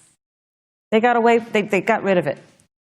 Not true. There was a team of disease experts that President Obama and Vice President Biden dispatched to China to monitor what is now predictable and what might happen. They pulled them out. We now are looking at 210,000 Americans who have lost their lives. Let's look at the job situation. We mentioned before the trade deal, the trade war, they wanted to call it, with China. It resulted in the loss of over 300 manufacturing jobs and a manufacturing recession, and the American consumer paying thousands of dollars more for goods because of that failed war that they called it. Then let's talk about standing. Pew, a reputable research firm, has done an analysis that shows that leaders of all of our formerly allied countries have now decided that they hold in greater esteem and respect Xi Jinping, the head of the Chinese Communist Party, than they do Donald Trump, the President of the United States, the Commander-in-Chief of the United States. This is where we are today because of a failure of leadership by this administration. Senator Harris, we've seen changes in the role of the United States in terms of global leadership over the past 4 years. And of course, times do change. What's your definition? We've seen strains with China, of course, as the Vice President mentioned. We've seen strains with our traditional allies in NATO and elsewhere. What is your definition of the role of American leadership in 2020? So, Joe I love talking with Joe about a lot of these issues. And, Joe, I think he said it quite well. He says, foreign policy, it might sound complicated, but really it's relationships. So just think about it as relationships. And so we know this in our personal and professional relationships. You got to keep your word to your friends. You got to be loyal to your friends. People who've stood with you, got to stand with them. You got to know who your adversaries are and keep them in check. But what we have seen with Donald Trump is that he has betrayed our friends and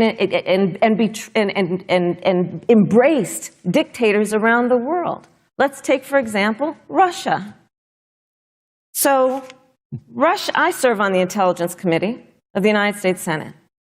America's intelligence community told us Russia interfered in the election of the President of the United States in 2016 and is playing in 2020. Christopher Wray, the director of the FBI, said the same. But Donald Trump, the Commander-in-Chief of the United States of America, prefers to take the word of Vladimir Putin over the word of the American intelligence community. You look at our friends at NATO. He has walked away from agreements. You can look at the Iran nuclear deal, which now has put us in a position where we are less safe because they are building up what might end up being a significant nuclear arsenal. We were in that deal, guys. We were in the Iran nuclear deal with friends, with allies around the country. And because of Donald Trump's unilateral approach to foreign policy, coupled with his isolationism, he pulled us out and has made America less safe. So, Susan, it's about relationships. And the thing that has always been part of the strength of our nation, in addition to our great military, has been that we keep our word. But Donald Trump doesn't understand that because he doesn't understand what it means to be honest. Thank you, Senator Harris. Vice President Pence, let me give you a chance to respond. Well, thank you. President Trump kept his word when we moved the American embassy to Jerusalem, the capital of the state of Israel. When Joe Biden was vice president, they promised to do that, and they never did. We've stood strong with our allies, but we've been demanding. NATO is now contributing more to our common defense than ever before, thanks to President Trump's leadership. We've strengthened our alliances across the Asia-Pacific, and we've stood strong against those who would do us harm. When President Trump came into office, ISIS had captured an area of the Middle East the size of Pennsylvania. But President Trump unleashed the American military, and our armed forces destroyed the ISIS caliphate and took down their leader, al-Baghdadi, without one American casualty. Al-Baghdadi was responsible for the death of thousands. But notably, America's hearts today are with the family of Kayla Mueller, her parents of which are here with us tonight in Salt Lake City. Today, 2 of the ISIS killers responsible for Kayla Mueller's murder were brought to justice in the United States. Jihadi John was killed on the battlefield along with the other beetle. The reality is that when Joe Biden was vice president, we had an opportunity to save Kayla Mueller. It breaks my heart to reflect on it, but the military came into the Oval Office, presented a plan. They said they knew where Kayla was.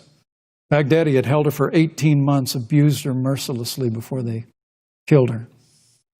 But when Joe Biden was vice president, they hesitated for a month. And when armed forces finally went in, it was clear she'd been moved 2 days earlier. And her family says with a heart that broke the heart of every American, that if President Donald Trump had been president, they believe Kayla would be alive today. Thank you, Vice Look, President. we destroyed the ISIS caliphate.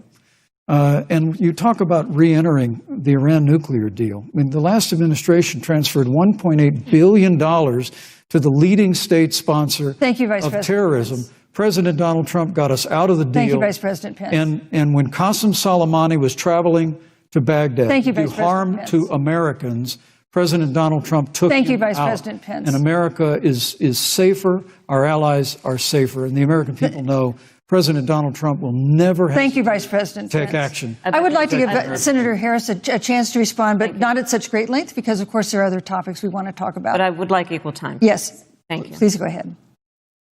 First of all, to the Mueller family, I know about your daughter's case, and I'm so sorry. I'm so sorry. What happened to her is awful, and it should have never happened. And I know Joe feels the same way. And I know that President Obama feels the same way. But you mentioned Soleimani. Let's start there. So after the strike on Soleimani, there was a counter strike on our troops in Iraq. And they suffered serious brain injuries. And do you know what Donald Trump dismissed them as? Headaches. And this is about a pattern of Donald Trump's, where he has referred to our men who are serving in our military as suckers and losers. Donald Trump, who went to Arlington Cemetery and stood above the graves of our fallen heroes and said, what's in it for them? Because, of course, he only thinks about what's in it for him. Let's take what he said about John McCain, a great American hero. And Donald Trump says he doesn't deserve to be called a hero because he was a prisoner of war. And this is very important when you want to talk about who is the current commander-in-chief and what they care about and what they don't care about. Public reporting that Russia had bounties on the heads of American soldiers. And you know what a bounty is? It's somebody puts a price on your head and they will pay it if you are killed. And Donald Trump had talked at least 6 times to Vladimir Putin and never brought up the subject. Joe Biden would never do that. Thank you. Joe Biden would, but Joe Biden would hold Russia to account for any threat to our nation's security or to our troops who are sacrificing their lives for the sake of our democracy and our safety. Thank you, Senator Harris. This is such an important issue, but we have other important issues as well. And Susan, I want to make sure we have a chance I really have to talk to respond about to that. I'm, Look, she has 15 seconds because well, I got to we're have trying more to than keep. that. Look, well, I'm sorry, but Vice President look, Pence, you've had more time than she's had so far. The slanders against President Donald Trump regarding men and women of our armed forces are absurd. I'm sorry, Vice My President son Pence. is a captain in the United States Marine Corps. My son-in-law is deployed in the United States Navy. I can assure all of you, with sons and daughters serving in our military, President Donald Trump not only respects but reveres all of those who serve in our armed forces, and any suggestion otherwise is ridiculous. Thank you, Vice President Pence. Vice the American President people Pence, deserve, Susan, the American people deserve to know. Vice President Pence, I did not, excuse me, Susan, I did not create the rules for tonight. Joe Biden. Your campaigns agreed to the rules for tonight's debate with the Commission on Presidential Debates. I'm here to enforce them, which involves moving from one topic to another, giving roughly equal time to both of you, which is what I'm trying very hard to do. Go right ahead. So I want to go ahead and move to the next topic, which is an important one, as the last topic was, and that is the Supreme Court. On Monday, the Senate Judiciary Committee is scheduled to open hearings on Amy Coney Barrett's nomination to the Supreme Court. Senator Harris, you'll be there as a member of the committee. Yes. Her confirmation would cement the court's conservative majority and make it likely open to more abortion restrictions, even to overturning the landmark Roe v. Wade ruling. Access to abortion would then be up to the states. Vice President Pence, you're the former governor of Indiana. If Roe v. Wade is overturned, what would you want Indiana to do? Would you want your home state to ban all abortions. You have 2 minutes, uninterrupted. Well, thank you for the question, but I'll use a little bit of my time to respond to that very important issue before. The American people deserve to know Qasem Soleimani, the Iranian general, was responsible for the death of hundreds of American service members. When the opportunity came, we saw him headed to Baghdad to kill more Americans. President Trump didn't hesitate, and Qasem Soleimani is gone. But you deserve to know that Joe Biden and Kamala Harris actually criticized the decision to take out Qasem Soleimani. It's really inexplicable, but with regard to Joe Biden, it's explainable. Because history records that Joe Biden actually opposed the raid against Osama bin Laden. It's absolutely essential that we have a commander-in-chief who will not hesitate to act to protect American lives and to protect American service members, and that's what you have in President Donald Trump. Now, with regard to the Supreme Court of the United States, let me say President Trump and I could not be more enthusiastic about the opportunity to see Judge Amy Coney Barrett become Justice Amy Coney Barrett. Now, she's a brilliant woman, and she will bring a lifetime of experience and a sizable American family to the Supreme Court of the United States. And our hope is, in the hearing next week, unlike Justice Kavanaugh received with treatment from you and others, we hope she gets a fair hearing. And we particularly hope that we don't see the kind of attacks on her Christian faith that we saw before. I mean, the Democrat chairman of the Judiciary Committee before, when Judge Barrett was being confirmed for the Court of Appeals, expressed concern that the dogma of her faith lived loudly in her. Dick Durbin of Illinois said that it was a concern. Senator, I know one of our judicial nominees you actually attacked because they were a member of the Catholic Knights of Columbus, just because the Knights of Columbus holds pro-life views and Thank you. views. Thank you, Vice President Pence. So Your my time hope is is up. that when the hearing takes place, Thank you, Vice President Pence. that Judge Amy Coney Barrett will be respected, Thank you, treated Vice President respectfully, Pence. voted and confirmed Thank to the you. Supreme Court of the United States. Senator Harris, you're the senator from and former Attorney General of California. So let me ask you a parallel question to the one I posed to the Vice President. If Roe v. Wade is overturned, what would you want California to do? Would you want your home state to enact no restrictions on access to abortion? And you have 2 minutes uninterrupted. Thank you, Susan. First of all, Joe Biden and I are both people of faith, and it's insulting to suggest that we would knock anyone for their faith. And in fact, Joe, if elected, will be only the second practicing Catholic as President of the United States. On the issue of this nomination, Joe and I are very clear, as are the majority of the American people. We are 27 days before the decision about who will be the next president of the United States. And, you know, before, when this conversation has come up, you know, it's been about election year or election time. We're literally in an election. Over 4 million people have voted. People are in the process of voting right now. And so Joe has been very clear, as the American people are. Let the American people fill that seat in the White House, and then we'll fill that seat on the United States Supreme Court. And to your point, Susan, the issues before us couldn't be more serious. There's the issue of choice, and I will always fight for a woman's right to make a decision about her own body. It should be her decision and not that of Donald Trump and the Vice President, Michael Pence. But let's also look at what else is before the court. It's the Affordable Care Act. Like, literally in the midst of a public health pandemic, when over 210,000 people have died and 7 million people probably have what will be in the future considered a pre-existing condition because you contracted the virus. Donald Trump is in court right now trying to get rid of the Affordable Care Act. And I said it before, and it bears repeating. This means that there will be no more protections if they win for people with pre-existing conditions. No. This means that over 20 million people will lose your coverage. It means that if you're under the age of 26, you can't stay on your parents' coverage anymore. And here's the thing. The contrast couldn't be more clear. They're trying to get rid of the Affordable Care Act. Joe Biden is saying, let's expand coverage. Let's give you a choice of a public option or private coverage. Let's bring down premiums. Thank you, Senator Let's Harris. lower Medicare eligibility to 60. Thank you, Senator That's true Harris. leadership. You know, You mentioned earlier, Vice President Pence, that the president was committed to maintaining protections for people with pre-existing conditions.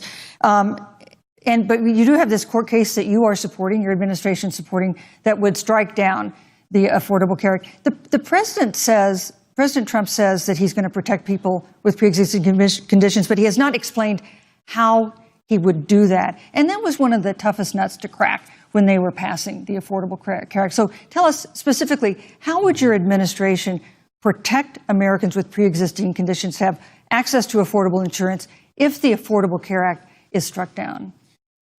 Well, thank you, Susan. But let me just say, addressing your very first question, I couldn't be more proud to serve as vice president to a president who stands without apology for the sanctity of human life. I'm pro-life. I don't apologize for it. And this is another one of those cases where there's such a dramatic contrast. Joe Biden and Kamala Harris support taxpayer funding of abortion all the way up to the moment of birth. Late-term abortion. They want to increase funding to Planned Parenthood of America. Now, for our part, I would never presume how Judge Amy Coney Barrett would rule on the Supreme Court of the United States, but we'll continue to stand strong for the right to life. When you speak about the Supreme Court, though, I think the American people really deserve an answer, Senator Harris. Are you and Joe Biden going to pack the court if Judge Amy Coney Barrett is confirmed? I mean, there have been 29 vacancies on the Supreme Court during presidential election years, from George Washington to Barack Obama. Presidents have nominated in all 29 cases. But your party is actually openly advocating adding seats to the Supreme Court, which has had 9 seats for 150 years, if you don't get your way. This is a classic case of if you can't win by the rules, you're going to change the rules. Now, you've refused to answer the question. Joe Biden has refused to answer the question. So I think the American people would really like to know, if Judge Amy Coney Barrett is confirmed to the Supreme Court of the United States, are you and Joe Biden, if somehow you win this election, going to pack the Supreme Court to get your way? I'm so glad we went through a little history lesson. Let's do that a little more. In 1864... Well, I'd like you to answer the question. No, Mr. Vice President, I'm speaking. I'm speaking. Okay. In 1864, one of the, I think, political heroes, certainly of the president, I assume if you also, Mr. Vice President, is Abraham Lincoln. Mm-hmm. Abraham Lincoln was up for re-election. And it was 27 days before the election. And a seat became open on the United States Supreme Court. Abraham Lincoln's party was in charge not only of the White House, but the Senate. But Honest Abe said it's not the right thing to do. The American people deserve to make the decision about who will be the next president of the United States. And then that person can select who will serve for a lifetime on the highest court of our land. And so Joe and I are very clear. The American people are voting right now. And it should be their decision about who will serve on this most important body for a lifetime. Thank you, Senator Harris. People, Susan, are voting right now. They'd like to know if you and Joe Biden are going to pack the Supreme Court if you don't get your way in this nomination. Let's talk about packing. You once again gave a non-answer. Joe Biden gave a non-answer. I'm trying to answer you now. The American people deserve a straight answer. And if you haven't figured it out yet, the straight answer is they are going to pack the Supreme Court if they somehow win this election. Men and women, I got to tell you, people across this country, if you cherish our Supreme Court, if you cherish the separation of powers, you need to reject the Biden-Harris ticket. Come November the 3rd, re-elect President Donald Trump, and we'll stand by that separation of powers in a 9-seat Supreme Court. Yeah, let's talk about packing the court then. Let's talk about the fact. Yeah, I'm about to. So the Trump-Pence administration has been, because I sit on the Senate Judiciary Committee, Susan, as you mentioned, and I've witnessed the appointments for lifetime appointments to the federal courts, district courts, courts of appeal. People who are purely ideological, people who have been reviewed by legal professional organizations and found to have been not competent, are substandard. And do you know that of the 50 people who President Trump appointed to the Court of Appeals for lifetime appointments, not one is black? This is what they've been doing. You want to talk about packing a court? Let's have that discussion. All right, thank you. Thank you, Senator. Let's go on and talk about the issue of racial justice. I just want the record to reflect she never answered the question. So maybe the next debate, Joe Biden will answer the question, but I think the American people know the answer. Thank you, Vice President. In March, Breonna Taylor, a 26-year-old emergency room technician in Louisville, was shot and killed after police officers executing a search warrant in a narcotics investigation broke into her apartment. The police said they identified themselves. Taylor's boyfriend said he didn't hear them do that. He used a gun registered to him to fire a shot, which wounded an officer. The officers then fired more than 20 rounds into the apartment. They say they were acting in self-defense. None of them have been indicted in connection with her death. Senator Harris, in the case of Breonna Taylor, was justice done? You have 2 minutes. I don't believe so. And I've talked with Breonna's mother, Tamika Palmer, and her family. And her family deserves justice. She was a beautiful young woman. She had as her life goal to become a nurse, and she wanted to become an EMT to first learn what's going on out on the street so she could then become a nurse and save lives. And her life was taken unjustifiably and tragically and violently. And it brings me to, the 8 minutes and 46 seconds that America witnessed, during which an American man was tortured and killed under the knee of an armed, uniformed police officer. And people around our country of every race, of every age, of every gender, perfect strangers to each other, marched shoulder to shoulder, arm in arm, fighting for us to finally achieve that ideal of equal justice under law. And I was a part of those peaceful protests. And I believe strongly that, first of all, we are never going to condone violence, but we always must fight for the values that we hold dear, including the fight to achieve our ideals.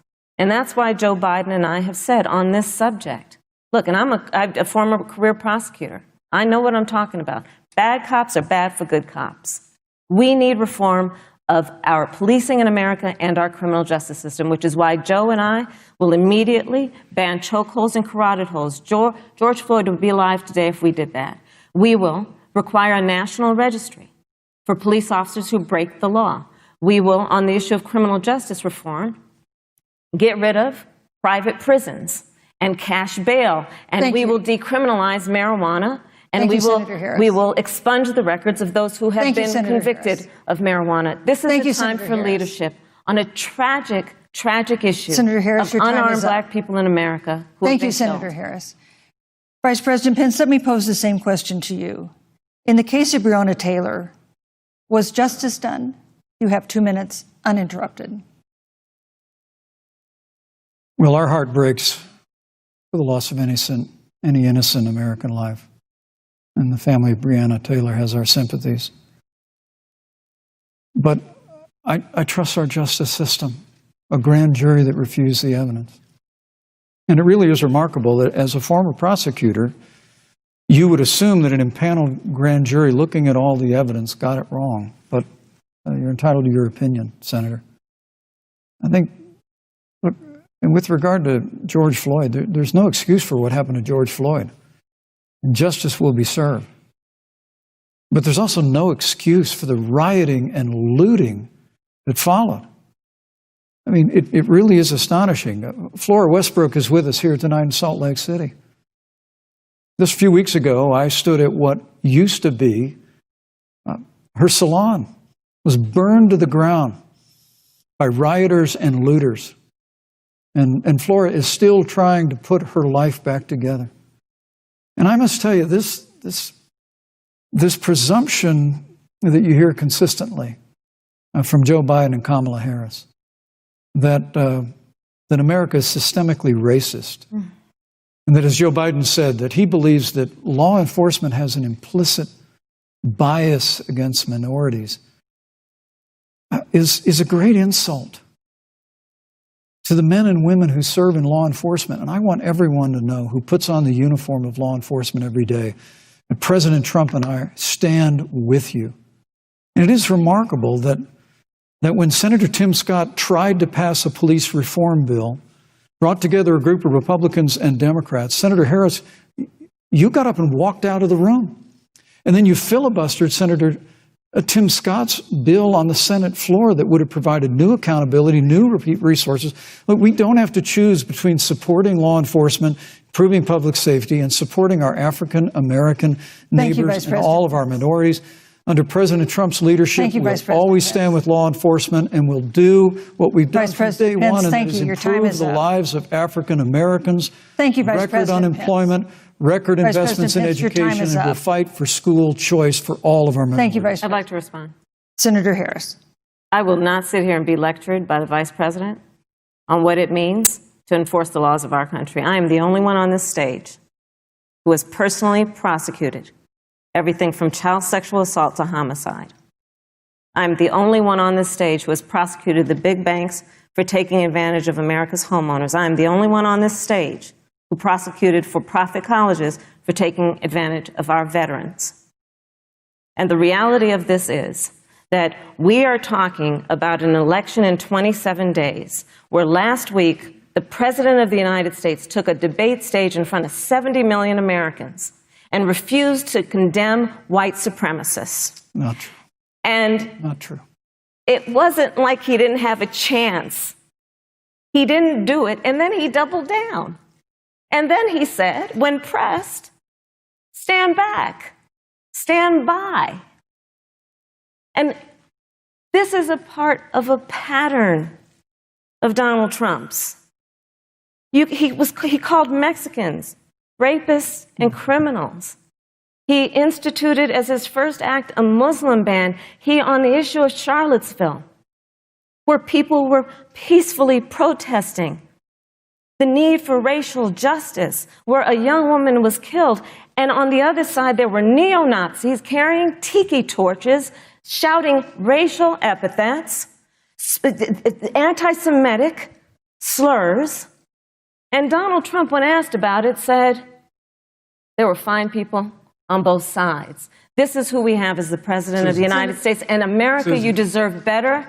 Joe Biden will be a president who brings our country together. Senator Harris. And recognizes the beauty in our diversity and the fact that we all have so much more in common than what separates us. Vice President Pence, let me give you a minute to respond. Thank you, Susan. I appreciate that very much.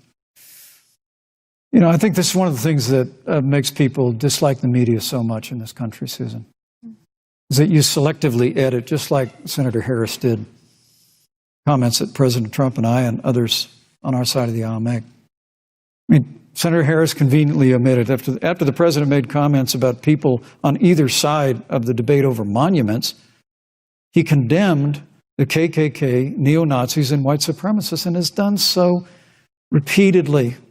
You're concerned that he doesn't condemn neo-Nazis. President Trump has Jewish grandchildren. His daughter and son-in-law are Jewish. This is a president who respects and cherishes all of the American people. But you talk about having personally prosecuted. I'm glad you brought up your record, Senator. Thank you. But I really need to make this point. When you were DA in San Francisco, when you left office, African Americans were 19 times more likely to be prosecuted for minor drug offenses than whites and Hispanics. When you were Attorney General of California, you increased the disproportionate incarceration of blacks in California. Yeah. You did nothing on criminal justice reform in California. You didn't lift a finger to pass the First Step Act on Capitol Hill. I mean, the reality is your record speaks for itself. President Trump and I have fought for criminal justice reform. Thank you, Vice President. We fought for educational choice and opportunities for African Americans, all of our minorities. Thank you, sir. And we'll do it for 4 more Thank you. You know, there is no more important issue than the final issue that we're going to talk about tonight, and that is the issue of the election itself. Susan, he attacked my record. I would like an opportunity to respond. Let me give you 30 seconds because we're running out of time. I appreciate that. First of all, having served as the Attorney General of the state of California, the work that I did is a model of what our nation needs to do, and we will be able to do under a Joe Biden presidency. Our agenda includes what this administration has failed to do. It will be about not only instituting a ban on chokeholds and carotid holes. Thank you. Not only. Thank you, Senator I Harris. would like to go through. These are points that you made earlier in the hour, and I want to talk about the election itself before we have to. But I want to talk about the connection between what Joe and I will do and my record, which includes I was the first statewide officer to institute a requirement that my agents would wear body cameras and keep them on full time. We were the first to initiate a requirement that there would be a training for law enforcement on implicit bias because, yes, Joe Biden and I recognize that implicit bias does exist, Mr. Vice President, contrary to what you may believe. We did the work of instituting reforms that were about investing in reentry. This is the work that we have done and the work we will do going forward. And again, I will not be lectured by the Vice President on our record of what we have done in terms of law enforcement and keeping our communities safe and a commitment to reforming the criminal justice system of America. Thank you, Senator Harris. And I'd like to pose I'd like you to respond first to the question on our final topic, the election itself. President Trump has several times refused to commit himself to a peaceful transfer of power after the election. If your ticket wins and President Trump refuses to accept a peaceful transfer of power, what steps would you and Vice President Biden then take? What would happen next? You have 2 minutes. So I'll tell you, Joe and I are, I think, particularly proud of the coalition that we've built around our campaign. We probably have one of the broadest coalitions of folks that you've ever seen in a presidential race. Of course, we have the support of Democrats, but also independents and Republicans. In fact, 7 members of President George W. Bush's cabinet are supporting our ticket. We have the support of Colin Powell, Cindy McCain, John Kasich, over 500 generals, retired generals, and former national security experts and advisors are supporting our campaign. And I believe they are doing that because they know that Joe Biden has a deep, deep-seated commitment to fight for our democracy and to fight for the integrity of our democracy and to bring integrity back to the White House. And so we believe in the American people. We believe in our democracy. And here's what I'd like to say to everybody. Vote. Please vote. Vote early. Come up with a plan to vote. Go to iwillvote.com. You can also go to joebiden.com. We have it within our power in these next 27 days to make the decision about what will be the course of our country for the next 4 years. And it is within our power, and if we use our vote and we use our voice, we will win. And we will not let anyone subvert our democracy with what Donald Trump has been doing, as he did on the debate stage last week, when again in front of 70 million people, he openly attempted to suppress the vote. Joe Biden, on the other hand, on that same debate stage, because clearly Donald Trump doesn't think he can run on a record because it's a failed record, Joe Biden on that stage said, hey, just please vote. So I'll repeat what Joe said. Please vote. Thank you, Senator. Vice President Pence, President Trump has several times refused to commit himself to a peaceful transfer of power after the election. If Vice President Biden is declared the winner and President Trump refuses to accept a peaceful transfer of power, what would be your role and responsibility as Vice President? What would you personally do? You have 2 minutes. Well, Susan, first and foremost, I think we're going to win this election. Because while Joe Biden and Kamala Harris rattle off a long litany of the establishment in Washington, D.C., an establishment that Joe Biden's been a part of for 47 years, President Donald Trump has launched a movement of everyday Americans from every walk of life. And I have every confidence that those same Americans that delivered that historic victory in 2016, they see this president's record where we rebuild our military. We revived our economy through tax cuts and rolling back regulation, fighting for fair trade, unleashing American energy. We appointed conservatives to our federal courts at every level. And we stood with the men and women of law enforcement every single day. And I think that movement of Americans has only grown stronger in the last 4 years.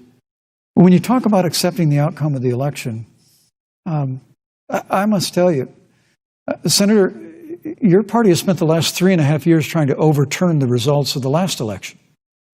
It's amazing. when Joe Biden was vice president of the United States, the FBI actually spied on President Trump and my campaign.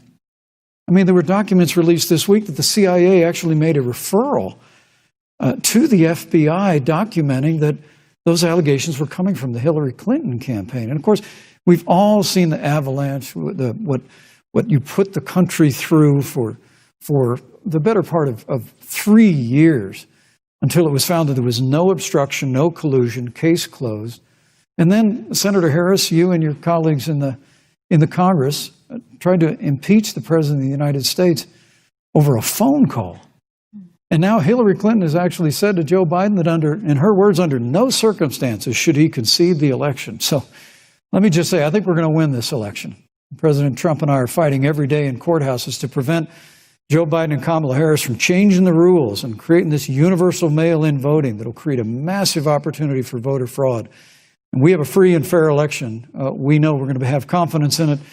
And I believe in all my heart that President Donald Trump's going to be reelected for 4 more years. You know, I've written all the questions that I've asked tonight, but for the final question of the debate, I'd like to read a question that someone else wrote. The Utah Debate Commission asked students in the state to write essays about what they would like to ask you. And I want to close tonight's debate with the question posed by Brecklin Brown. She's an 8th grader at Springville Junior High in Springville, Utah. And here's what she wrote, quote, "When I watch the news, all I see is arguing between Democrats and Republicans. When I watch the news, all I see is citizen fighting against citizen. When I watch the news, all I see are 2 candidates from opposing parties trying to tear each other down. If our leaders can't get along, how are the citizens supposed to get along?" And then she added, "Your examples could make all the difference to bring us together," end quote. So to each of you in turn, I'd like you to take 1 minute and respond to Brecklin. Vice President Pence, you have 1 minute. Brecklin, it's a wonderful question. And let me just commend you for taking an interest in public life. I started following the news when I was very young. And in America, we believe in a free and open exchange of debate. And we celebrate that. And it's how we've created literally the freest and most prosperous nation in the history of the world. But I would tell you that don't assume that what you're seeing on your local news networks is synonymous with the American people. You know, I look at the relationship between Justice Ruth Bader Ginsburg, the late justice who we just lost from the Supreme Court, and the late Justice Antonin Scalia. They were on polar opposites on the Supreme Court of the United States, one very liberal, one very conservative. But what's been learned since her passing was the 2 of them and their families were the very closest of friends. I mean, here in America, we can disagree. We can debate vigorously, as Senator Harris and I have on this stage tonight. But when the debate is over, we come together as Americans. And that's what people do in big cities and small towns all across this country. So I just want to encourage you, Brecklin. I want to tell you that we're going to work every day to have government as good as our people. And the American people, each and every day, love a good debate. We love a good argument. But we always come together and are always there for one another in times of need. And we've especially learned that through the difficulties of this year. Senator Harris, what would you say to Brecklin? First of all, I love hearing from our young leaders. And when I hear her words, when I hear your words, Brecklin, I know our future is bright because it is that perspective on who we are and who we should be. That is a sign of leadership and is something we should all aspire to be. And that, that brings me to Joe. Joe Biden, one of the reasons that Joe decided to run for president is after Charlottesville, which we talked about earlier. It so troubled him and upset him like it did all of us, that there was that kind of hate and division. What propelled Joe to run for president was to see that over the course of the last 4 years, what Brecklin described has been happening.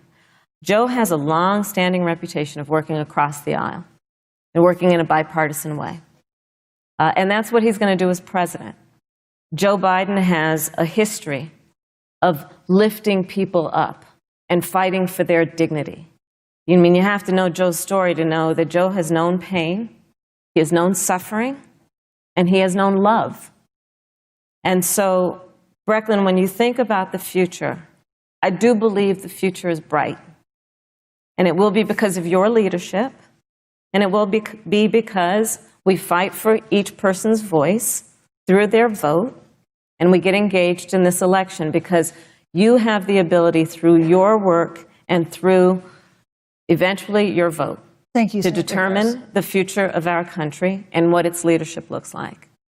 Thank you, Senator Harris. Thank you, Vice President Pence. Thank you so much for being with us tonight. We want to thank also the University of Utah for its hospitality, and most of all, our thanks to all the Americans who watched this debate tonight.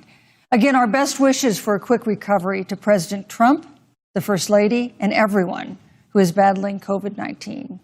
The second presidential debate is next week on October 15th, a town hall style debate in Miami. We hope you'll join us then. Good evening.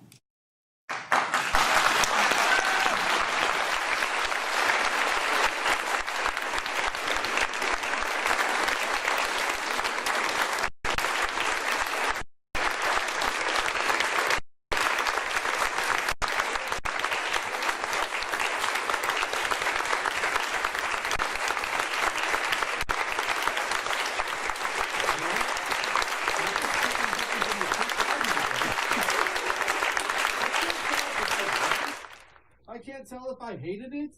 It was boring at times, but also it was kind of cool.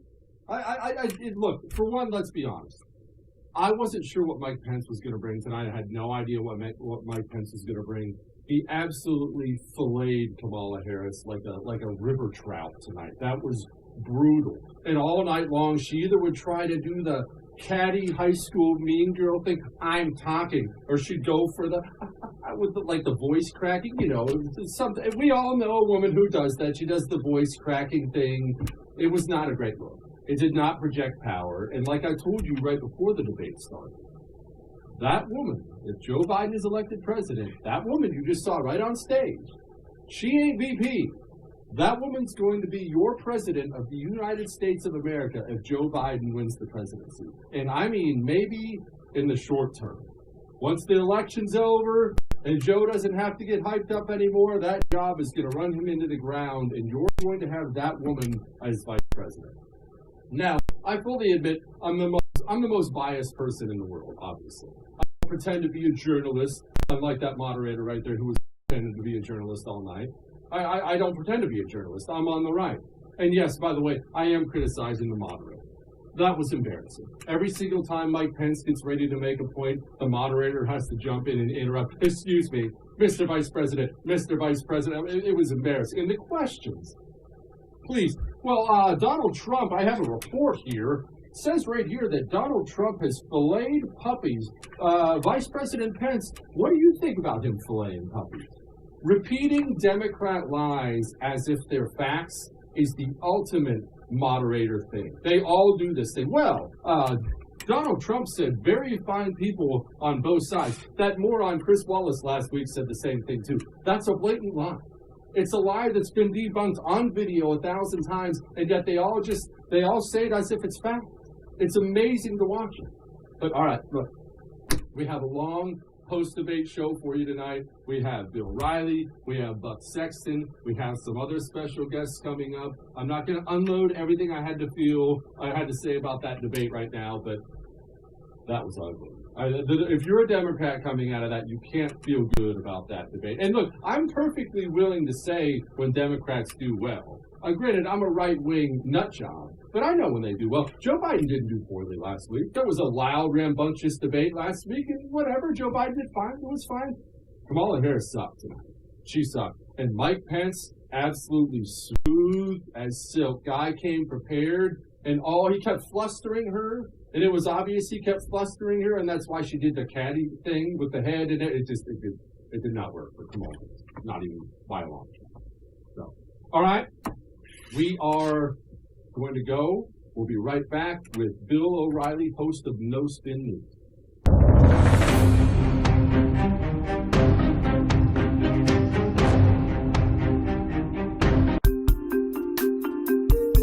You're watching The First. There's a new email that prepares you every day to be smart, stay informed, and always be on the alert for liberal media spin. It's called Up First, and it's only on The First TV. Get essential daily headlines, instant reaction and analysis, and the tools you need to fight back against the progressive agenda. Don't wait. Get the same email First TV hosts use to stay informed every morning. Never miss an important story. Go to thefirsttv.com and sign up for the Up First newsletter today. Hey guys, it's Buck Sexton here, reminding you that my radio show can be seen right here on The First TV every day at 5 p.m. Eastern.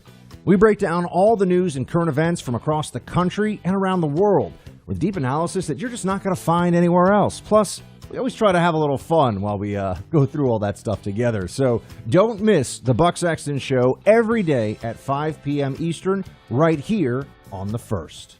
I'm about to blow you away with something. There's something brand new out there. I just discovered it today. It's called social media. And did you know The First is all over this new thing called social media? Apparently they're great at it. They're on Twitter, Instagram, Parler. They're on YouTube. They're on Facebook. They're all over all of it. Go enjoy The First anywhere on all of your social media stuff. If you do that sort of thing, I'm not sure if it's going to catch on, but if it does, The First will be good. Hey, Cider Crusaders. On my show, we've been diving deep into the philosophy of what we're fighting against, from Hegel, Marx, the Frankfurt School, all the way today. And once you know all that stuff, everything we're seeing today makes a lot of sense. But we're also diving deep into the principles that we built this country on, right? And what we're fighting for. Our founding fathers didn't just fight against the British. They also fought for specific principles. And that's the same thing we need to be doing today. Oh, also, there's an election coming up soon. So we got lots to talk about. True story, Mike Slater, please join us every weekday, 11 o'clock Eastern, right here on The First. Hey guys, Dana Lash here, reminding you to download the First TV app right now. With the First TV app, you can watch my show, The Dana Show, live or on demand, anywhere, anytime. The First TV app is available on iOS, Android, Amazon, Fire, Roku, and now Apple TV. Just search for the First TV app in your favorite app store and download it today.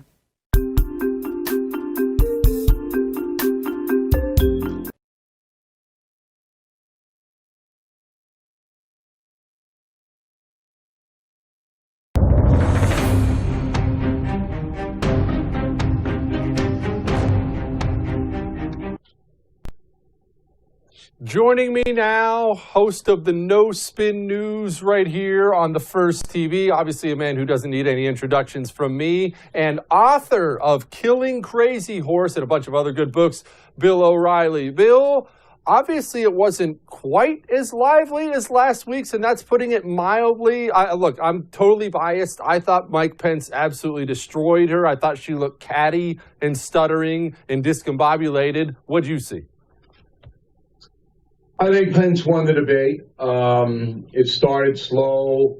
The first half hour was inconsequential. Second half hour, a little bit more intense. Then the last half hour, when they got to the Supreme Court, civil unrest, and the terrorism issue abroad, Mike Pence just wiped her out.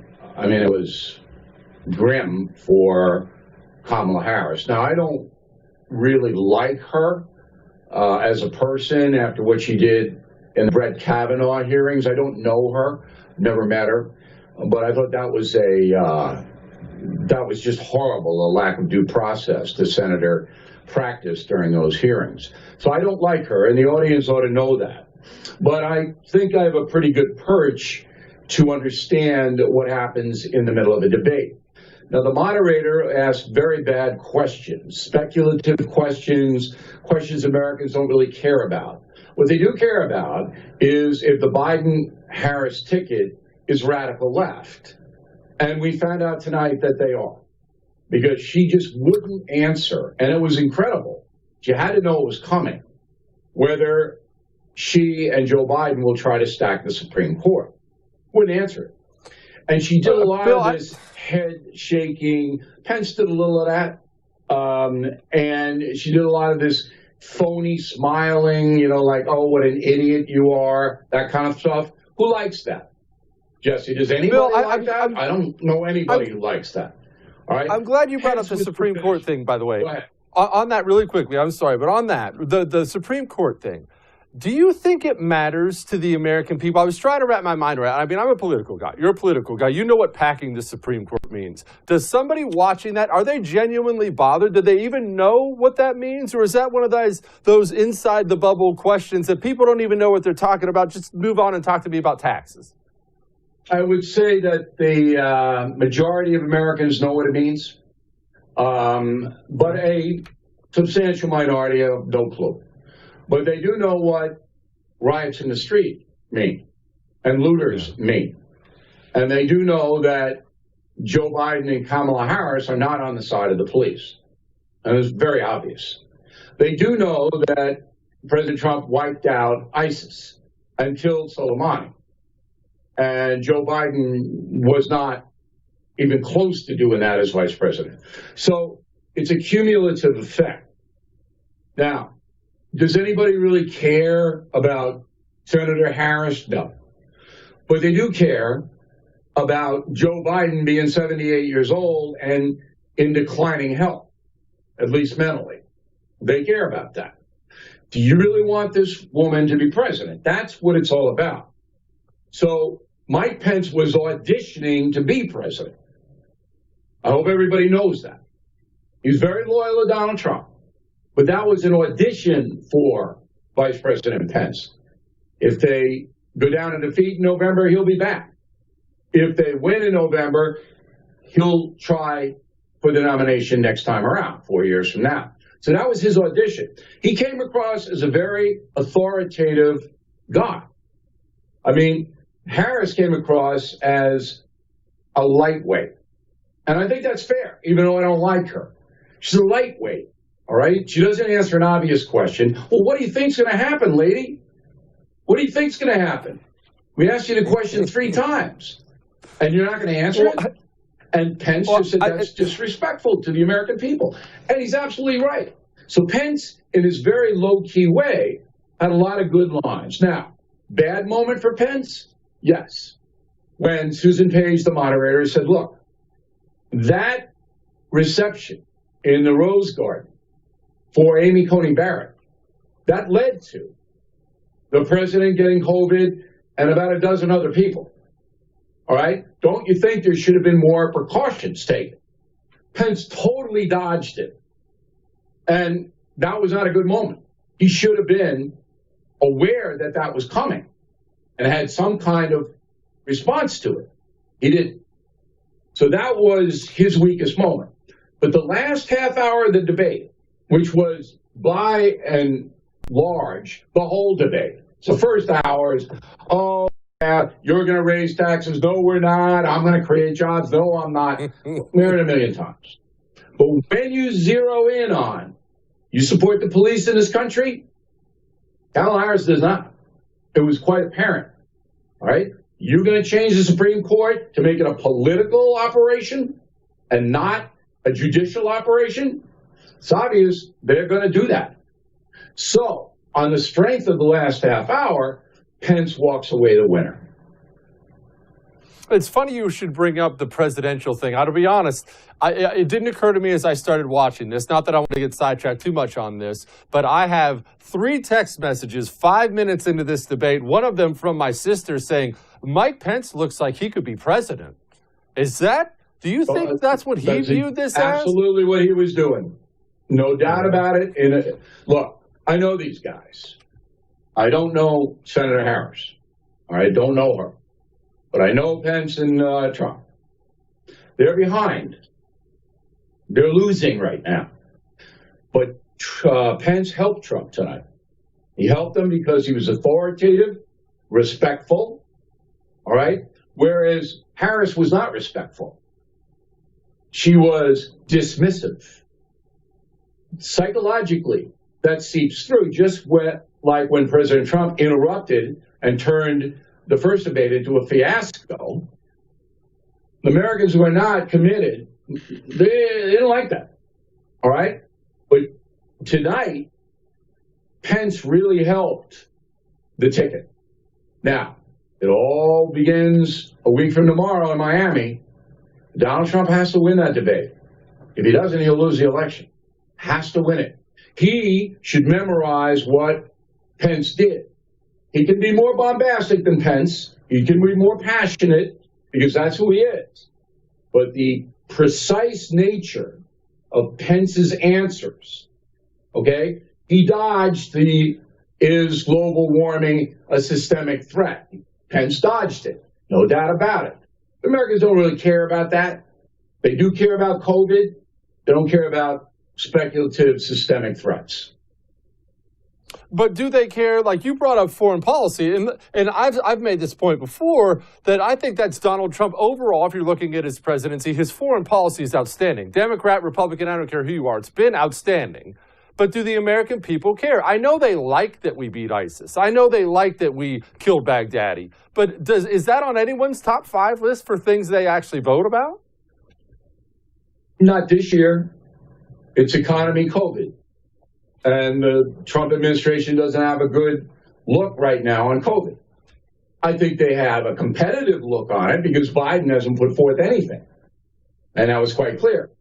The line from Pence was, well, they plagiarized our COVID plan. And Biden is very familiar with plagiarism. It's true. You go to the Biden website, they don't have anything there. I mean, what Pence and Trump should say is, hey, what about all the other countries in the world having the same problems we're having? What about them? Is that because of me? Is that because of our administration? That India and France and Germany and Great Britain all have this and can't get rid of it? That's a good answer, wasn't given. But Americans, they respond to ISIS, absolutely still there. All right. Pence should have said that Biden was against getting bin Laden. All right. That's one of Biden's resume points. He didn't want the raid. He was the only Obama official that said don't do it. Pence, I think, forgot that. All right. But anyway, on balance, Jesse, Mike Pence helped Donald Trump tonight. Yeah. Now, Bill, I'm not so sure the American people actually care about Obamacare anymore. I know this is nitpicky, but I thought it was strange when Pence brought that up. Do you? I understand it fires up the right. And look, nobody hates Obamacare more than me. And I'm sitting there yelling at the TV myself. But does anyone care? Does anybody think about it anymore? It seemed like such an old news thing to bring up. I got to be honest, it seemed odd to me. Well, that was Susan Page. She had global warming on her mind, and she had Obamacare on her mind. That was a moderator. That's what she wanted to do. All right? So the Democrats are saying all pre-existing conditions, you people are getting hosed. What did she say, Harris? They're coming for you. They're coming for you. Oh, they're going to take all those health care things away that we got from Biden Obama. Do they care? I think Americans care about their health insurance. I think they're scared if they get sick, particularly in the age of COVID. But did that arrest my attention? No, because I heard it a million times. I heard both sides. All right, the Republicans have a plan. I don't know what the plan is, and that's a weakness in the Republican platform. And the Democrats, that Obamacare is the greatest thing in the world. You know, okay, we heard it a million times. What we really want to know is, what's going to happen? Are we going to have looting and protests continuing? Are we going to have violence in the streets as we have in New York City and Chicago? That going to continue? That's emotional. You sound like you really genuinely think Donald Trump is down. I'm totally confused. I have no idea what to believe, who to believe anymore. But you genuinely believe he's down. Believe me. Okay. Believe me. Okay, fire away. Why is he down? Because here's what I see, Bill. I don't disagree with you that he's down. That could easily be true. If this is a public safety election, there's no question which one of the candidates, again, you saw it tonight, is the more public safety thing. So how's the public safety guy down if it's a public safety election? And I believe it is. It's a COVID election. It's a COVID election. I mean, the damage that COVID has done emotionally to the American people, economically, schools, kids, fear, elderly people, COVID election. All right? But I don't believe most Americans blame Donald Trump for COVID. That's insane. I mean, that's what Democrats say, but who's buying that? But the problem with Donald Trump is Donald Trump. On one hand, he's been very effective in the economy, and he's been effective in doing other things. On the other hand, he doesn't control himself the way he should sometimes. Now, he's got an opportunity next week because he's got COVID. Got to talk about that. He's got to be very personal about it. Can he do it? I don't know. If he does do it and connects with viewers and voters, you got a good chance for a comeback. But right now, they have internal polls, Jesse, you know what they are. The polls that you see by the press are all bogus, all right? They're push polls. It's what the corporate media wants you to do. They want you to think that Biden's got it locked. But the internal polling is what the parties pay for, the people don't see. I see it. And it shows that Trump is behind. He's behind electoral votes, and he's behind in popular votes. But not out of the box. He's close enough. And the big hope is that Biden's support is thin. Biden isn't Barack Obama. Democrats love Barack Obama. They're not running around going, we got to have Joe Biden. That's not happening. It's all about Trump, yes or no. Very little about Biden. Well, you say Donald Trump has to connect, and I certainly don't disagree with you there. But Donald Trump, when has he ever connected? He doesn't connect. He like you said, he's boisterous and he's loud, but he's never going to give you that Mike Pence earnest, come sit on my lap, Grandpa, and tell me about the time of the war speech. Doesn't this is have not to do who that. he is. He's got to change his tone. He's got to be a little bit more circumspect because he has COVID. People want to know what that experience is and what he's learned from it. All right? So whether he can do it or not, I don't know. I mean, I wrote a book on him, The United States of Trump, and I know him as well as anybody knows him. But if he's going to go in and try to beat up Joe Biden again, he'll lose the election. He can take Biden on, but he's got to do it with precision, like Pence did. Pence wasn't yelling at Kamala Harris. He's just going, hey, you're entitled to your opinion. You're not entitled to false facts. Good line. But he said it in a very deliberate manner. Pence was very good tonight, much better than the press will give him credit for tomorrow. I mean, I'm sure right now you're CNN and go, oh, Kamala Harris was the greatest. She wasn't the greatest. Just the facial expressions and the sneering and the condescending phony smile, just that. All right? It's got to put people off. And I'm not talking about people who are fanatical Trump supporters or fanatical liberals. I'm talking about them. I'm talking about the folks in the middle who can be persuaded. Bill O'Reilly, host of the No Spin News. Thank you for your time, sir. Appreciate you. Okay, Jesse.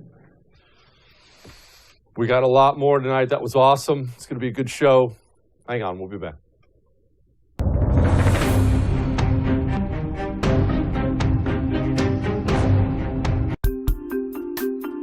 You're watching The First.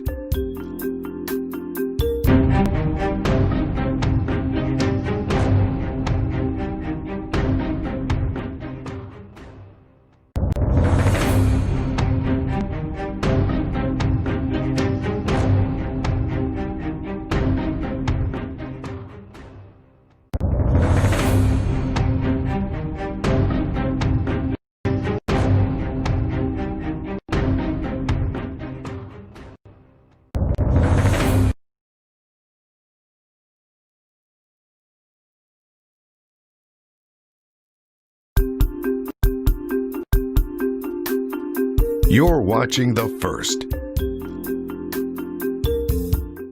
Hey guys, Dana Lash here reminding you to download the First TV app right now. With the First TV app, you can watch my show, The Dana Show, live or on demand anywhere, anytime. The First TV app is available on iOS, Android, Amazon, Fire, Roku, and now Apple TV. Just search for the First TV app in your favorite app store and download it today. Hey, Cider Crusaders, on my show, we've been diving deep into the philosophy of what we're fighting against, from Hegel, Marx, the Frankfurt School, all the way today. And once you know all that stuff, everything we're seeing today makes a lot of sense. But we're also diving deep into the principles that we built this country on, right? And what we're fighting for. Our founding fathers didn't just fight against the British. They also fought for specific principles. And that's the same thing we need to be doing today. Oh, also, there's an election coming up soon. So we got lots to talk about. True story. Mike Slater, please join us every weekday, 11 o'clock Eastern, right here on The First.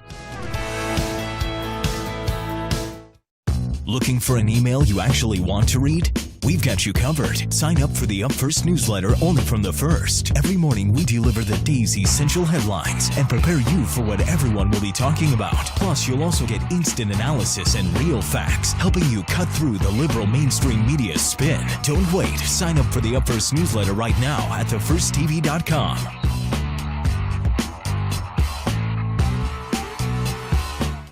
A wise man once said you should do something great every single day before you go to sleep at night, and I have great news for you. Now you can.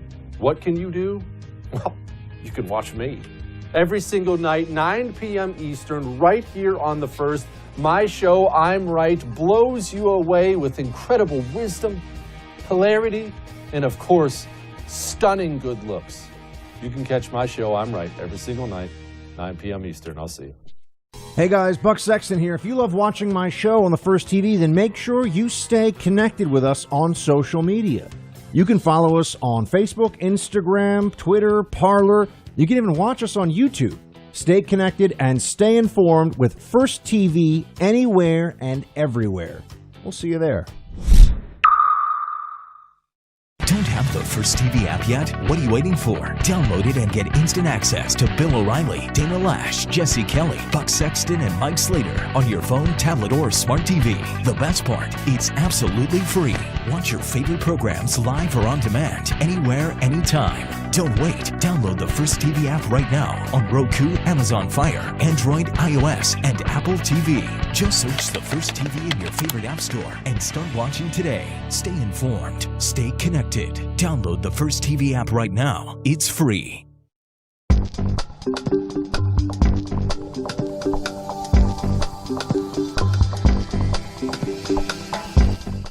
Don't have the First TV app yet? What are you waiting for? Download the First TV app right now on Apple, Google Play, Roku, or Amazon Fire and start watching today. You're watching The First.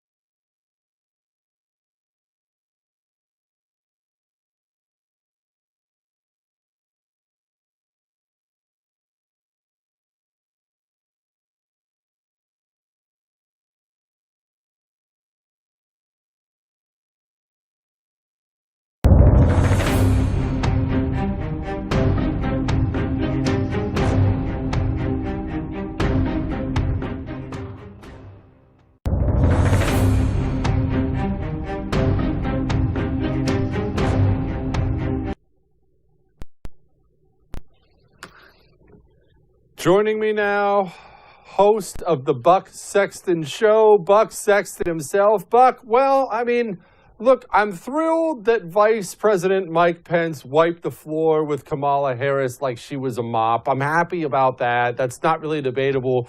But I missed the fireworks, man. I missed the fireworks. I wanted professional wrestling like last week. Instead, it was like a real debate. It was like a Quaker meeting. I mean, it was very, compared to what we had seen, it was really everybody on very good behavior. And you could tell at a few points, Kamala wanted to get into it a little bit. She wanted to mix it up with Pence. And he just kind of looked at her like, I'm sorry, madam. You know, what do you think this is? So it was, look, on policy, on presentation, Pence just has her completely outclassed. There's a reason. I mean, Democrats are so funny because it's not like any of this should be a surprise. There's a reason that she was a third-tier candidate in the primary. Yeah, there's a resume and there's a story here for Kamala Harris that really excites the New York Times editorial board, but it doesn't excite Democrat primary voters, and there's a reason for that. They just don't like her that much.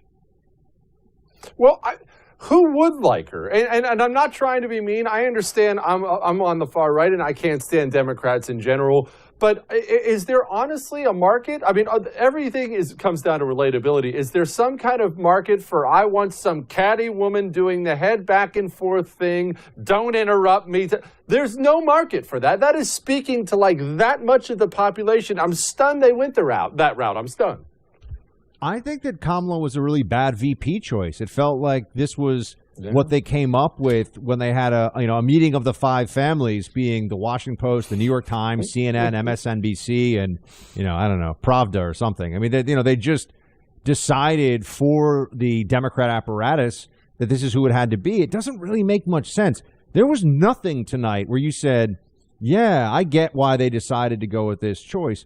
And in the areas of policy, I mean, as we were discussing, and we've been tweeting about this all night, obviously, Jesse, they won't answer the Supreme Court packing question. And to his credit, Pence really, he pushed to the point where it's like, okay, so you're just basically going to plead the fifth. This is a big thing.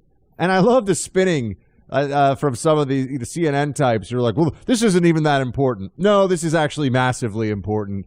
And her best answer was a no answer, which tells you all you need to know, because that's really the Democrat ticket defined right now. They don't want to answer anything. They're just kind of hoping they can show up and people will vote for them.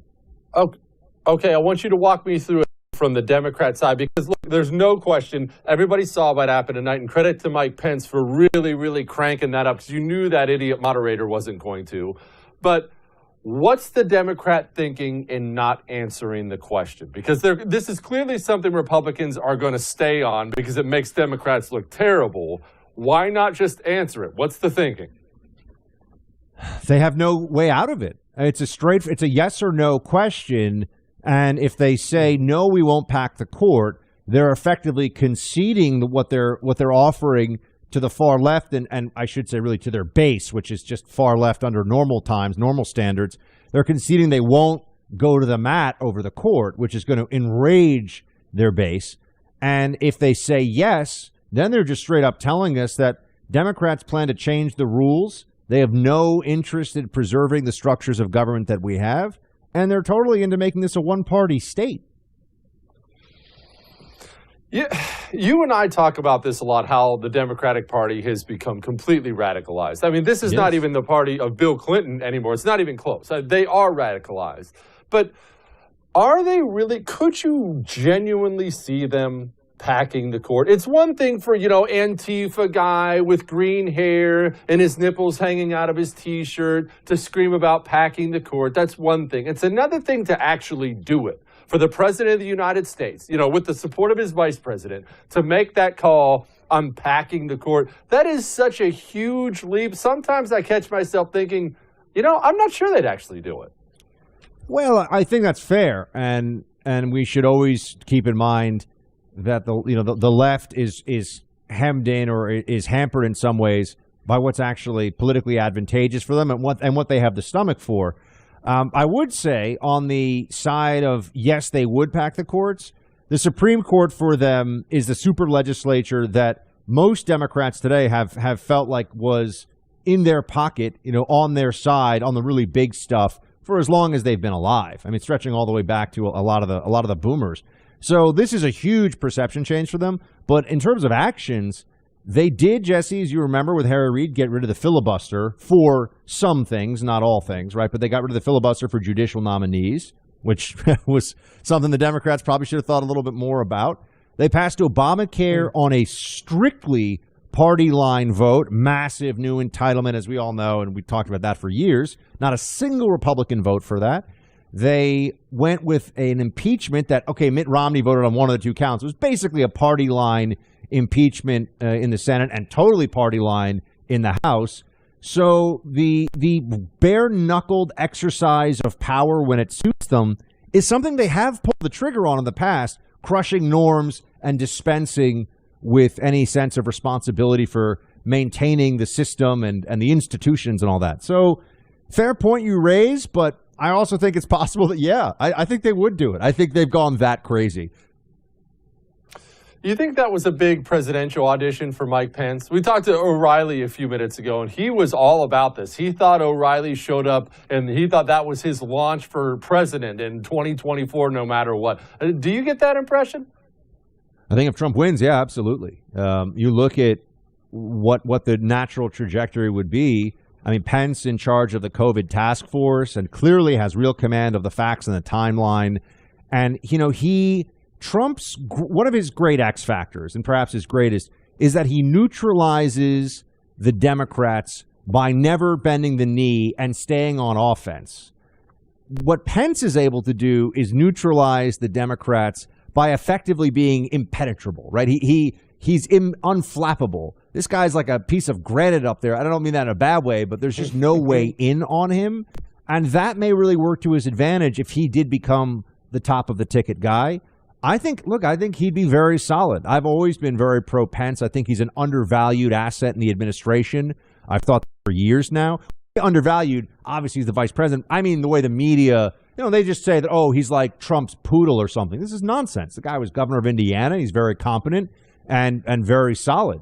So, yeah, man, I think that we really could see that if Trump wins re-election. That's the big if for me. I think I'm more certain that Pence would be the candidate if Trump wins than I am about who's going to win this election. I could say that.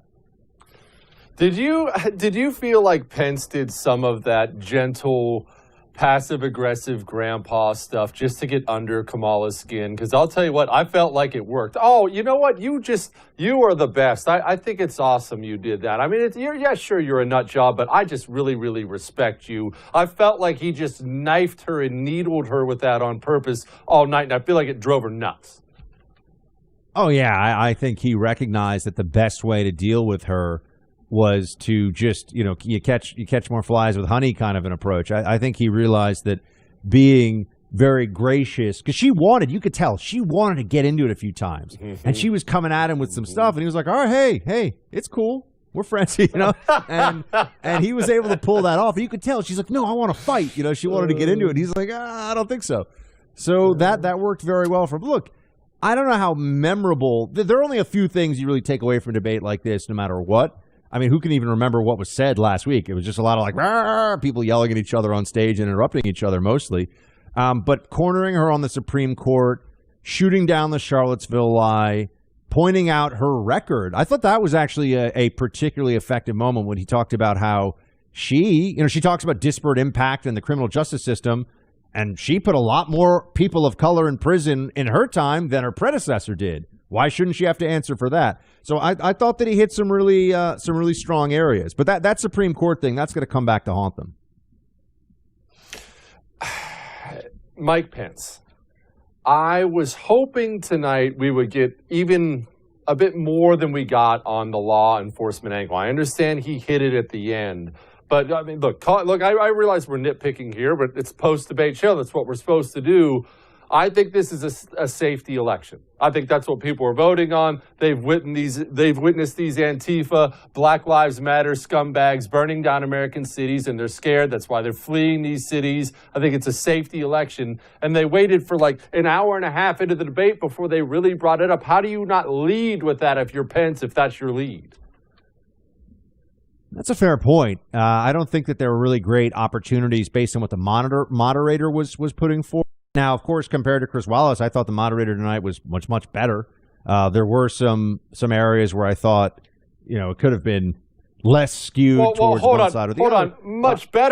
Much better after Chris Wallace, if she didn't vomit on herself and then pass out in a drunken stupor in the middle of the stage. That is the only thing that could possibly have been worse than Chris Wallace. I thought she sucked. You liked it?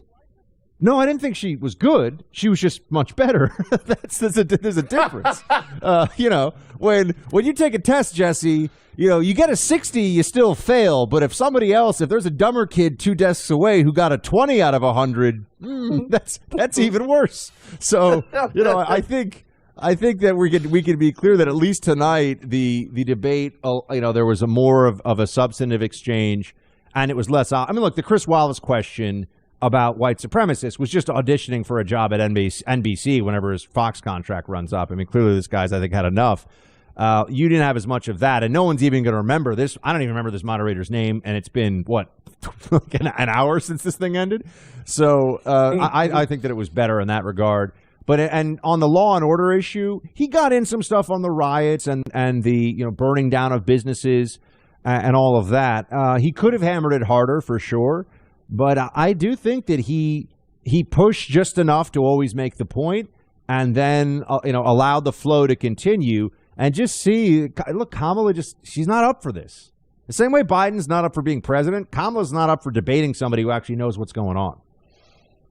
Why did they pick her? I'll never, ever understand this. This is a candidate who she was the media darling. People forget, at the beginning of that Democratic primary debate, she had these media women shopping with her and helping her pick out new whatever those things she wears are, sport coats or whatever. She had them shopping with her, praising her as the second coming. They carried her to basically a lead, and she's such an unlikable creature that she just cratered.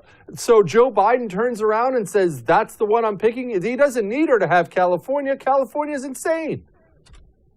I think it's a bad pick. I think that there were other options for them. I think that it would have been much more exciting if for the Democrats now I'm talking about, even to put Elizabeth Warren on. And I know you and I could sit here and make a million jokes, and we have, about Elizabeth Warren. But say what you, that would have been fun for a whole bunch of reasons. But at least that brings you this more open, progressive side of it. But I think the Kamala pick is it's a couple things. One, it's the Democrat obsession with identity politics, and we all understand the historic nature of Kamala Harris as the first female black vice president. Is for them, that's 80% of the battle, I think. When they got down to their final picks, they go, well, here we have somebody who tells one of the demographic stories that we want to tell as the Democrat Party. But then beyond that, she's just stylistically and in terms of her demeanor and background, she appeals to lib journalists and Hollywood millionaires, and they like her. And I think that really factored into why she was talked about as much as she was, and how she was put forward in this way, because it's very clear that Democrat primary voters resoundingly rejected her. Right? She was never a top tier candidate, not even for a week. No, look, Kamala blows. She always has. Now, next week, Donald Trump, when he's going after Joe Biden, does he make adjustments? I mean, surely he watched tonight. I'm sure he was very happy. Obviously, I'm sure he did. I'm sure he knew Mike Pence wasn't going to fall flat on his face, but I'm sure he watched and he was very happy. And I'm not one of these people who acts like Donald Trump's this blustering idiot who has no idea what he's doing. He's a billionaire and he's in the Oval Office. He's doing just fine. He figured something out. Yeah, I think we can all agree with that. He's doing all right. Do you think he does tweak anything, or he's just going to go bull in a china shop again? I think he needs to scale it back a little bit, not in terms of the ferocity of his answers, but he's got to he bailed. He was so all over Biden that he actually bailed him out a bunch of times. He was so up in Biden's grill, so to speak, that I think he made it easier for Biden than it would have otherwise been. So if he just dials it back a little bit on the interruptions and those decorum points, I think he'll be in much better shape. And a little more, look, when you start saying, can Trump be a little more focused? The answer is probably no. And, you got to take the thing about I always say this, people refer to him as a loose cannon. I said, that's actually perfect, because a loose cannon keeps everyone on edge, and it can take out the enemy, with one shot in a way that nobody could even expect. But yeah, sometimes it swivels back around your way and everybody has to duck. And that's just what you get with Trump in a debate. I've always said Donald Trump is an excellent junkyard dog. I mean, yes, there's a chance he's going to bite you and rip your hand off, but he's also going to rip the robber's head off too. And you're just going to have to take the good with the bad. Buck Sexton of the Buck Sexton Show. Thank you, my friend. Hey, can I just say, I even put on a jacket for you, Jesse, because this is, serious debate stuff. And so people don't think that we just sit around in our pajamas philosophizing about politics all day. I don't want people to think like you and I were just BSing like that earlier. That absolutely didn't happen. Thank you, Buck. Appreciate it, bud. All right. We got more. Hang on.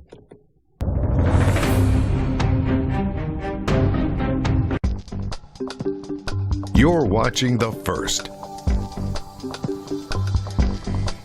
Don't have the First TV app yet? What are you waiting for? Download it and get instant access to Bill O'Reilly, Dana Lash, Jesse Kelly, Buck Sexton, and Mike Slater on your phone, tablet, or smart TV. The best part, it's absolutely free. Watch your favorite programs live or on demand, anywhere, anytime. Don't wait. Download the First TV app right now on Roku, Amazon Fire, Android, iOS, and Apple TV. Just search the First TV in your favorite app store and start watching today. Stay informed. Stay connected. Download the First TV app right now. It's free. Hey, it's Dana Lash, host of The Dana Show, 12 to 3 p.m. Eastern, which is also broadcast live right here on the First TV. Every day I'm here to keep you up to speed on the most important stories and information you need to know in your very, very busy life. And if you're always on the go and you just want to stay connected, download our daily podcast. Take it with you. It's a great way to get up to speed on what you need to know and stay informed on what legacy media may not tell you. Just visit danalash.com and click on that podcast link or subscribe on iTunes, Spotify, or wherever you get your favorite podcast.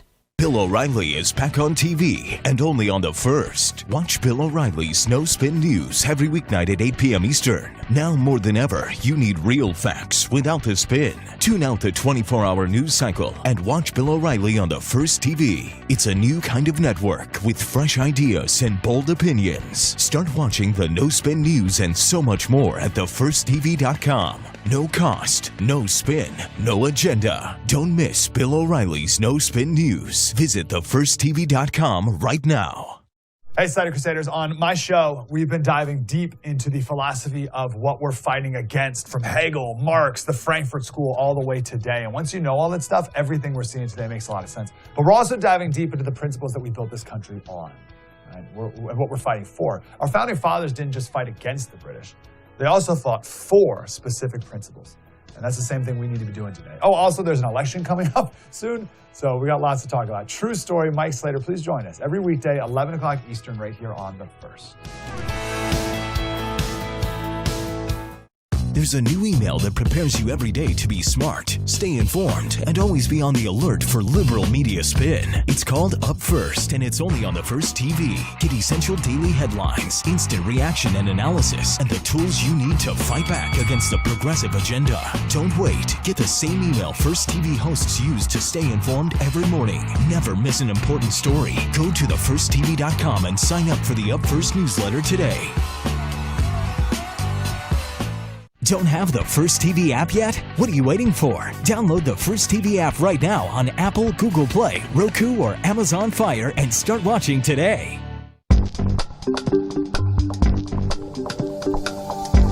Don't have the First TV app yet? What are you waiting for? Download the First TV app right now on Apple, Google Play, Roku, or Amazon Fire and start watching today.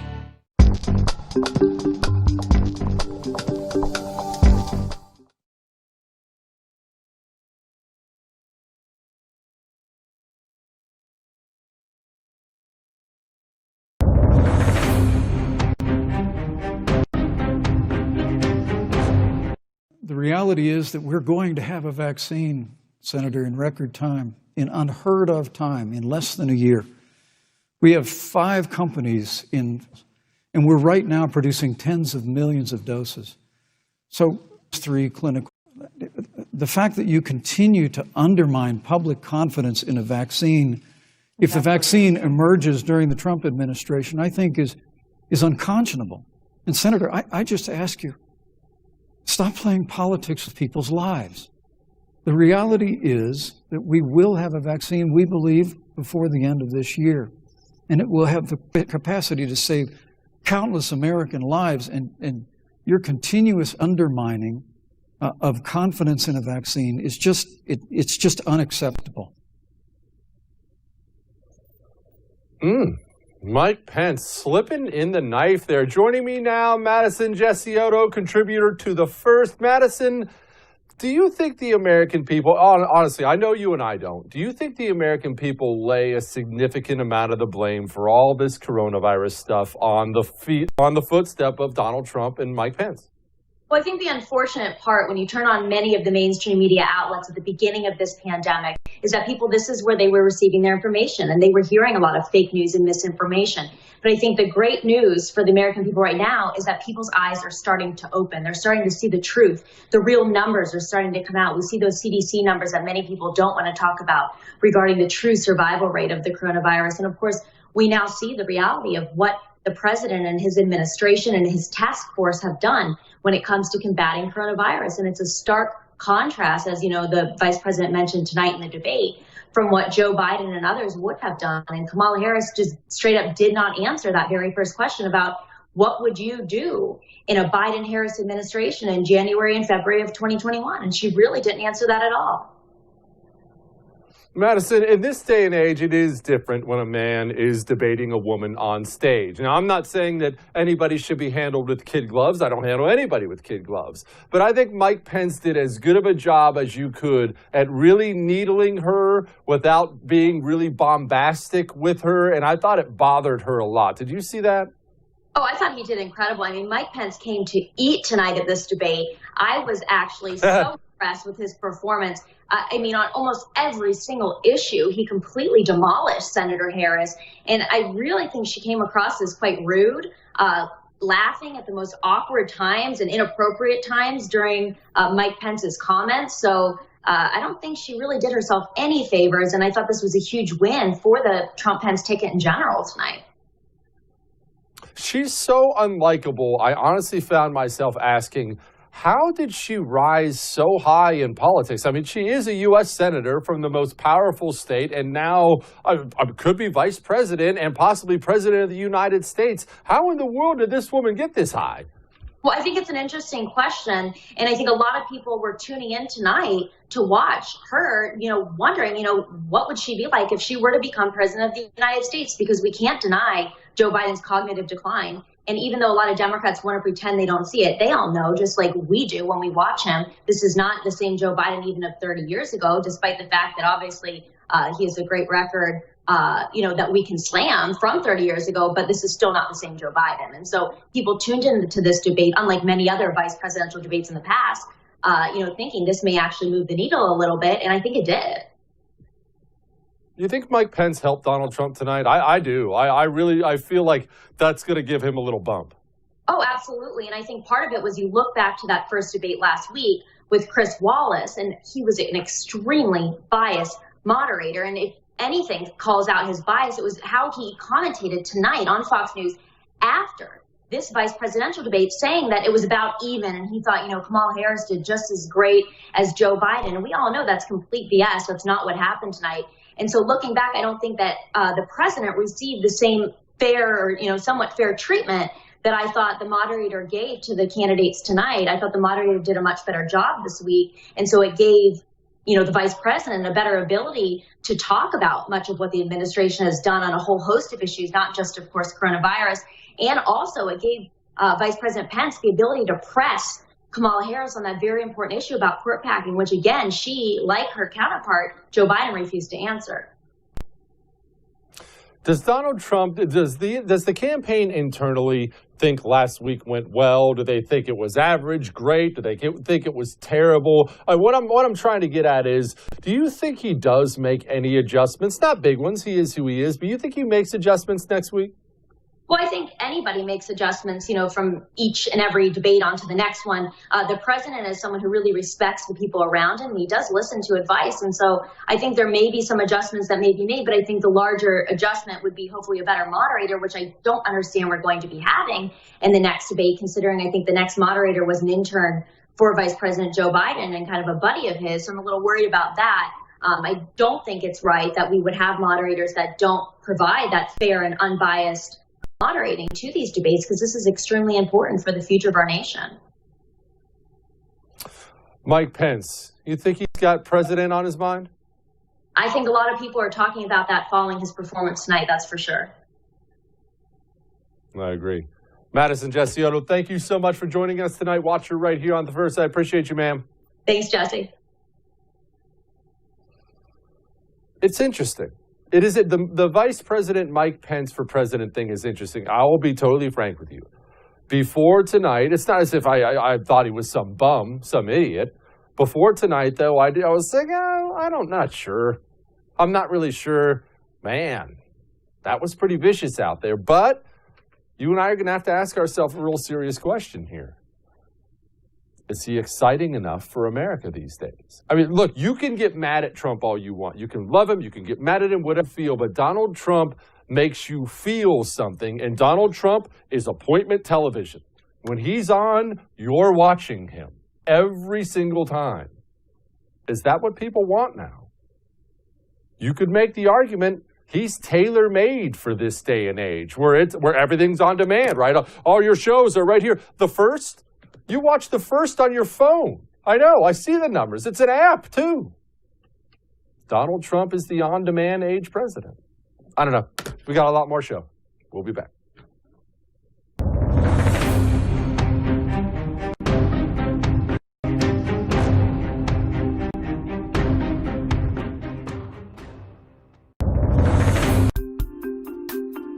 You're watching The First.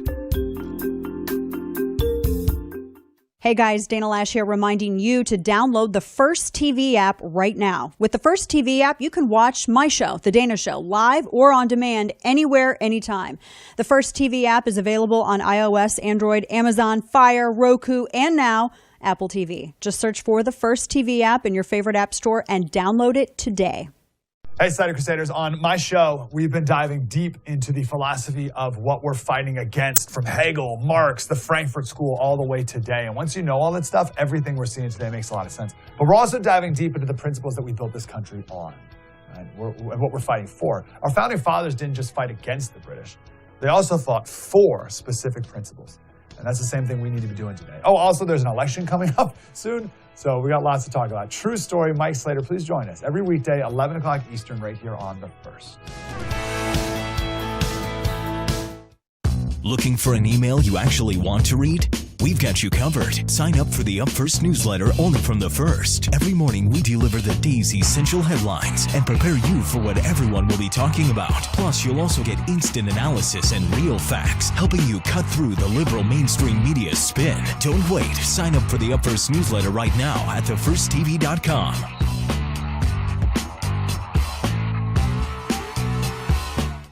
A wise man once said you should do something great every single day before you go to sleep at night, and I have great news for you. Now you can. What can you do? Well, you can watch me. Every single night, 9 p.m. Eastern, right here on The First. My show, I'm Right, blows you away with incredible wisdom, hilarity, and of course, stunning good looks. You can catch my show, I'm Right, every single night. 9 p.m. Eastern. I'll see you. Hey guys, Buck Sexton here. If you love watching my show on The First TV, then make sure you stay connected with us on social media. You can follow us on Facebook, Instagram, Twitter, Parler. You can even watch us on YouTube. Stay connected and stay informed with First TV anywhere and everywhere.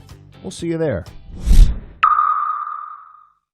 Don't have the First TV app yet? What are you waiting for? Download it and get instant access to Bill O'Reilly, Dana Lash, Jesse Kelly, Buck Sexton, and Mike Slater on your phone, tablet, or smart TV. The best part, it's absolutely free.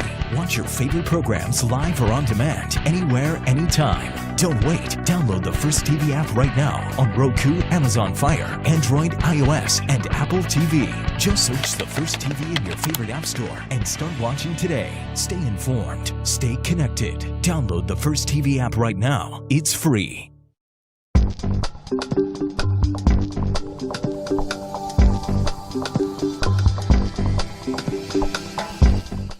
Don't have the First TV app yet? What are you waiting for? Download the First TV app right now on Apple, Google Play, Roku, or Amazon Fire and start watching today. You're watching The First.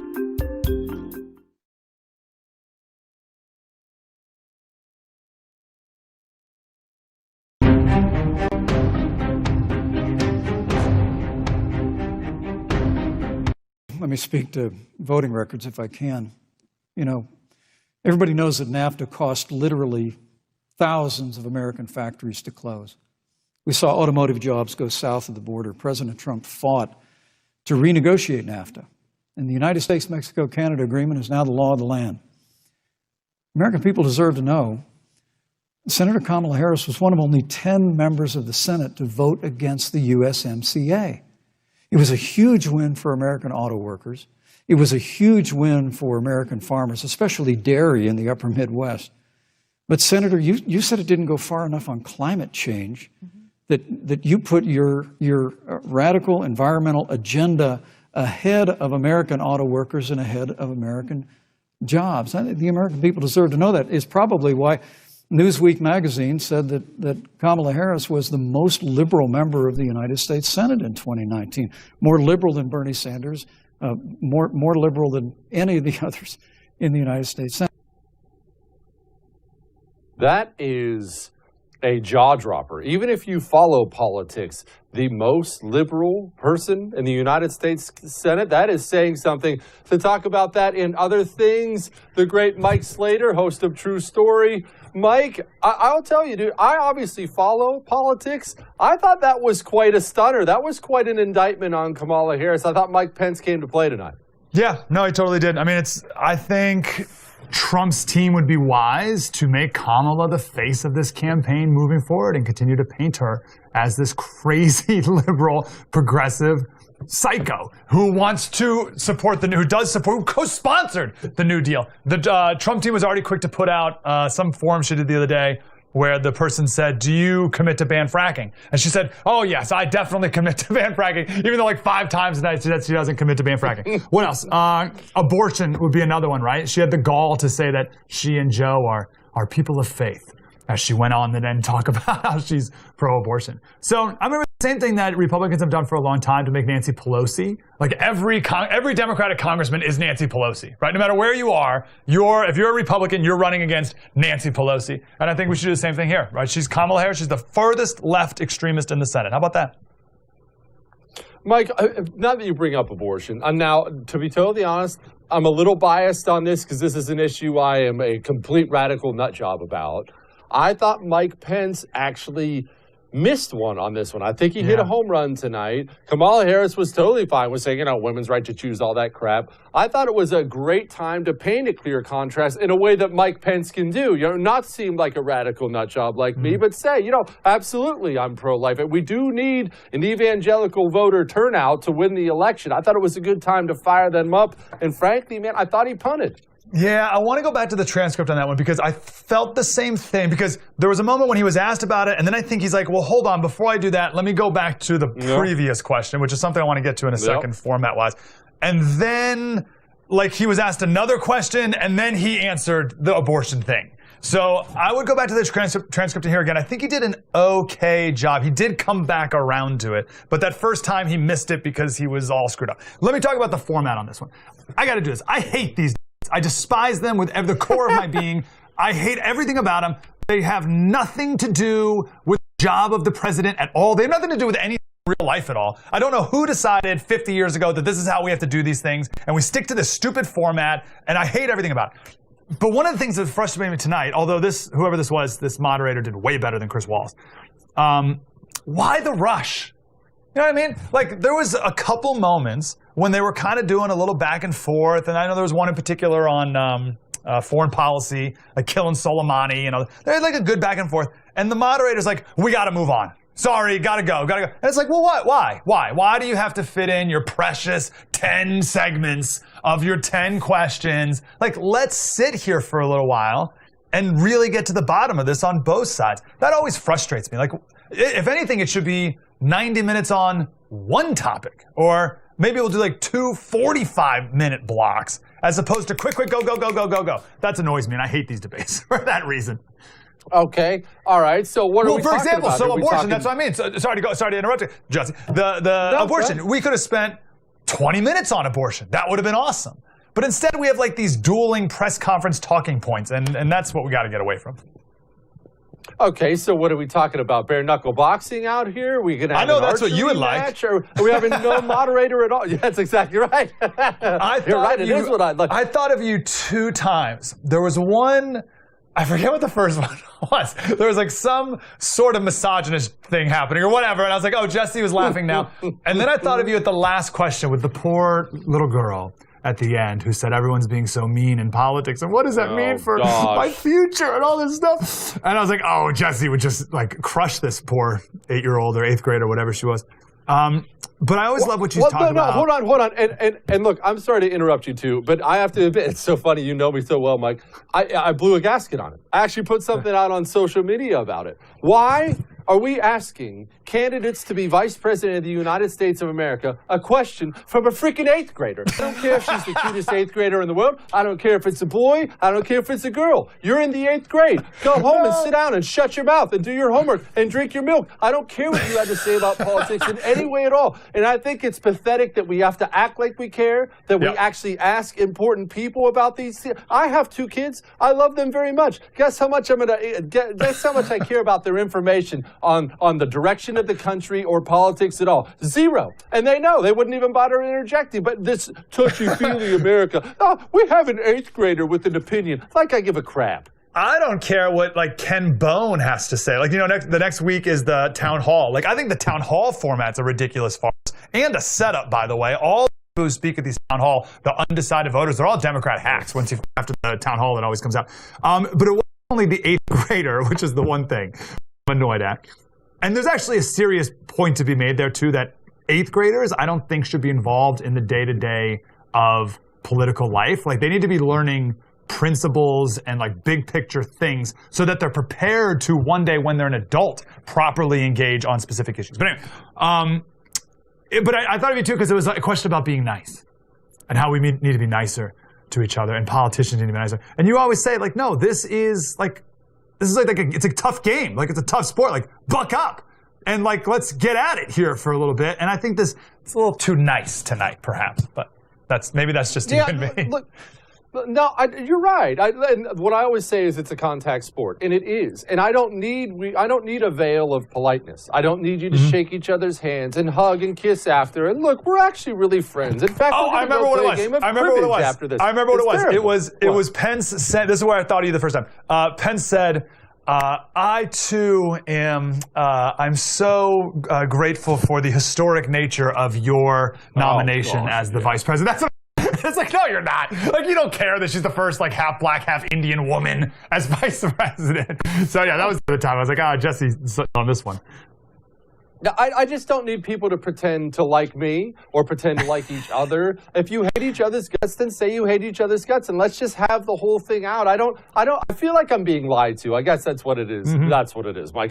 And you're right. I mean, Mike Pence, and I realize he's going to do the decorum thing. I thought, congratulations. It's very, very historic. Oh, please. You were all high-fiving each other as soon as he picked that horrible woman to be vice president, because you all knew you were going to eat her lunch on the debate stage. Yep, which they obviously did. I think Kamala, well, I asked my wife what she thought of Kamala, and I guess this is kind of a consensus opinion that her eye-rolling and demeanor and general stuff was off-putting, especially to women. I think that's probably true.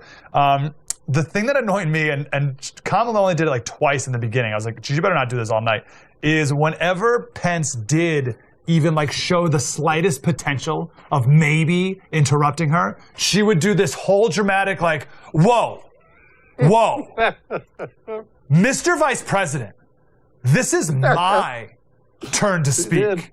Let me speak, Mr. Vice President. Right? It's like this huge dramatic thing to contrast from last week. The last debate last week. I got a quick little fact about last week's debate with all the interrupting, right? Everyone's like, oh, Trump interrupted so much, blah, blah. First of all, go back to the beginning of the debate.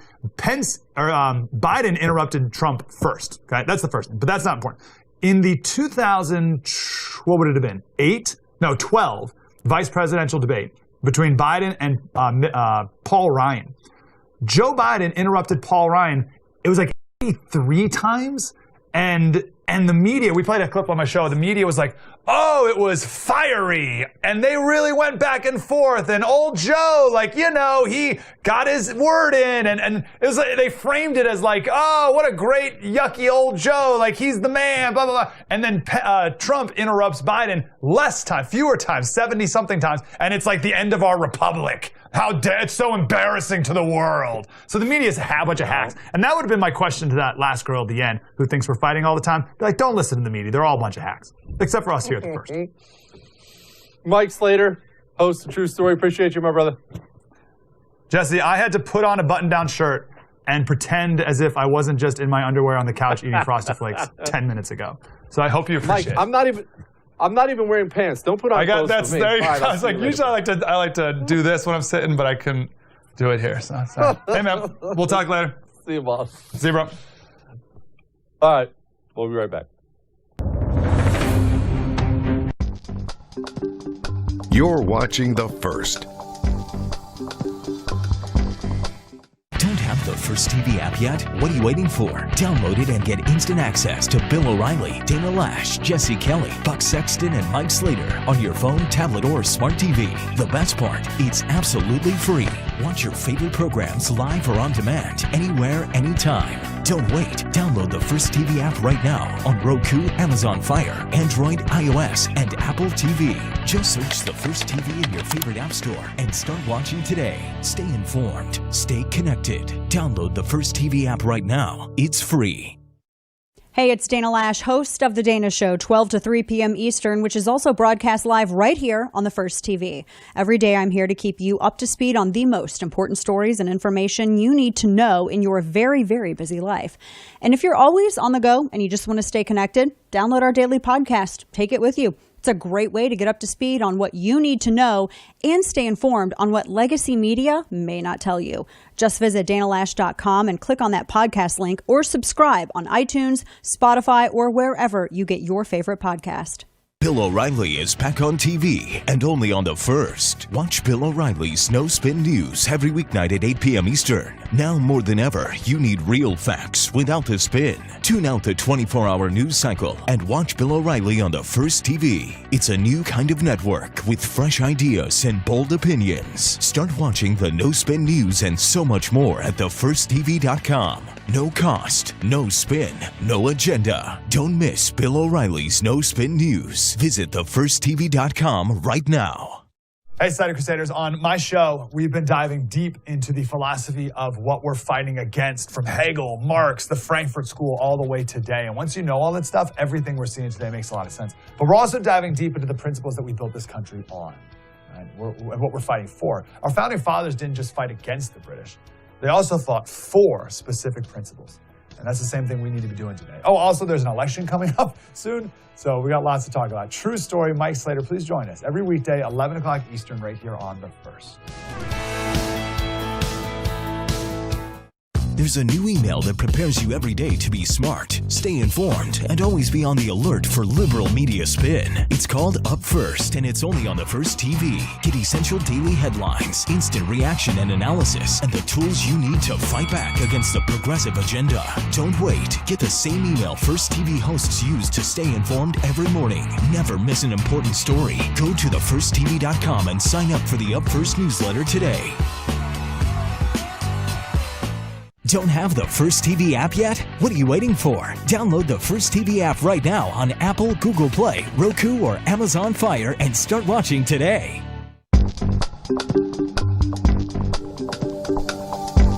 Don't have the First TV app yet? What are you waiting for? Download the First TV app right now on Apple, Google Play, Roku, or Amazon Fire and start watching today.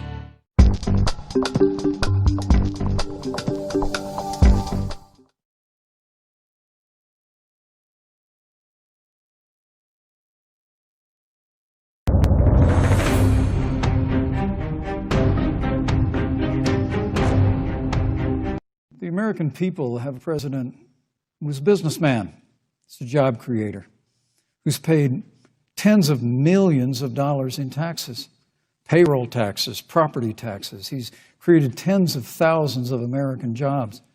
And the president said those public reports are not accurate. And the president's also released literally stacks of financial disclosures the American people can review just as the law allows. But the distinction here is that Joe Biden, 47 years in public service, compared to President Donald Trump, who brought all of that experience 4 years ago. Thank you, Vice and President. turned this economy around by cutting taxes, rolling back regulation, unleashing Vice American President. energy, fighting for free and fair trade, and all of that's on the line. Well, that was Susan Page once again interrupting Vice President Mike Pence as he's getting to the point. Joining me now to talk about a contributor to The First, Nick Adams. Nick, obviously, moderator did better than Chris Wallace, which is certainly not saying much, but overall impression of the debate tonight, go. Oh, look, Jesse, if you ever wanted to have a look at what a slaughtering looked like, all you had to do tonight was watch how Mike Pence dealt with Senator Kamala Harris. I thought he hammered her. I thought he crushed her. I thought he smashed her. He was cool, calm, composed, collected. He had all of the stuff at his fingertips. He was detailed. He was articulate. We could not have asked for a better spokesperson for the Make America Great, Keep America Great campaign. I thought he had to also deal with a very difficult moderator. I'm with you, Jesse. I don't think she was all that much better than Chris Wallace, perhaps marginally. But I also think that in many ways, Mike Pence had to combat her as well as Kamala Harris. So overall, a fabulous night for the Vice President, a fabulous evening for the Trump-Pence campaign. Okay. What didn't you like, Nick? There were a couple moments I didn't think that were that great from Mike Pence, but I don't want to, overall, obviously, I thought he crushed her. Was there anything you didn't like? Look, it's always difficult in this debate format, Jesse, to say everything that you want to say. And of course, when you look back and you scratch your head, I'm sure there are things that the Vice President would have liked to have said or included in what he said to Kamala Harris. Look, I do think that perhaps he could have been a little bit more detailed in terms of the question regarding pre-existing conditions. I do think that maybe he could have, I think that the Trump administration have done a remarkable job on improving Obamacare and expanding the program and doing all of that kind of stuff. I think he could have perhaps done slightly better on that question. But again, I mean, in the heat of the moment, with the glare of the camera, with a moderator against him, with Kamala Harris screeching every 5 seconds, I'm speaking. I mean, you know, he did the best he could. Nick, as the viewers may have figured out by now, Nick is originally from Australia. Do you people have political debates like that on television over here? Because we just talked to Mike Slater before this. He hates the American tradition of these televised debates. He thinks the whole thing's idiotic. Do you guys do it over there? Look, I love Mike Slater, and I got to tell you, I agree with him. I mean, it can be a little bit over the top, like America does everything. I mean, this is certainly the best of the best. There are televised debates between leaders in other countries, including Australia, but none have the kind of, you know, amazing backdrop that the whatever the organisation is that has the host of these presidential debates, the actual name of it. So look, it's a very regal moment. It's an opportunity that everyone watches. There's famous moments here, you know, where Ronald Reagan and Walter Mondale went at it and that kind of stuff. You don't really get that elsewhere. But look, I mean, like I say, these debates, I mean, they're a two-edged sword. Sometimes they can be very, the bickering is endless, back and forth, and you don't really get much of a debate. Other times it's all policy and it can be very boring and tedious. Tonight I thought struck a pretty good balance. Did you like it more than last week's debate? Look, I'm a barbarian, so I love last week's debate. Just to get up there and let's just have a big old street fight and let's get the thing over with. But I have a lot of friends, my phone's been melting all night. I had a lot of friends saying, finally, back to normal. That's more my speed. What's Nick's point of view?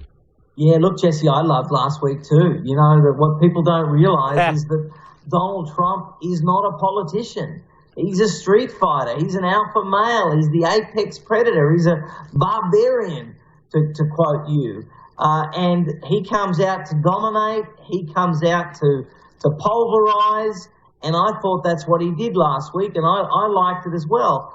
But I've got to tell you, there was something quite cathartic in listening tonight to Mike Pence go into detail, addressing every point, that made me feel really good about it in a different way as well. You know, I kind of liked the fact that they were actually talking about, you know, we actually got to hear tonight much more about the president's achievements, this administration's achievements, than we did last week. When they went through COVID, when he went through ISIS tonight, Mike Pence, when he went through the relationships around the world, the jobs record, the economy record, I really enjoyed hearing that, and I'm sure that anybody that supports Donald Trump and Mike Pence and are patriots would have loved hearing that as well. So in many ways, I guess I feel even better than I did last week, because last week I thought we won. I thought the president showed strength, which is the quality that I'm really attracted to. But I don't think he got a chance. It wasn't all his fault. I don't think he got a chance really to outline a lot of and he had COVID, it turns out. So he put in a pretty damn fine performance, if you ask me, for a guy that might have had COVID at the time. But I thought tonight was good. I thought tonight was really good from the Vice President. Nick Adams, appreciate you, my man, very much. Mike, it's always a pleasure. All right. I have a couple final thoughts, and then we're going to let you out of here. Give me just a minute.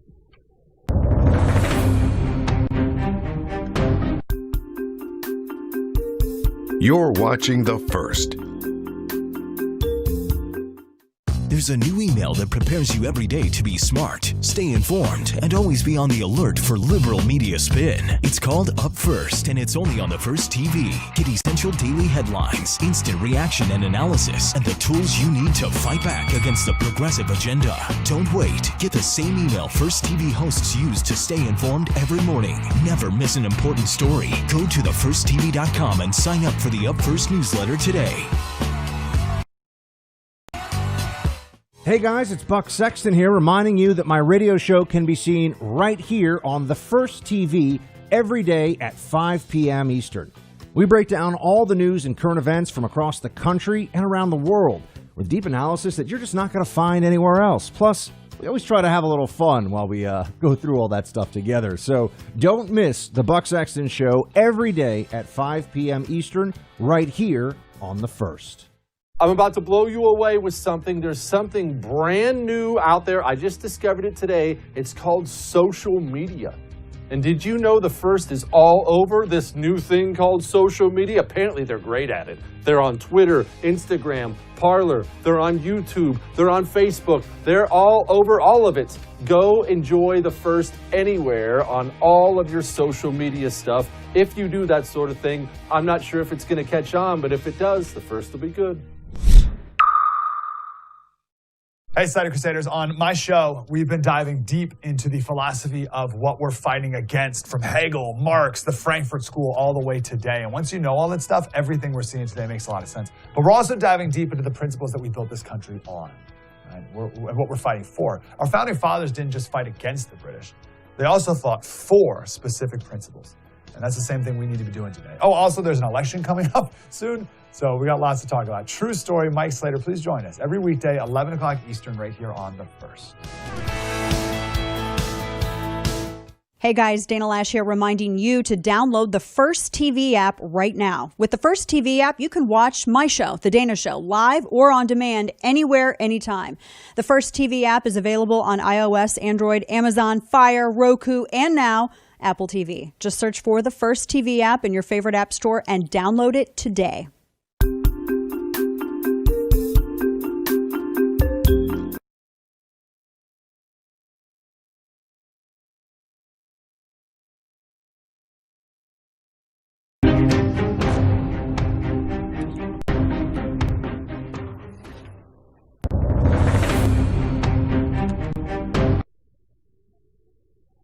All right, here are my final thoughts on it. The truth is, you and I probably nerd out way too much on policy and things. Why this about climate change, and what about foreign policy? Let's talk taxes. And the truth is, elections most of the time are just about likability. It's really just a popularity contest. We like to imagine it's more, right? No, this is about lofty things. Not necessarily, no. No, this is about Rust Belt swing voters in states like Pennsylvania, Ohio, Florida. I mean, I guess Florida's not Rust Belt. Shut up, you know what I'm talking about. Wisconsin, Michigan. It's about swing voters in those states who voted for Barack Obama twice and then turned around and voted for Donald Trump.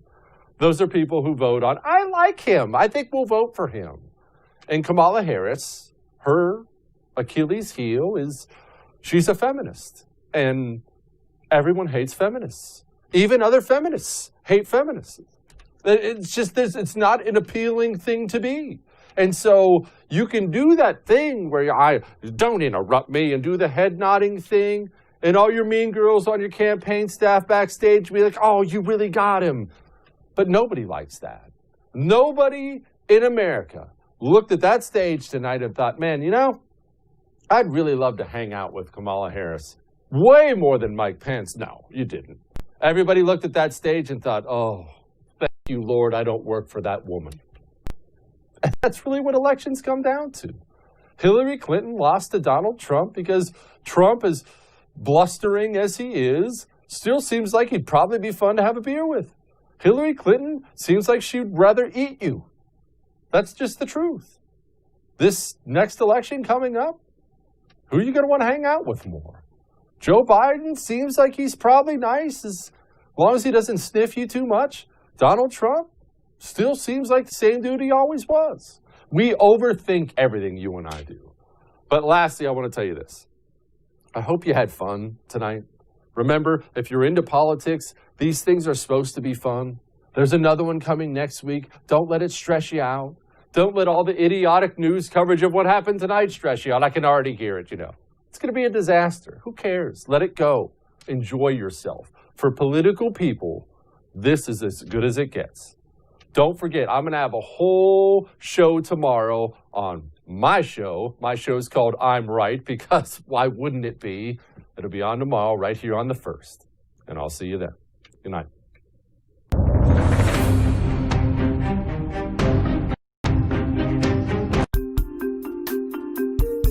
You're watching The First. There's a new email that prepares you every day to be smart, stay informed. Okay, that's going to wrap up Right Side Broadcasting's coverage of the vice presidential debate. I want to thank our friends over at the First TV for allowing us to carry their feed tonight of the debate and all the pre-show and post-show action. You can check them out at the, let's get the firsttv.com /watch, I believe. Let's see, pull that up real quick.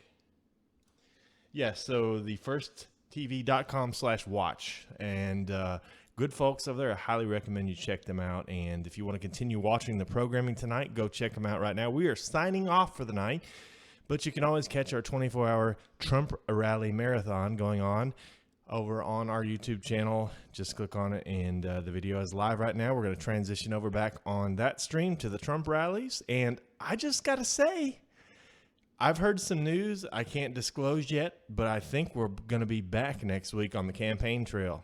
So I hope you're ready. I can't wait. We are ready to go. We're resting up, and we're proud of President Trump for kicking coronavirus in the butt. All right, good night. Clear win for Mike Pence tonight, by the way. A solid performance by Mike Pence. Not impressed at all with Kamala Harris. I'm sure all of you agree. Have a great night. We'll see you back here tomorrow.